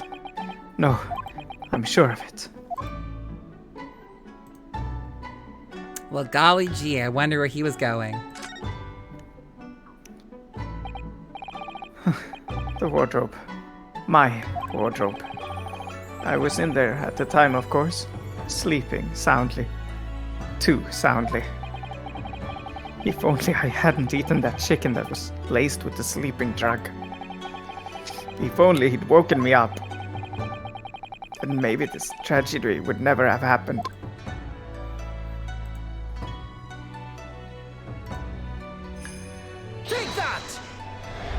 When nothing else, consult your friend for true advice.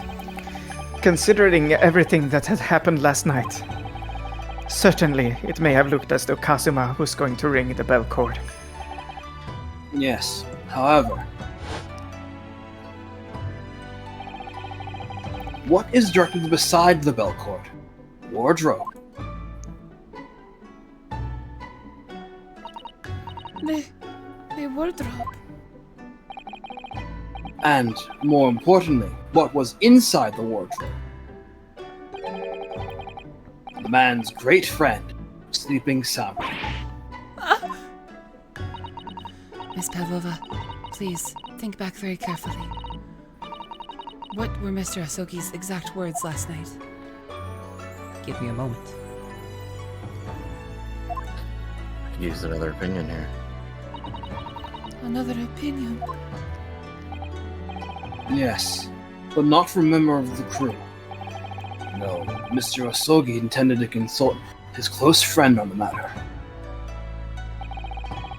To see if, between them, they might be able to help in some way, no doubt. Oh no! Sadly, we can't know the truth for certain now. It's too late for that.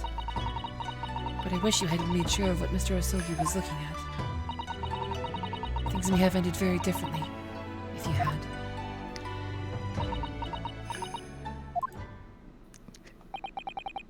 Miss Pavlova, I want to thank you for finally admitting the truth. But, unfortunately, the truth is, a man lost his life because of what you did. And that will never change. I hope you'll never forget that. I'm sorry. I really am so sorry. What have I done?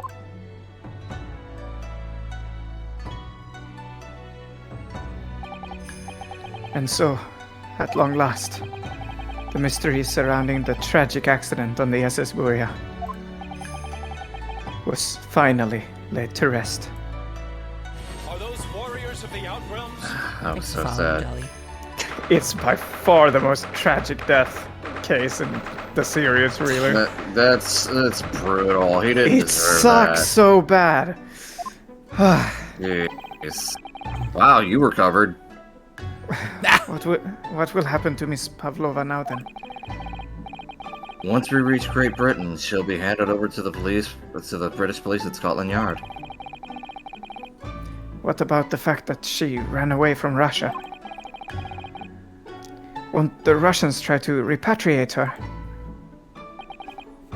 Apparently, the English detective can speak to the immigration office and sort all that out. Mr. Sholmes can do that. Hi, SimStage. So she won't be going back to Russia then?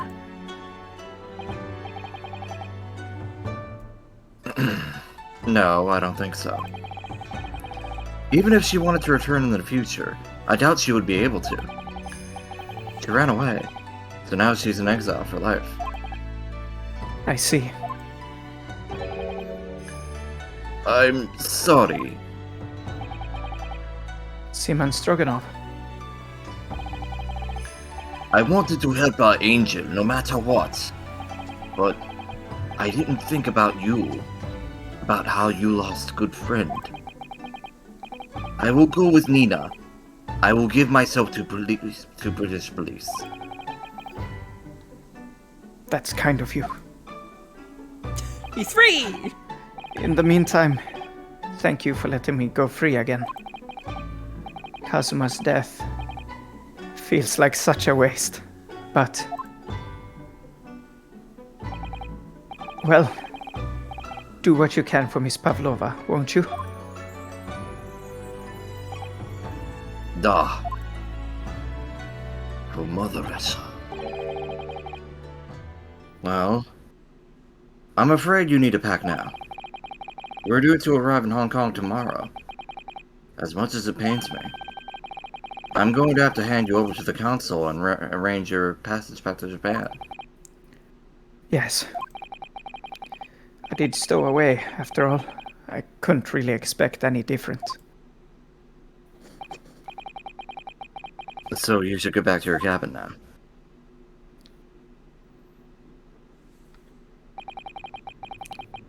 It looks like my study tour to Great Britain is over before it's even begun, then. To think that only days ago, Kazuma and I were laughing together about how we'd tear up the streets of London. That seems like a distant memory now. He's gone. Oh, what's that? Is it someone weeping?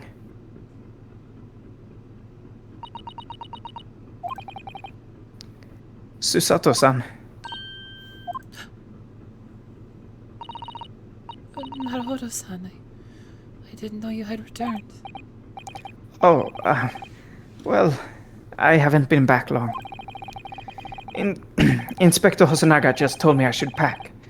You know, ready to leave the ship tomorrow and all that.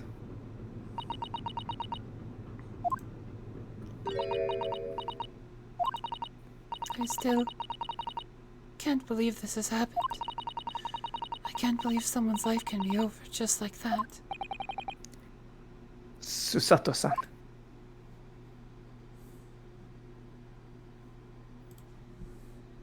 It's so sad.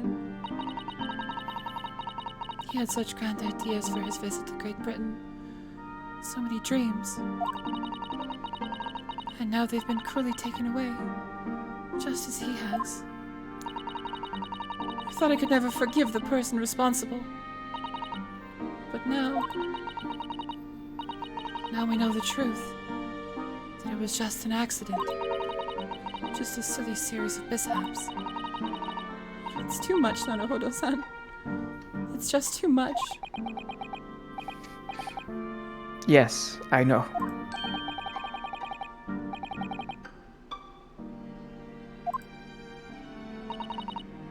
Inspector. Oh, it is Hosonaga. My duty was to see Asogi-san safely to Great Britain. But I failed. And caused his two closest friends great pain and suffering as a result. I've let everyone down. And I will do anything to make up for my terrible blunder. Nobody blames you, Inspector. No. And I'm free again now at least. Huh?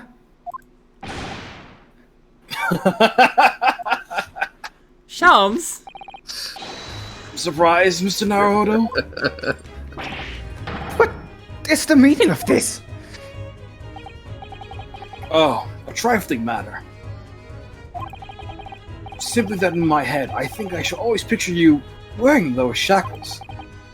Without them, the balance seems all wrong. It's distracting. Buddy.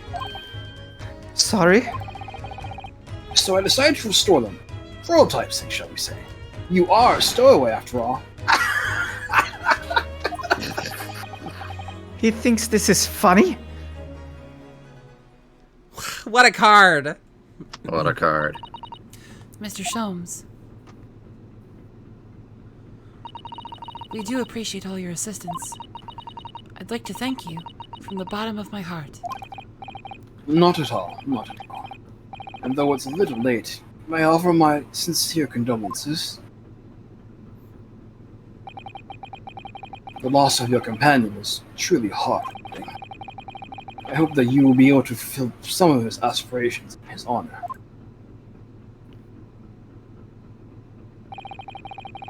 I'm afraid that won't be possible.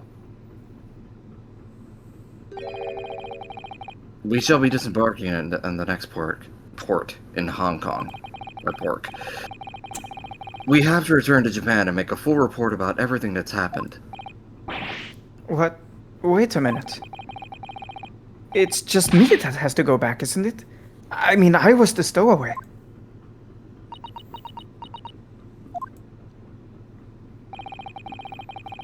The terms of the study tour were negotiated by the Department of Justice in both Great Britain and Japan. It was to be one lawyer and one assistant. Was to be. In the light of Mr. Asogi's unfortunate death, I'm afraid the study tour can no longer go ahead. Hi, Zach. Thanks for Poo-Poo. Oh no. I don't care for me, but... Poor Susato-san. My dear fellows, the majority of problems have an extremely simple solution, you know. Who else could it possibly have been? All you require is one lawyer, and the study tour can continue, surely? But there's no one else with the necessary qualifications, Mr. Sholmes. We know of no other lawyer. Qualifications, you say? Any qualifications obtained in your own country will be of little value in Great Britain, I'm afraid. Oh, but Hello, Doc. But anyway, the voyage to London still promises a good month of time. Ample opportunity, I would say, to find yourselves another suitable lawyer. yes.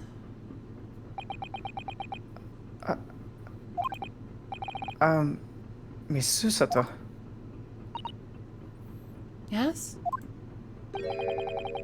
Do you think perhaps I might be able to do it? But you're not a lawyer, Mr. Naruhodo. Oh, unless... Are you studying law?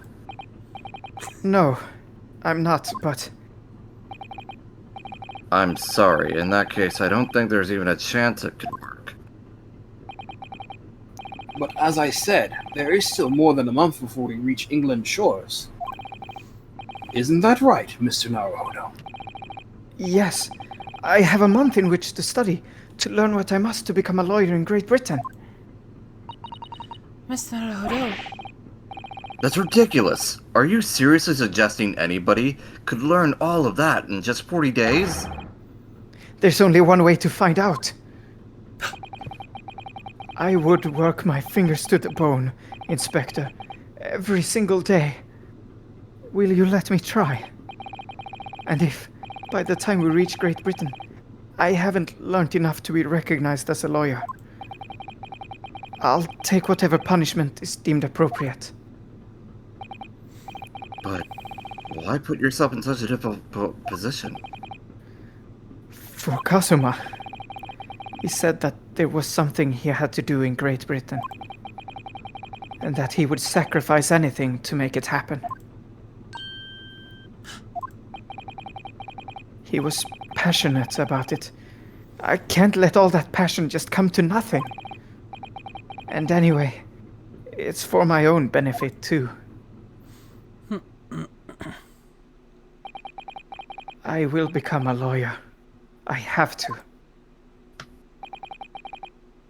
What do you say, Miss Susato?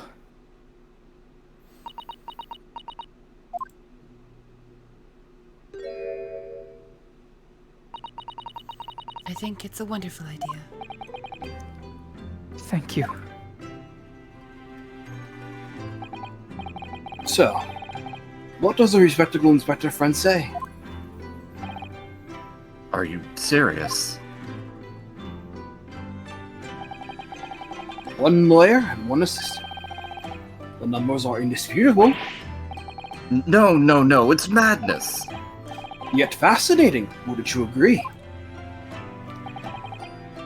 Fascinating. Duty and rules are the dull routine of existence that we all... Give us interest. Give us fascination.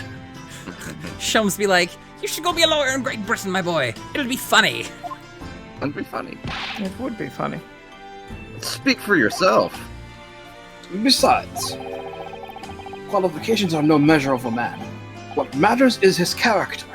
No?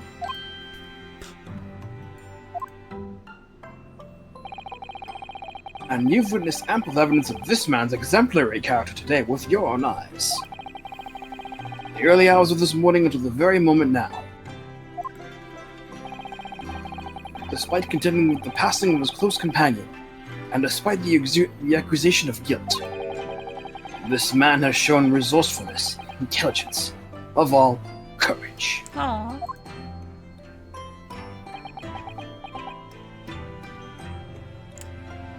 Come on, Hosonaga, you gotta let him. Very well.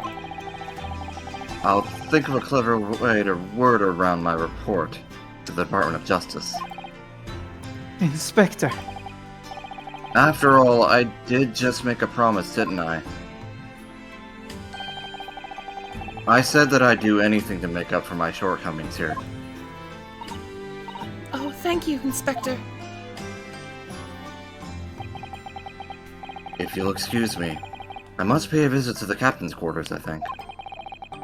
I need to discuss what to do next, and how best to make my report. Don't get another black eye, buddy. Yeah, please. Are you really prepared to attempt this, Mr. Naruhodo? Yes, I'm going to try. I wonder, would you consider teaching me what I need to know? Everything about being a lawyer. I would be delighted to help you. I am a judicial assistant, after all. Thank you. And, Mr. Naruhodo, I would like you to take charge of this. What? Me? Are you sure? Take it. I'm sure it's what Kazuma-sama would have wanted. Its name is Karuma. It's a great sword that's been in the Asogi clan for generations. Very well. I accept. I'll treasure it. Always. Tumultuous. So then, Miss Susato, it seems we'll be working together for some time to come yet. It will be an honor, Mr. Naruhodo. And for the next 40 days, I shan't grant you a single minute of freedom. We shall fill every spare moment with study. Yes, that's exactly what I need. But before we begin, I have an earnest favor to ask of you, too. Goodness. What is it? Please throw me to the ground. 3 times. What? Ah, it's payback. I should never have doubted you. You were Kazuma-sama's closest friend. Of course you would never have done anything to hurt him. That should have been obvious to me from the start. But I allowed suspicion to get the better of me. And no matter how upset I was feeling, it was completely unforgivable behavior. No, you were in shock. You just found out about me stowing away. And the cabin door was locked. I won't let you make excuses for me. Whatever the circumstances, I should never have thrown you, and not just once, but 5 times. That number keeps creeping up, doesn't it? Please, you must. Just take hold of me and throw me. Do it. Don't even think about it. No. I don't even know how. I've never thrown anyone in my life. Very wise, Mr. Naruhodo. It isn't a skill one acquires without considerable training. Oh, Mr. Sholmes. I observed your throwing technique several times with great interest. I confessed I was most impressed. When did he see that? I presume that would be a form of Japanese wrestling? Oh, well, in a way, it's not wrestling, but my own interpretation of an ancient jiu-jitsu technique. Jiu-jitsu. Apparently it's called the Susato takedown. It leaves your head swimming, believe me. How beguiling. I am practitioner of the combat of arts myself. I am somewhat of an accomplished boxer. There he goes, dancing around again. What was it called? Baritsu? Yes. I wonder if you would be so kind as to instruct me on the technique of your arresting throw? Yes, I'd be honored. Then let us not dally. Demonstrate, my dear madame. Oh, of course. Huh. Are you ready, Mr. Naruhodo? Sorry? Hiya!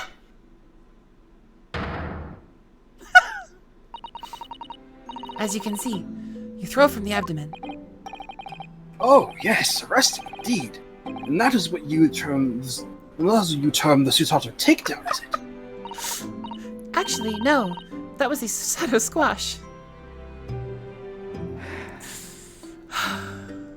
Oh my god. In my groggy state of consciousness, a scene from an evening recently spent with Kazuma flickered into my mind. Duck, are you back? Yeah. Alright, get ready. Karuma? That's right. It's a prized sword that's been passed down through generations of the Isoki clan. I can't believe you managed to get permission to bring it with you. I mean, taking a katana on a study tour is more than a little irregular, surely. Nice, Digi. A Japanese man's sword is soul, Ryunosuke. I can't be parted from my katana. What a waste. Karuma guides me. I truly believe that. So its name compels its will to slice evil in two. Not that you would need much compelling. Raku wo tatsu surugi nari. Isab. On that subject, there's something very important that I have to do in Great Britain. And I'll sacrifice anything to make it happen. I'd appreciate you seeing it through with me. Of course I will. Whatever it is, I'll see it through to the end with you. Dynamic wind. He never told him, did he? No. I knew you wouldn't let me down. But fate That sure did. important thing he had to do. I still don't know what that was. But you never will, because he's gone. But I'm going to see the place for myself and work it out. Good luck. In Great Britain's capital, London.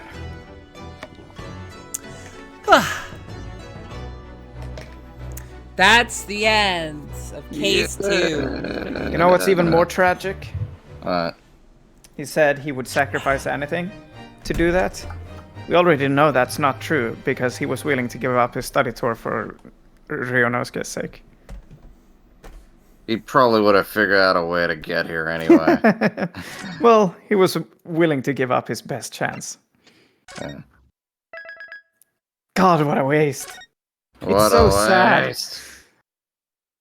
I hit my head. Next Saturday, we'll start The Adventure of the Runaway Room. But before we do that... Not tonight! Nah! No, not tonight, of course. But before we do start the next case, we're going to do the next little escapade.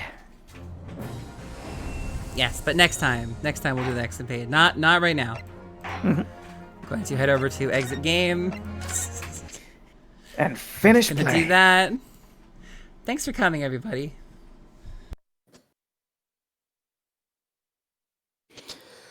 I will see you all tomorrow or Tuesday, whichever one comes first. You won't see me. I know tomorrow comes first, but whichever one my brain decides to allow me to do first. Either way, thanks for coming tonight. I really appreciate you guys all being here. I hope you enjoyed all the fun and the voice acting and the case and everything. It was a long one. Goodbye. Goodbye. It's 7 a.m. Farewell. Goodbye. Abayo. Babayo. Babayo. Babayo.